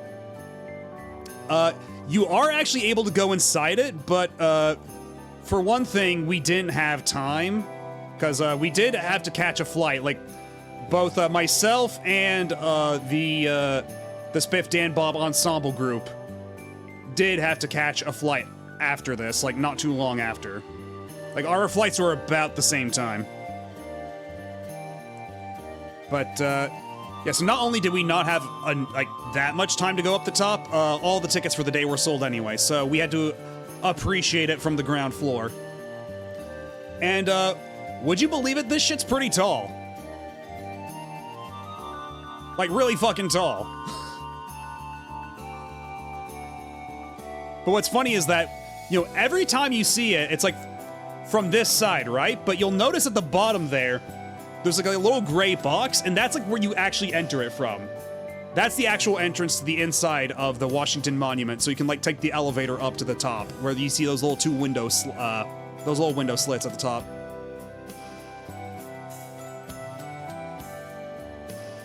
But yeah, every other place you see the Washington Monument, it's just from every other side. Because it kind of fucks up the whole symmetry to have that gray box there.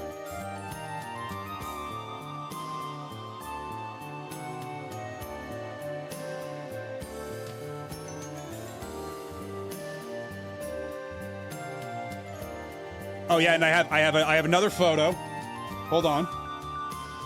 Another photo has come in. Let me try to switch to that real quick.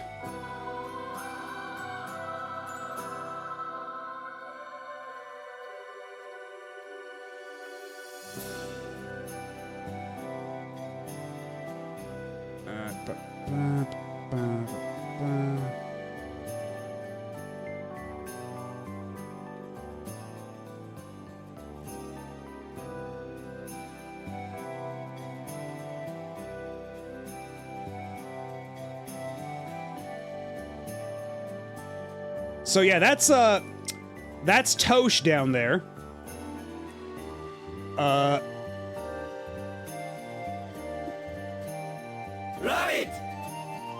Oh, I've gone bunny mode again, in secret. But yeah, that's Tosh all the way down there. So for Tosh for scale.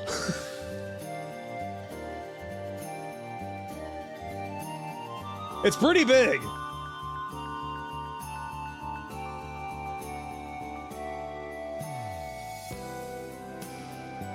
Yes, 10 million Toshes tall.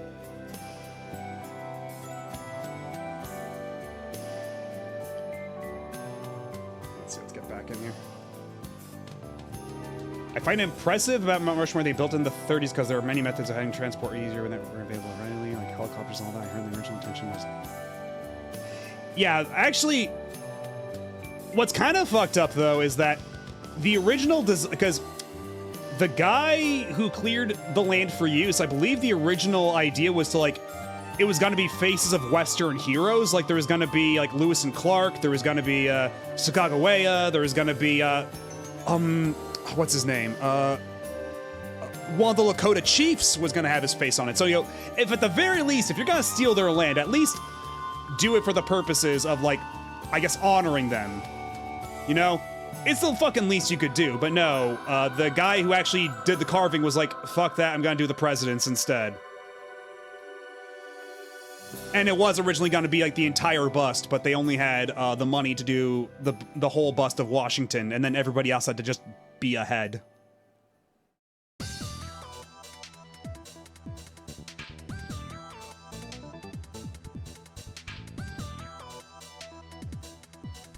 I mean, yeah, Rushmore is, relatively speaking, like, kind of recent. Like, Theodore Roosevelt's head is on there. Like, his presidency was, like, within the 1900s. Yeah, started in 1927 and finished in 1940. They would have put Martin Van Buren on it, but there was no room for his mutton chops.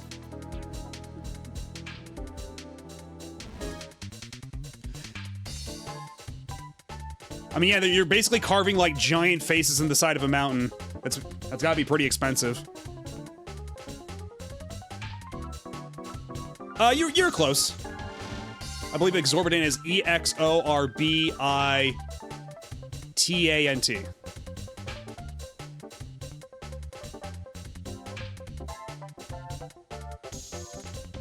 And then, yeah, just from the base of the Washington Monument looking back at the Lincoln Memorial, all the way back there. And,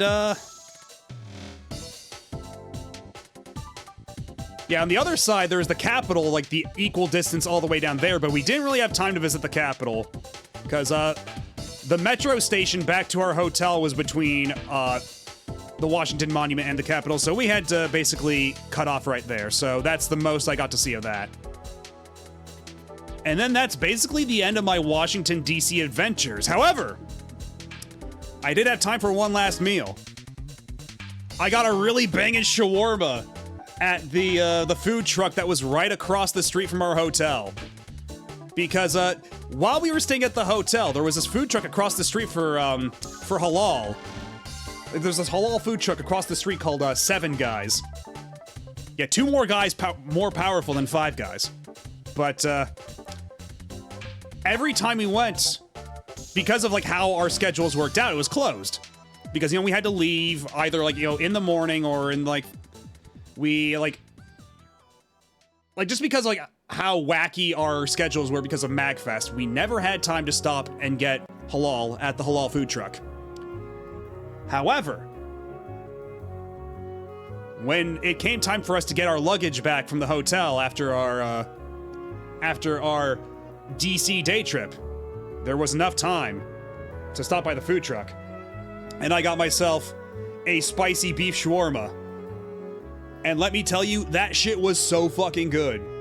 Like, I was talking a big game about Nando's earlier, and honestly, this shawarma might be the best food I had during the entire trip. No joke. It was really fucking good. It was so good that I ate it too fast and I bit my lip. But you know what? I avoided getting a canker sore on my lip. Like, this shit was really good. And also probably, yeah, like what Spiv said, one of the cheapest things we ate. Because a lot of the food around the Gaylord is super expensive. Because it's basically following con pricing. They know why you're there. And then it's a little flattened because trying to get a good picture of the inside of a shawarma while you're eating it and while it's like dripping sauce all onto the foil is a little difficult. But believe me, it was super good and so full of sauce.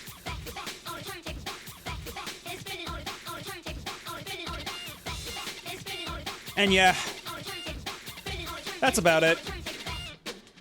But as the flight was taking off, I was able to get a couple more pictures of the Gaylord as we flew over. Yeah, there's the Ferris wheel. There's the building itself. No longer with a MAGFest inside of it.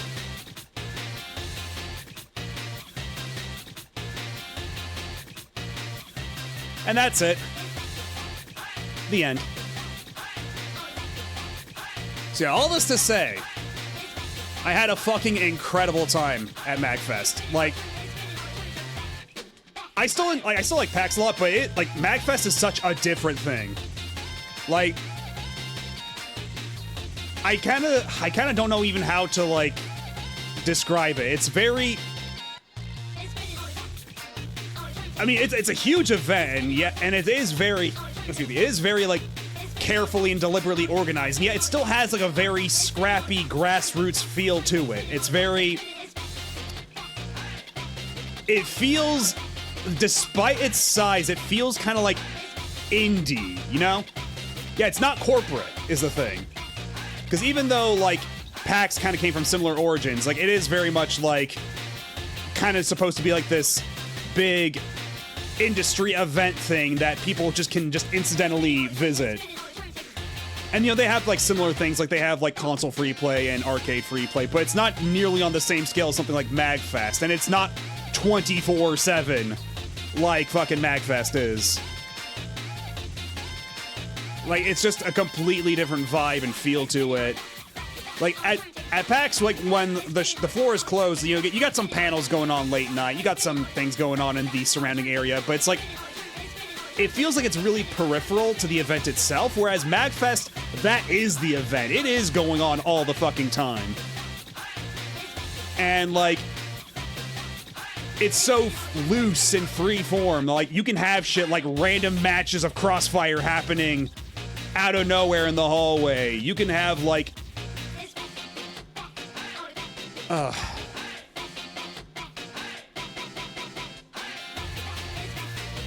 mean, yeah, E3 would have still been interesting to see in its heyday, but it's, again, it would just be a very different thing, you know? Yeah, there was a 3M cheese meetup. I didn't even mention the cheese meetup, so... I didn't get any pictures of it, but there were just signs here and there saying cheese meetup 3 a.m. on Saturday, and we're like, oh, okay, I guess we'll go to the cheese meetup, whatever the hell that is. And we show up there, like right on time, because after a couple minutes we turn around and there's this fucking massive line behind us. Like, everybody was lining up to get cheese, because what they were doing at this cheese event is that they just had a shitload of cheese right next to the fountain, and you could just take whatever cheese you wanted to eat. Now, my feet were hurting like crazy, so I was not in line. I just decided to sit on the side, and I just saw that there was a pudding cup, and I was like, yo, just get me a pudding cup, whatever. But I kind of regret it, because they had so much cheese there. They had a bunch of bread, too. They had charcuterie. Like, you could have, like, a proper spread. I thought it was just, like, pieces of cheese, and, like, that's kind of whatever to me. But no, they had, like, all sorts of shit there. Also, I love Disaster Millennial.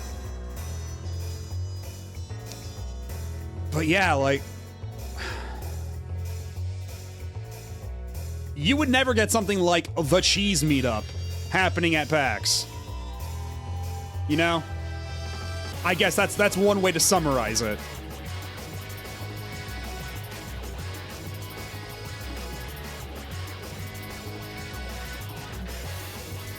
So yeah, all this to say, I'll definitely be coming back next year. And I do know that they have a MAGWest down in California, but that does seem to be like a much smaller scale event. I don't know if it'd be quite the same. Like, it's run by the same people, and I'm sure some of the vibes are still there, but like, part of what makes MAGFest to me is just like the scale of it too. Like, you have this massive arcade, like it's like every arcade game you've ever wanted to play. You have this massive console free play. You've got this crazy vintage museum with like computers you've never seen before in your life. You've got like all these like wacky, goofy panels happening at like different times of the day. You've got all these speed runs. You've got these big ass concerts. Like you're not gonna be seeing like fucking Crush 40 for free at fucking PAX, you know? Next year, you need to run Mahjong sets. Well, I can guarantee you I'll probably lose. Maybe if we go to the arcade at the, like, if we can get to some of the arcade booths secured, we can run some sets there. But definitely not IRL. Because, I'll probably commit so many fouls. There's one year when MAGFest went back to the previous venue in Alexandria. They called it MAGFest 8.5, and it took place between 12 and 13. That's funny. Yeah, you're not gonna see Crossfire matches like Pokemon trainers meeting eyes. And like, I didn't get video of it, but I saw video of other people, like showing like there are random concerts happening in the hallways because like they have like jam spaces, like dedicated jam spaces set up in the hallways throughout the whole like event center. They have people running through like in costumes, like pulling off random shit. They have people like, I saw one guy like doing like trying to breakdance in a Snorlax costume. Like, there's like such like like an energy to the whole event. It's not nearly so regimented as something like PAX is comparatively. So even though I still really like PAX, and that is a local show, so I'm gonna go still. I don't have to pay for plane tickets or hotel room. I might as well go. It is a very different thing still. And also, it must be said, at MAGFest, I got to meet everybody from computer. All the people I talked to on the internet, they're real. I got to meet a bunch of them at MAGFest. And that's cool as shit.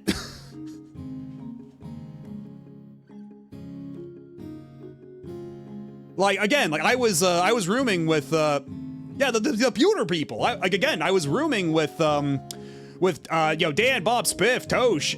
I got to meet like Seahorse. I got to meet Murphigator. I got to meet Sebmal. Like Calamity Carl was there too. Like I got to meet like Ty Tuesday. I saw Slopey for like 5 seconds. Like it was weird. Yeah, and then Spiff got to pull off the IRL glasses steal, which actually I don't have that in my photo reel, but I can add that. I can pull that up real quick.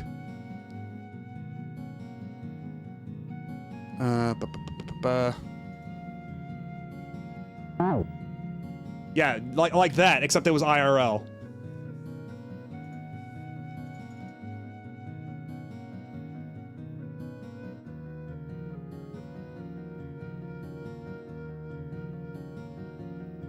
Yeah, these are my glasses. Spiff took this picture of my glasses that he stole right off my face. After paying the channel points, though. He did actually go through the effort of paying the channel points, so I felt I had to oblige him.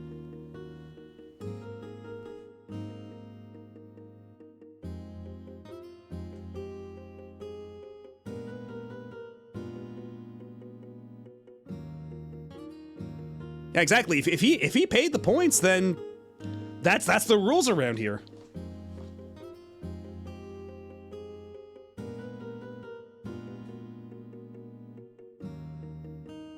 I don't know how he'd be able to manage that, but I don't know. I suppose there's infinite possibilities for elaborate bits.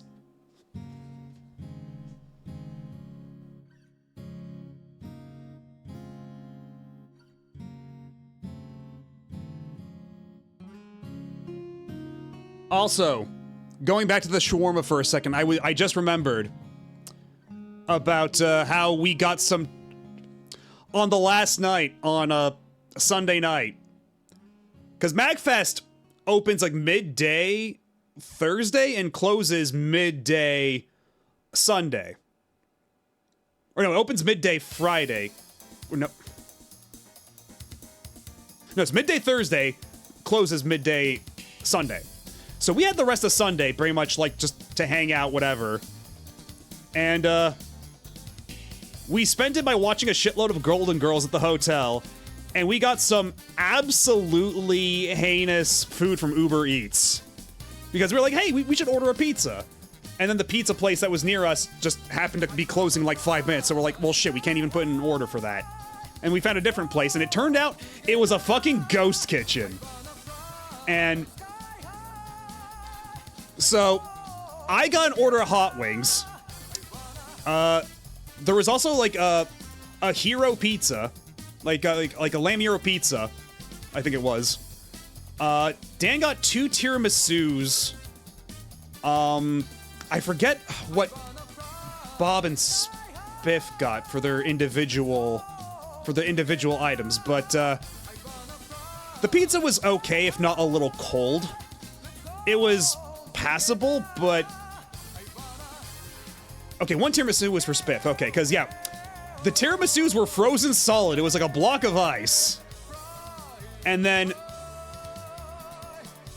yeah, we all shared the OK pizza. And then my wings, I ordered hot wings.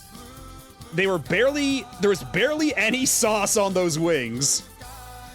And, they were cooked so, like, they were so overcooked that, like, they were a little tough. But one of them was so overcooked that I bit into it and it crumbled. I swear to God, I bit a bone-in hot wing and it crumbled in my mouth like it was made out of, like, it was like, it crumbled into dust. Like it was made out of brittle wood. Like it was a piece of wood chewed out by termites or something. That's how it crumbled in my mouth. I just, like, because the rest of it, like, there's still, like, some meat in there, whatever. And then, yeah, just, like, Thanos snapped a chicken wing right in my mouth. Like, oh my God. And how much did that all cost in the end? Because I remember, like, that was way the fuck too much money. Yeah, as if you had seen through an evil wizard's spell and realized you were being fed ash. Pretty much. Because I think that was my last wing from the box, too. I don't want to think about fair. But all this to say that this shawarma you see on screen was a fraction of the price of even that box of wings. And it was so much dramatically better. That shawarma was so good.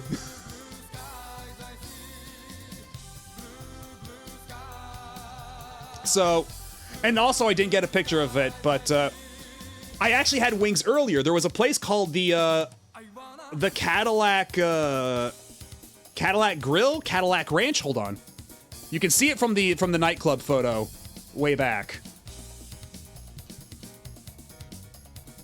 How far back up was it? Like maybe a little bit after this? How much do I have to mash the forward button to get there?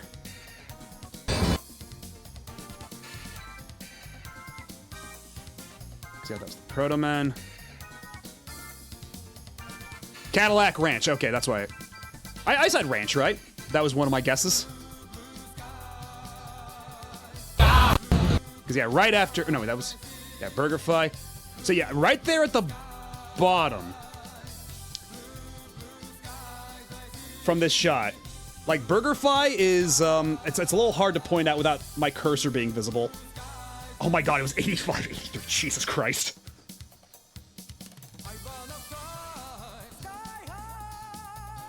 Yeah, so $85 for 2 ice cold, like, completely rock solid tiramisus, a decent at best pizza, and wings that crumbled into dust in your mouth. Like, truly unimaginable shit. But the reason I bring up Cadillac Ranch is because that was the night just before, I believe, is how it worked out. And we went there, and I got myself a spicy burger, some fries, and also a plate of hot wings. And the hot wings they had there were actually pretty good. We got sriracha buffalo flavor, and those were actually some pretty decent wings. Even though the burger itself was fine, but I got the flavor. It was a 4 Alarm, it was called. It was supposed to have jalapenos, pepper jack cheese, and some kind of hot sauce. And it was pretty. It was actually kind of bland. Like it was I mean, it was fine, but it wasn't even remotely spicy. And for something called the 4 Alarm burger, you're expecting a lot more.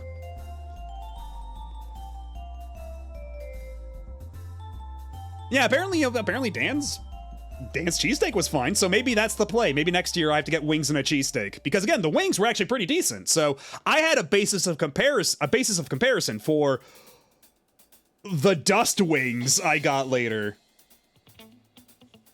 Like, I mean, even 2.5 seems a little generous. Maybe like, because I mean, any alarm implies some level of spice, and this thing was pretty devoid of spice, so maybe like a half alarm burger. Yeah, the dust wings are my RPG party. Do not consume. It'll only end in tears. The 4 alarms were each to let you know how expensive it was gonna be. I mean,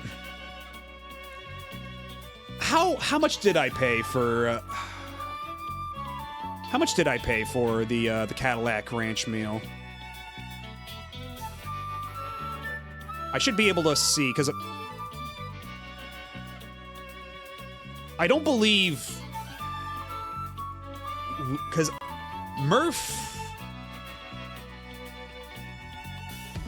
Oh no, that's not that button. Where's the button? There's the button.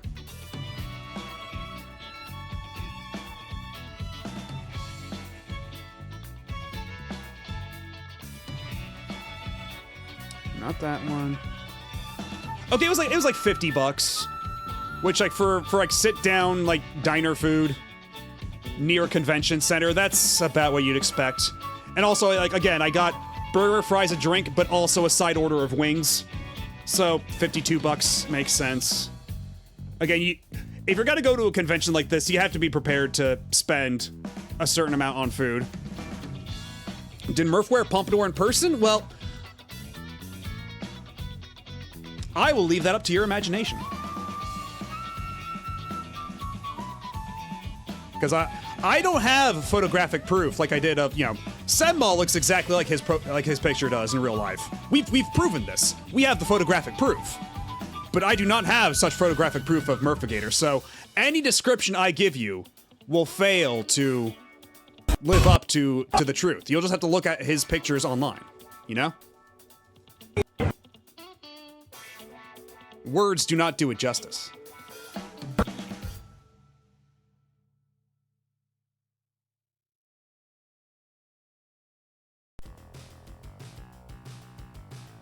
Oh yeah, there you go. See, I told you I added it to my playlist.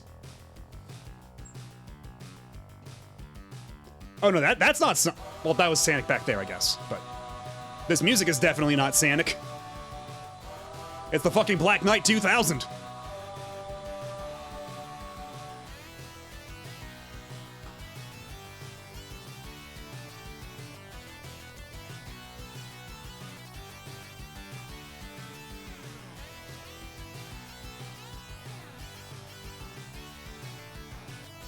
Sure. Yeah, are there any other stories I have? I think I covered most everything.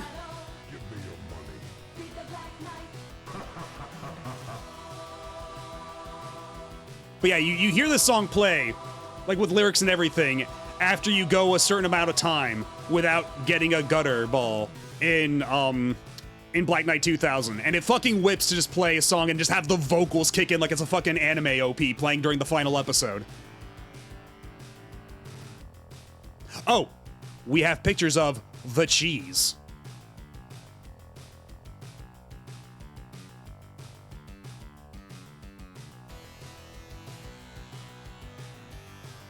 Hold the phone here.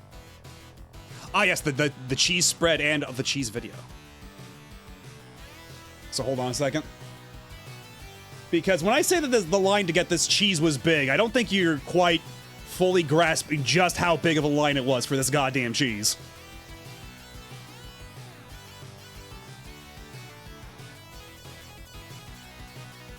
So let me pull it up.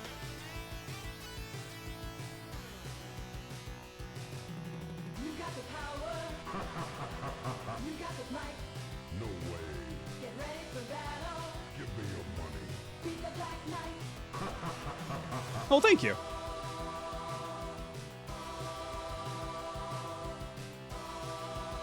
Okay, so let me at least crop this and zoom in on it a little bit.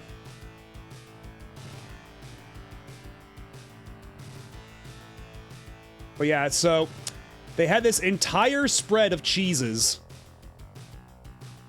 and you could just like go in and take as much cheese as you wanted within reason. They did stress the importance of just leaving some for others, but yeah, so you can see that they've got near the bottom there they got some charcuterie, and I didn't see it at the time, which is why I didn't really stay in line, but they also had like bread there. They had bottles of water if you needed them, and back in the back there, they did have some pudding cups, and I did at least get a pudding cup. I did ask them to grab me a pudding cup. Because, going back in line was absolutely 1000% out of the question. Because this line was absolutely beyond stupid.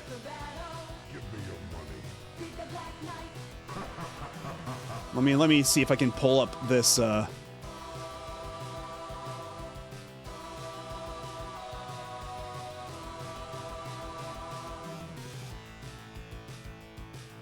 Actually, which one would this be better, or... Okay, I think this ought to be fine.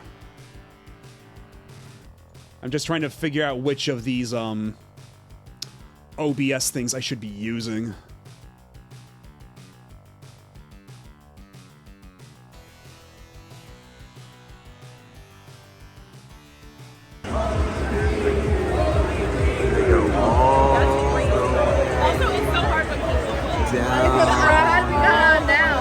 So that's all the cheese, like all the people currently in line to get the cheese, right? But let's replay that and pause it. So back there, all those people back there, that's still the line. That's still the line. It's wrapping all the way around to this point. All those people are in line for goddamn cheese. Also, it's so hard when now. And this was a thing that wasn't even like officially on the schedule or anything. This was just like a thing that they posted a couple signs of. Like, this is a completely impromptu thing that they just posted some signs here and there, like printed out on printer paper saying cheese meetup Saturday at 3 a.m.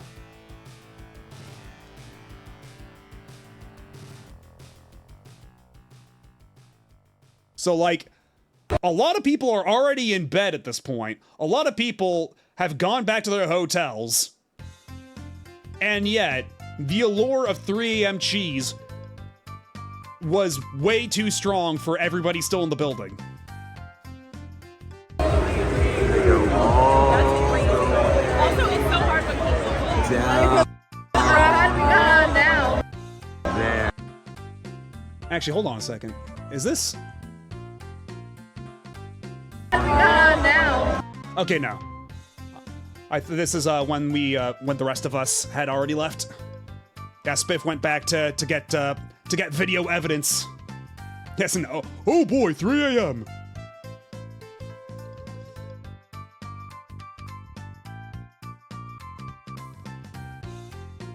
Yeah, let's get the true star of the event back on screen. And that's right, I'm talking about Luke. I'm talking about the Luke amiibo.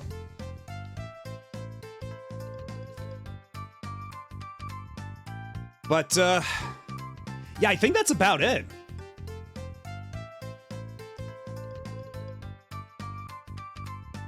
So, that's my story. I do wish I got this a slightly better focus. It is a little bit out of focus. But, you know, when you're on the arcade floor, it's a little hectic. You don't want to be congesting the area too much. Oh, and also something I didn't mention. Another funny story while I'm at it that actually that involves Sebmall is during our time there, during the entire event, they had 2 Cosmic Smash cabinets. Oh, is it ad time? Shit. Well, you know what? Actually, this gives me a good opportunity to see if I can find some pictures of it.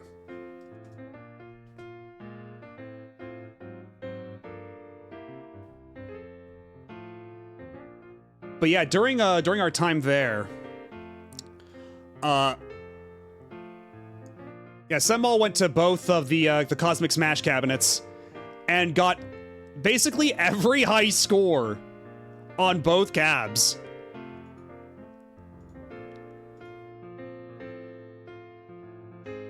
I'll just post a link to that in chat, just so people behind the ad wall can see it too.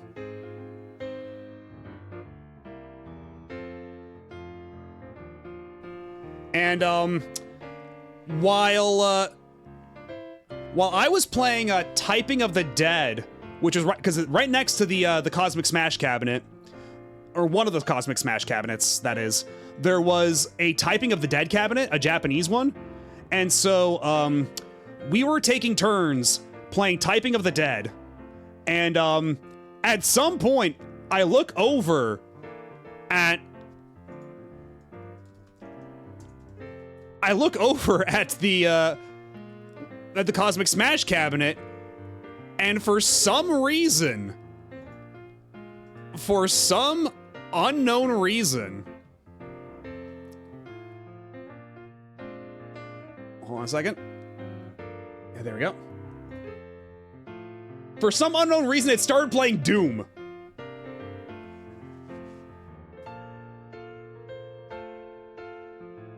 I don't know what caused it, how it happened, but I just turned my head at some point, and then, a friend of the show, Infinite Brides, was playing Doom on the Cosmic Smash cab. And, it wasn't a great version of Doom. At one point, like, the level failed to load in, and it was all black. But, like,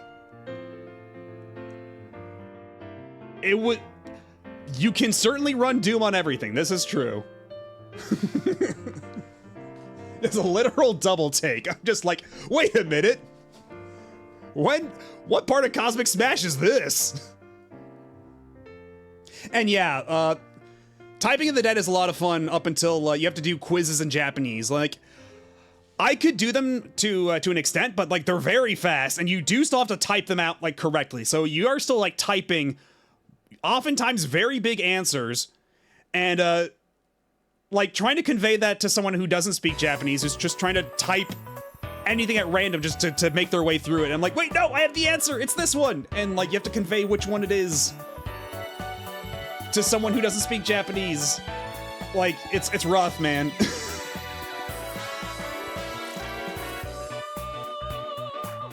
Yeah, maybe this is just what happens when you fill up the entire scoreboard. Maybe this is Sega's plan all along.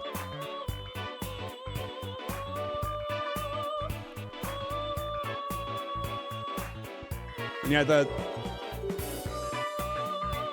and for anybody who doubted that this was a Cosmic Smash cab,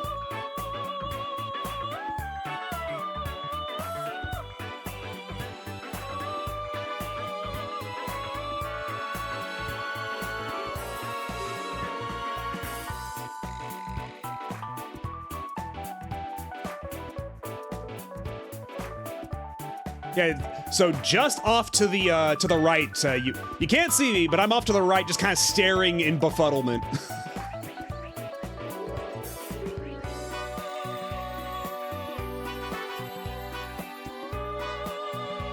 Like, I don't know how they activated this, how you even set this up, but the fact that it happened was very funny.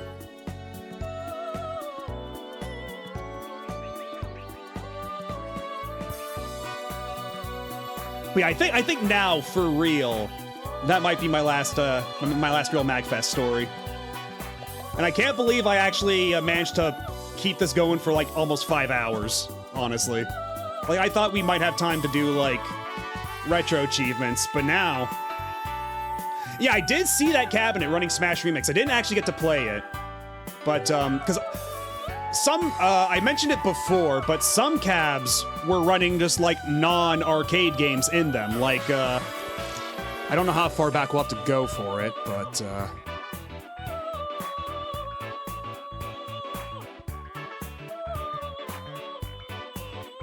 oh, hold on a minute. I have received video. I have received yet more video.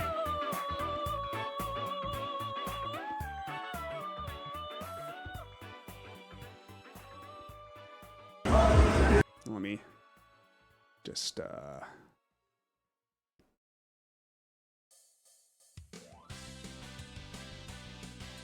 It's real N64 hardware. This is running on... Oh, couldn't even read it all, but... Yeah, I guess they just got, like, an actual N64 board running up in this arcade booth, and they were using it to play Smash Remix. Let's see. Running on... What is that? Alex 64 arcade hardware. This experience was lovingly put together, so please enjoy it. Get in or get out. And I guess that's like some kind of kill screen. That's some kind of crash readout. Oh yeah, floating point exception. Yeah, that would do it. Unimplemented operation. Okay, yeah, that's definitely a crash. And speaking of which, I didn't take a picture of it, but at one point I did walk past a Donkey Kong cab, and somebody got to the kill screen in that, and it was like that for a couple hours. It was pretty funny.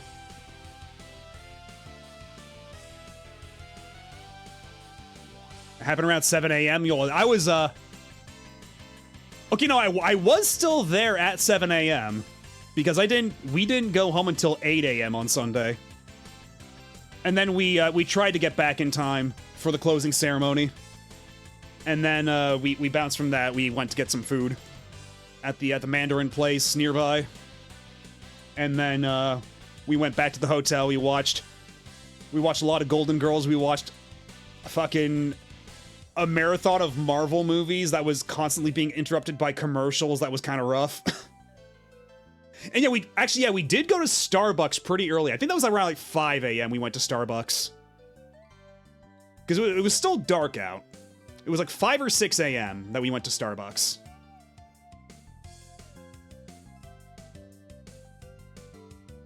And man, actually, thinking about Starbucks, I'm hungry for another chocolate croissant right about now.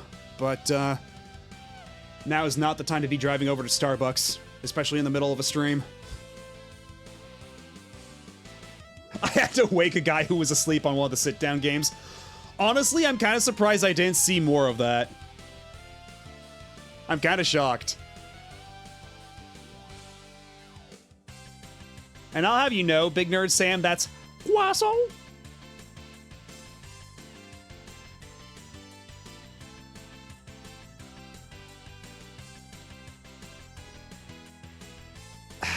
And honestly, you know what? All the con food there, the con food was like stupid expensive, whatever. I had to pay like $4.50 for a bottle of Diet Dr. Pepper and everything. The chocolate croissant, I don't believe was $9. I'd have to go back and double check. But what was $9 that I was never able to get my hands on was their s'mores cup.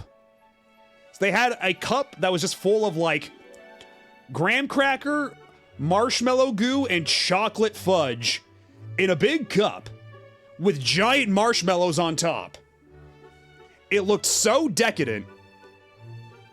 I always just put off buying it, and then when the time came that I wanted to actually buy it and try it, they never had it. So that is my fucking white whale for the next time I go to MAGFest. I gotta get myself that s'mores cup.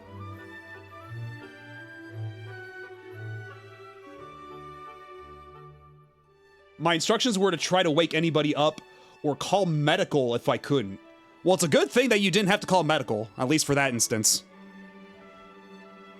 Like, that would have been really unfortunate. That would have kind of brought the vibes crashing down.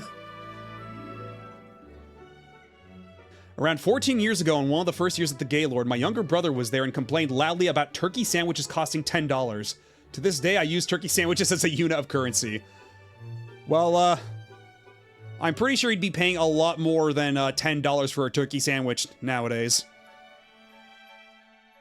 As a staff member, I only pay $0 for turkey sandwiches. Well, that's a perk for working there, I guess. Because let me tell you, some of the food there, like the actual prepared sandwiches and like pizzas and burgers and such, were definitely more than $10. And yeah, I saw some of those pizzas that people were buying from that cafe. They were definitely, because I think they're like $14 for a pizza. And, those pizzas did not look like $14 worth, let me tell you.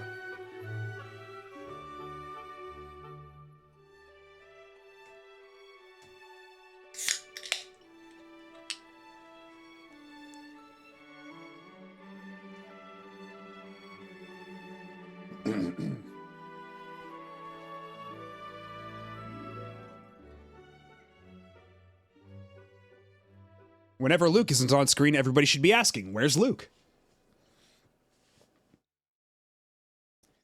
Yeah, $14 pizza being huge or decadent, not at a convention center, no. You're getting a personal pizza with, like, the saddest spread of tiny pepperonis you've ever seen. Nice try, Blackfoot. It was a Diet Dr. Pepper.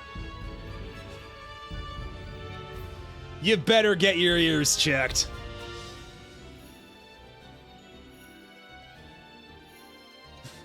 Yes, Senball showed you his Luke. Please respond. And yeah, I was saying earlier that, like, apparently nobody asked him to see Luke. I was one of the few.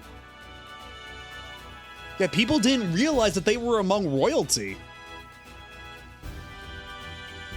And yeah, they actually do make Zero Sugar Baja Blast, and it's pretty good. You can get it both in can form and at your local Taco Bell. Although the last time I went to Taco Bell, they did replace it with a different drink, so I don't know if they brought it back yet, or if the Taco Bell near me still doesn't have it. But you can still get it in can form at your local grocery store.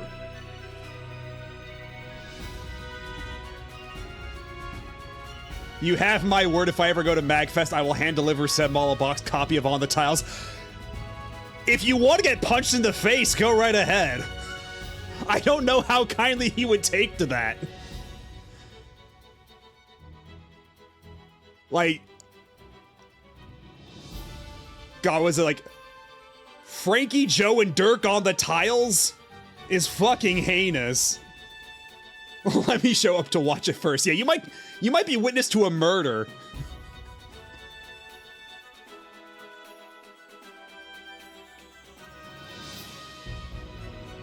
Hi, Seahorse. You missed the bulk of my MAGFest story time. We were going like 5 hours, but how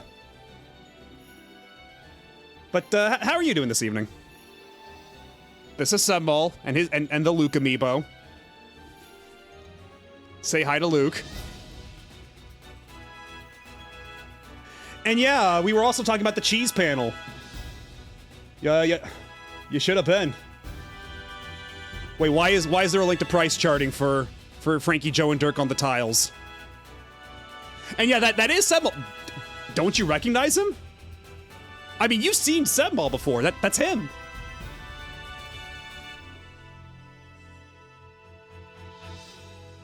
Yeah, under all the Mr. Do makeup, that's what he looks like.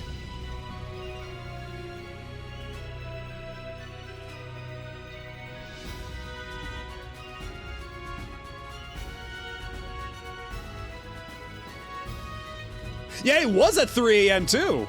It was literally at 3 a.m., although...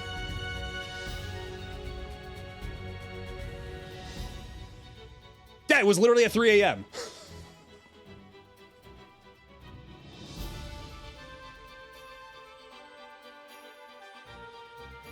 Oh wait, I didn't even get the chance to look at that link. Is it seriously $75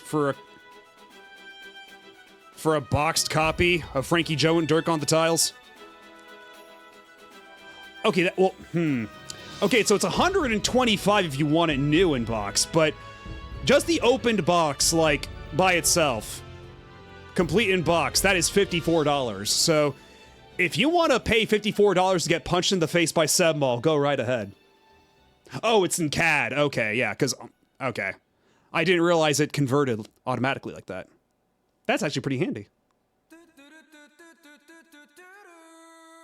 I just assumed it always showed in USD.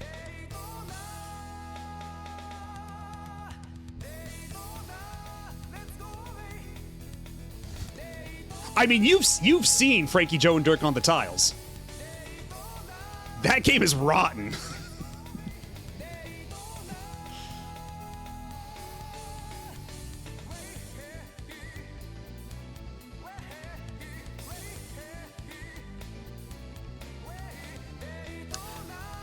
Yeah, what else is there to talk about? I feel like at 5 hours I might finally be actually at the end of my rope.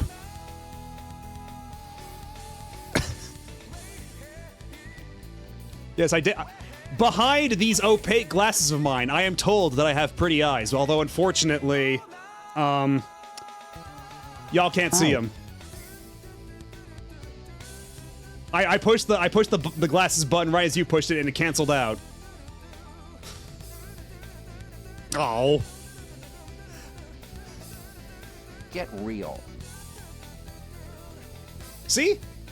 Look at how pretty these eyes of mine are.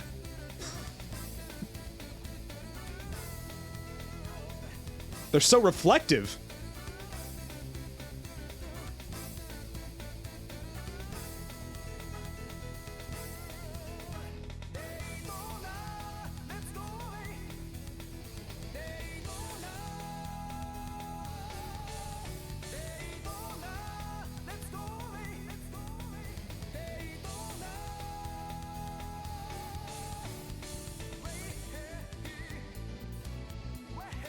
It's true. I did get photos of me leaked on the internet earlier today. Very unexpected.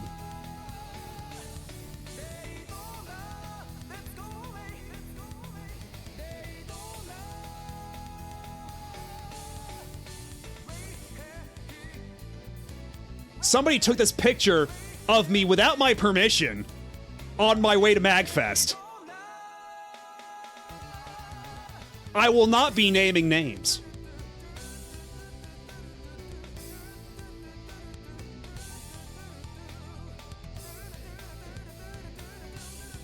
I didn't even have my proper accoutrement. They caught me off guard.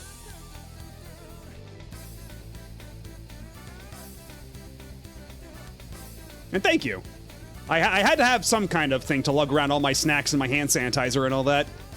And also for the merchandise I bought.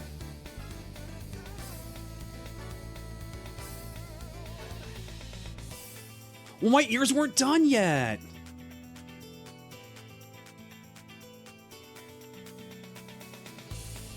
Yeah, everybody's stealing my glasses. Everybody's always stealing my glasses. And it's no exception here. I didn't get my ears done yet. I was getting ready on the way there. Let's go gambling!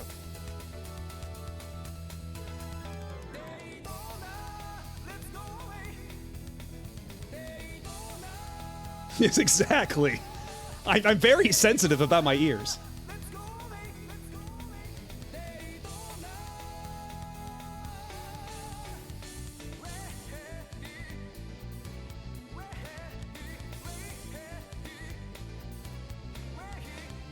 Exactly. You know, after you wake up in the morning, it takes a little bit of time.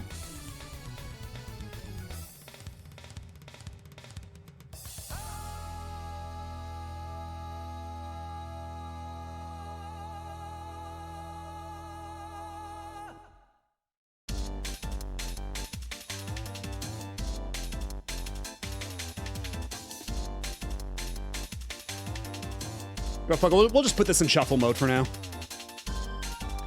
I might get jump scared by random Crush 40, but... Oh, thank you for the follow.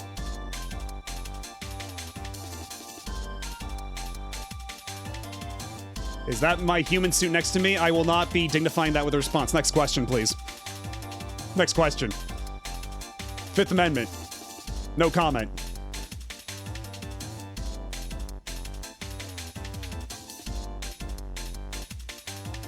Oh, that was not a courthouse. That was the Lincoln Memorial because, well, that's Jollibee's. But, yeah. So after we went to MAGFest, after all the festivities, we took a little day trip to DC.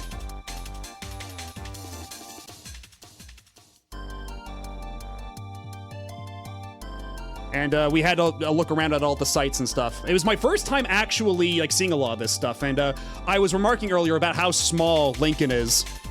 Like, you see Lincoln in like the Transformers cartoon. You see Megatron lift Lincoln off his throne and take the throne for himself. It gives you an expectation of how big Lincoln's supposed to be. And yet, He's not that big.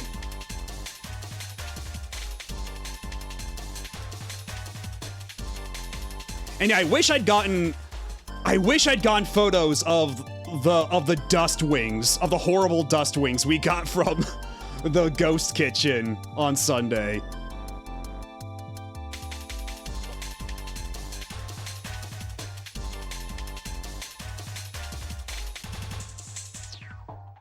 And yeah, we walked past the Smithsonian, but we did not have enough time to go check that out. But maybe next year, since we've seen a lot of the landmarks and stuff already, we could do that. I knew you'd sacrifice yourself for Mr. Lincoln. Of course. And yeah, all my fat squirrel pics came out really bad. Actually, you know what, Spiff? If you got fat squirrel pics, I will show fat squirrels on stream. Because the squirrels in DC are fucking huge. Like, people are ignoring those signs that say don't feed the animals, because those squirrels are massive. Although we might have squirrel pics.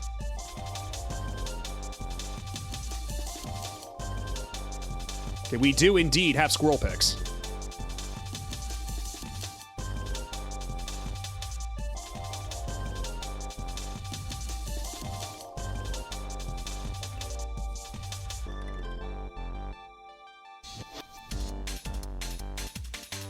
Let's get you in frame. Get you nice and uncropped.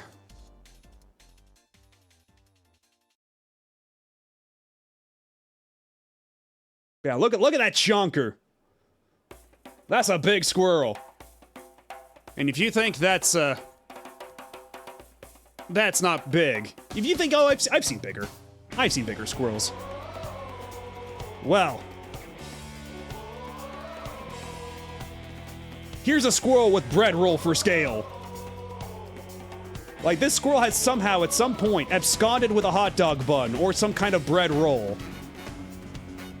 And just got on top of this tree.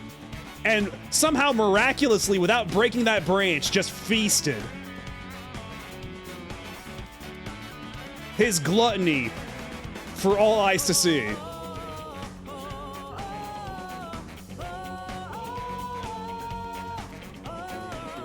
Or was that a donut? I thought that was a hot dog bun. Maybe, hold on, I might need to... Because it looks like a hot dog bun to me, like a bread roll.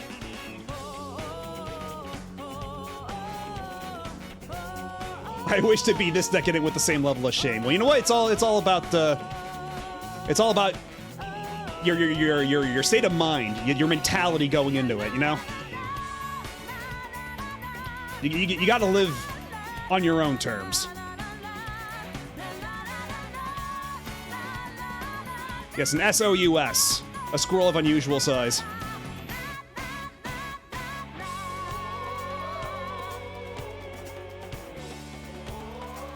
But yeah, like, I see squirrels all the time at my apartment, you know, around my home. And these squirrels were like twice as big. These were chonkers. And I took pictures myself of it, but they came out really bad because my phone is like an older model. The zoom on it is not great, and also the sun was behind it and everything. So I couldn't get a really decent shot that wasn't completely, like, overshadowed because of the glare of the sun.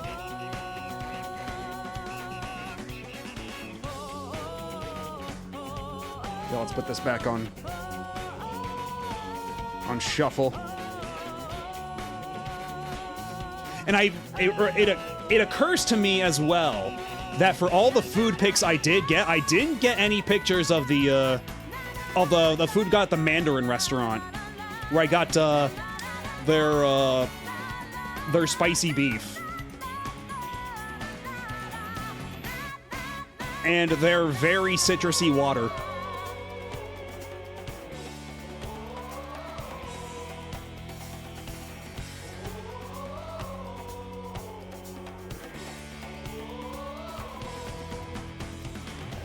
And yeah, again, should anybody find themselves in the Seattle area, They do have a Masons in downtown Seattle, and it's the only Masons on the West Coast. So if you like those lobster rolls, I beseech you, make your way down to near the shore, a couple blocks away from the convention center. Not too far away from Fisherman's Wharf.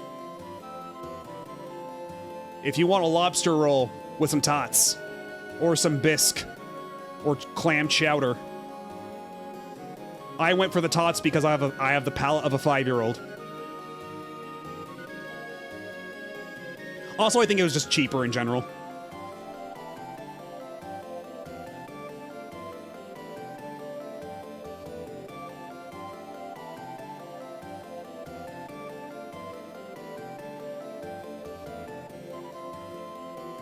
Am I making you hungry? With all of my food picks? Then mission accomplished. And yeah, ARMS did deserve better. I hope that they give it a second try soon, because I think there's potential there. It's just that that game is so threadbare. Like, it's content anemic. And yeah, shit, actually, tater tots do sound really good right about now. I'm making myself hungry. The plan has backfired. Shit.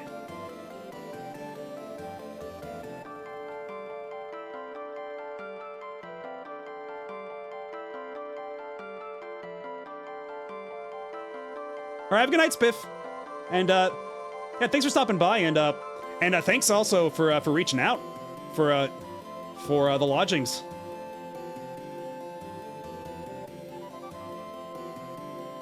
Yeah, oof, you know what? I do have some Trader Joe's hash browns in the freezer right now. I could just throw those in the air fryer for a couple minutes. Shit.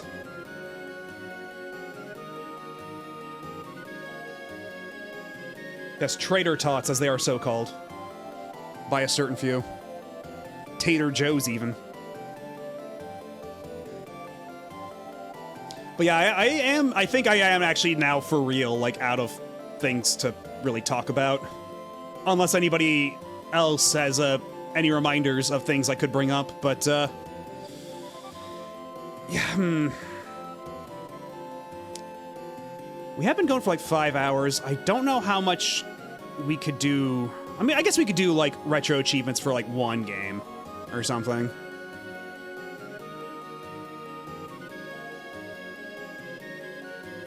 But I am also really hungry. Like, staring at these tots and this BLT lobster roll is igniting a hunger in me. So, you know what? Maybe this is as good a time as any to call it. And we can have a full dedicated session to retro achievements on Monday.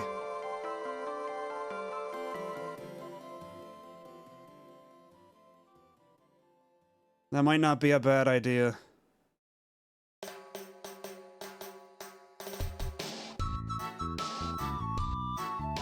So, who is even live right now? Whomst could we raid?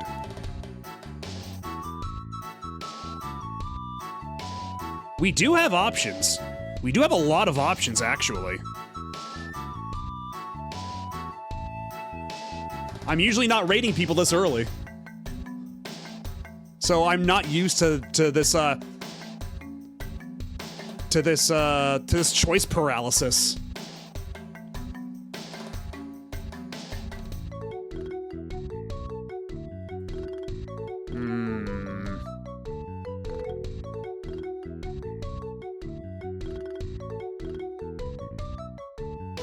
You know what? I don't get to see Mocha a whole lot, so let's go raid Mocha. But, yeah, thank y'all for coming, and for hanging out, and, for indulging me in my apps, and my, by subjecting you to my, to slides of my vacation. But, on Sunday, or not Sunday, on Saturday, we'll be going back to Breath of Fire 2, hopefully to finish it this time. I'd certainly hope that we're near the end now. We'll go on as long as it takes, but hopefully it doesn't come to, you know, too long. But, we'll beat it. We'll beat it on Saturday. And I still need to update my SNES core, thank you for the reminder, because there is a SNES core with save states, and we might need to use that as a fallback. And I'll need to check to see how cleanly the actual, like, cartridge saves transfer between the two cores. So I need to do some testing anyway. But, yeah, so then Monday we'll do some retro achievement stuff, and then Wednesday, I have to think about it for a bit, but, I'll let y'all know. In any case, I'll talk to y'all later. Have a good night.